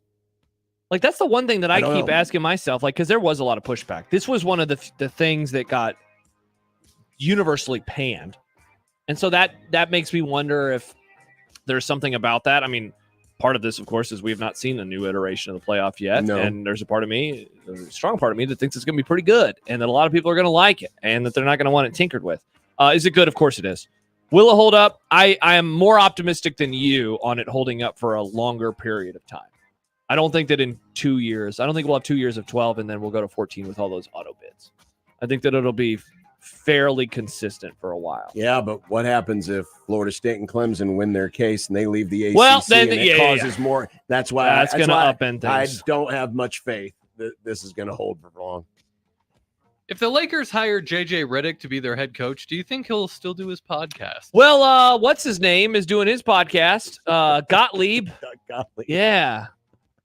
No. I mean, like, look, there's a part of me, John, that wants to say yes because players do it. So what would be the difference, right? Like, we continue to break through these weird barriers of athletes being more open and talking about these things, being, busy with side projects instead of just playing their sport. Like, this would be the next iteration of that. JJ's a young man, he's in his early 40s, late 30s, early 40s. Young spry boy. Yeah, he's a young spry boy. So I don't know, as I answer this question, I'm almost talking myself into him. Yes, it will be a yes. He makes good money off of it, right? Like, I didn't even know. Dude, I think he makes 7 figures from this podcast. It's a lot of figures. What would that be in quarters? That'd be a lot of quarters. So then here's my question. Why do you want to subject yourself to being the Lakers head coach? Oh, man, those egos. Prestige. Yeah, you get to be the head coach of the Lakers. Yeah, I get it. I do it. Yeah, you get to be the I'll do next it. Call guy me that an gets. idiot. You get to be the next guy that gets fired because you realize, LeBron can't carry a team like he did 5 years ago. Funniest part would be if he decides to go there and then LeBron leaves. That would be pretty funny. Bill Callahan and Steve Spagnuolo have been voted the Paul Dr. Z Zimmerman Award for Lifetime Achievement as NFL assistant coaches. Is it nice to see Billy C getting his flowers? Absolutely, it is. Absolutely, it is. You know, this guy flowers, and I get it. There are a lot of people that still have very bad memories of those days. What, those days when they went to bowl games? Well, they did go to a couple of bowl games, but I never held Bill Callahan in the same ire as I did the idiot who hired him. Yeah. And Harv. Yeah. And let's face it, Bill Callahan has been a great assistant coach. Hell yes. I mean when you look at a guy who got a chance to be a head coach, everyone's dream in the industry, took his team to a Super Bowl in 2 years, and then it blew up 1 year later. Then he tries to rebuild by being a college head coach. That doesn't go particularly well. And then what has he done here the last almost 20 years? He's just gone about his business, gone back to what he's doing and what he does really well. And he's highly, highly respected throughout the league. I mean, it's a great story. And the fact that, you know, he never wanted to get back into head coaching. He just wanted, you know what? I have found my lane. Here is my lane. I'm really good in this lane, and I'm going to keep doing it. Now he's going to get a chance to coach with his son. Yeah, that'll be pretty cool. Which will be very, very cool. Yeah, I couldn't agree with you more. He kickstarted Dallas's offensive line resurgence when he was their offensive line coach about a decade ago, which is crazy now. He's awesome.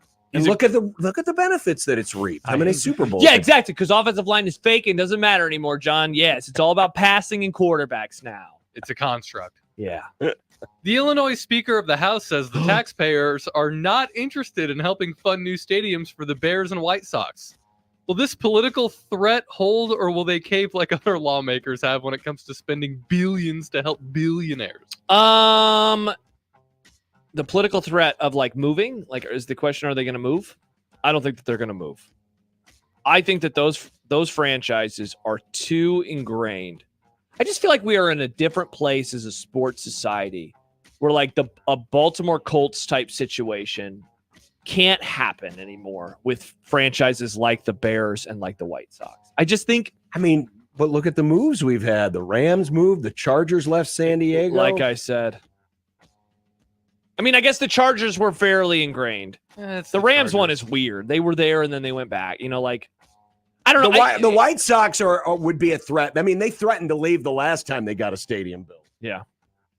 And the idea of, you know, Chicago still being able to support two major league franchises, the Bears leaving would be, dude, that'd be catastrophic. It'd be horrible for the league. Yes, it would. They would step it. The NFL would not want that. Major League Baseball, I don't know, would have that big of an issue if the White Sox ended up picking up and That's leaving. Nuts. Especially that the White Sox still have just a 30-year-old stadium, which isn't that bad. Yeah, for sure.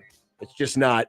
It doesn't have all the bells and whistles. They just made the mistake of not building another Camden Yards when Camden Yards was starting to become the new standard. They built it barely too soon.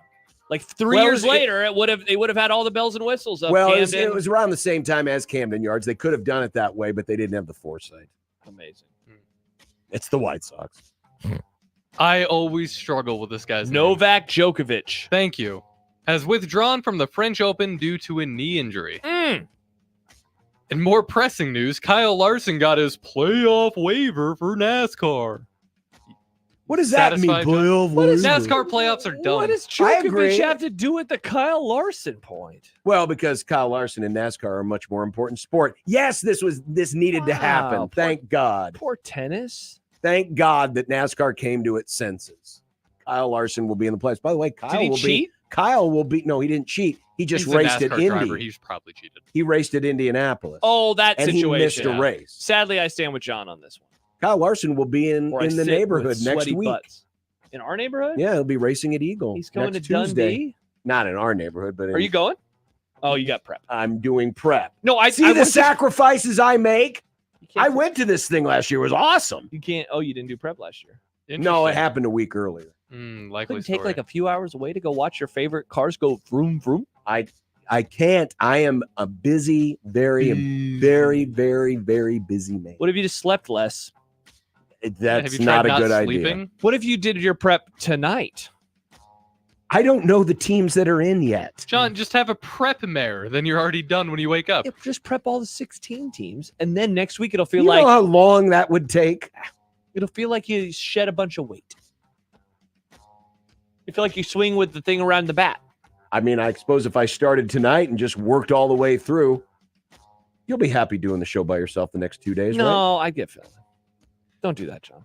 Texas and Oklahoma are matchup in the WCWS finals starting tonight on 1180 The Zone. Let's go. After Oklahoma's dramatic win over Florida. Ditto Texas and their win over A&M. Game 1 is tonight. Who wins it all and who wins it all? Who wins tonight and who wins it all? Who wins it all and who wins it all? Who wins it all? Look, it's hard to pick against Oklahoma. They always win. They were going to lose yesterday, and then they won. Oklahoma. Da-na-na-na-na-na-na-na. Oh, you, as the famous song goes, John. It's not a song. It's Da-na-na-na-na-na-na-na. Oh, you. Oh, you. There you go. See, Not Nick a knows it. Song. People say I don't listen to music. Texas. Texas. John says, hook 'em? No, I just said Texas. You said hook 'em. Mm. I say what's for dinner.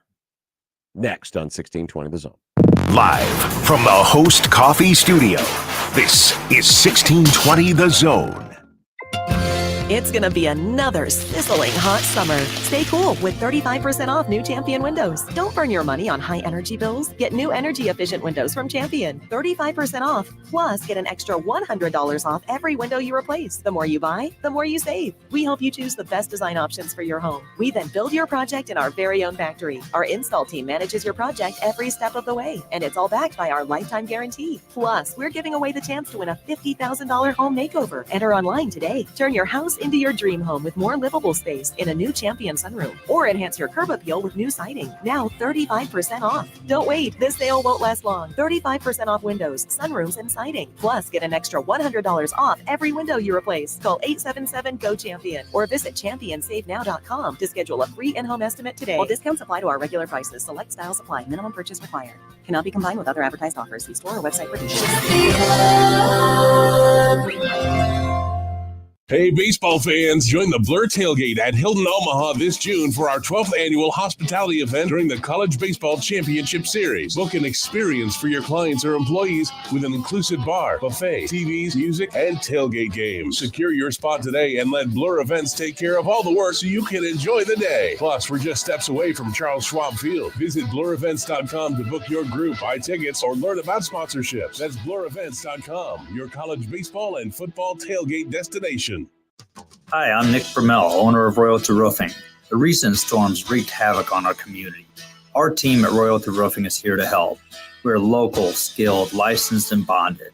We work for you to ensure you get the funds you deserve and make sure that the work is done to your satisfaction. Don't take risks with your biggest investment, your home. We are Better Business Bureau Integrity Award winners and Best of Omaha winners. Cover your roof with Royalty. Visit us today at royaltyroofing.org.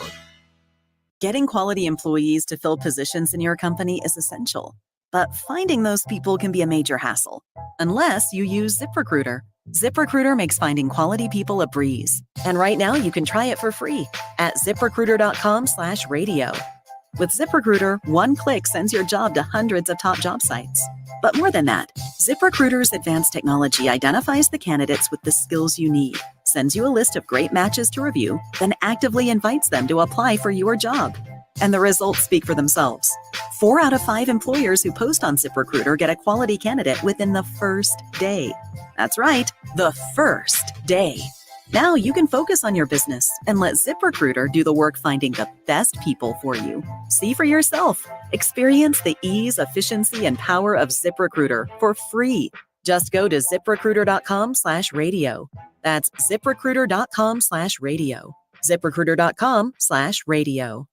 At Cox Mobile, we know you're smart. You brush your teeth in the shower to save time, make coffee ice cubes for your cold brew, and wear goggles to cut onions. You also added Cox Mobile. So smart. Now you're running on the network with unbeatable 5G reliability and saving on your Cox internet. It's ingenious, just like you. Aw, thanks. Cox Mobile, the smart way to mobile. Cox postpaid internet required. Cox Mobile runs on the network with unbeatable 5G reliability as measured by Ookla LLC in the U.S. to age 2023. Other restrictions apply. Learn more at cox.com/mobile. Stop being a dumbass! This is Unsportsmanlike Conduct on 1620 The Zone. When you knock us down, we're going to get up. And on the way up, we're going to bite a kneecap off. Crust is good on your pizza, not your ass. I will eat your ass first. He's tough as a Woolworth steak. And then it's going to take 2 more shots to knock us down.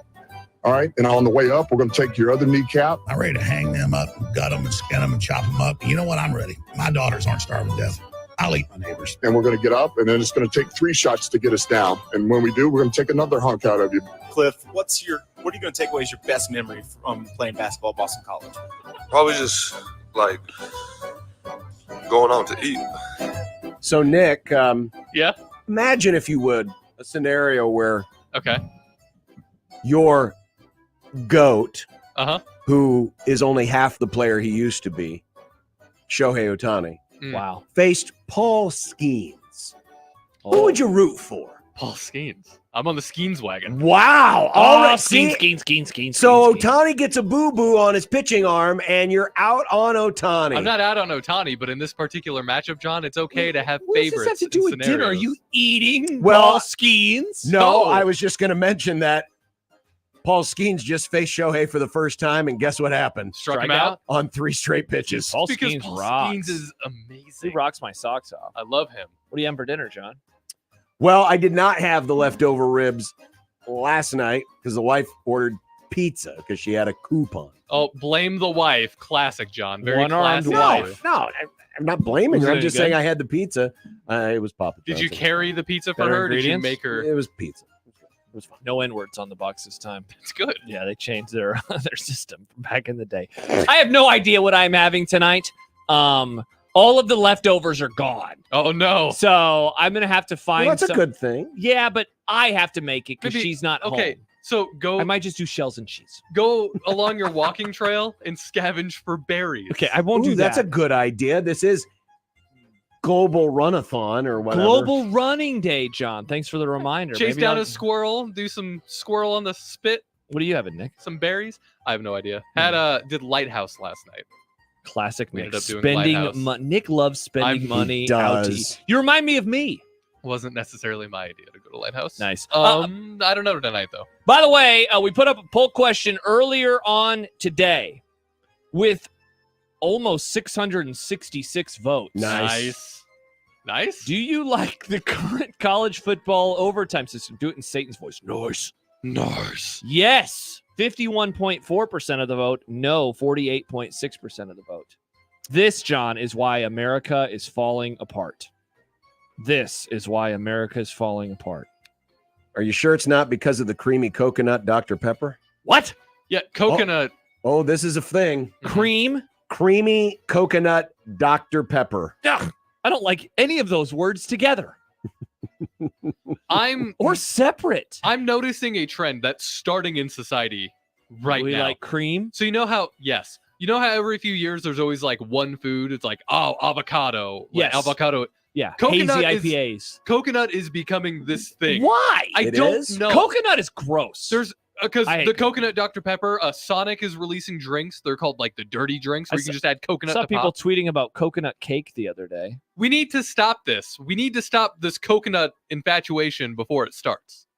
They are trying to make coconut popular. Well, no one's trying to make you drink it. No, I get that, but they're trying to make it permeate like bacon. Remember bacon in 2010? Oh, How thank God. that was everywhere. Happier days. Remember 2010, John? I mean, people still eat a lot of bacon. No, I get that, but you know what I'm I know, saying. Nick. It's I like know it's like a fad. Yeah, it's like a it fad. becomes a fad. It's like Like they're- when jogging became a fad in the 70s, and now it's Yeah. global running. Yeah, day. see if we would have stopped it before. Imagine how I think big knee surgery is behind all of this. Yeah, but anyway, It's the doctors. Creamy coconut Dr. Pepper. Look Stop for it in a store near you. the It's limited coconut. edition. Stop It's not the coconut. Yeah, we're not trying this on the air. You know why it's limited, John? It's a fad. It's a fad they're trying to get you to fall for. They want you to drink the coconut. I mean, everything started as a fad. Not everything. Everything. Fire. This is just a fad, Bob. It's never going to catch. Bob!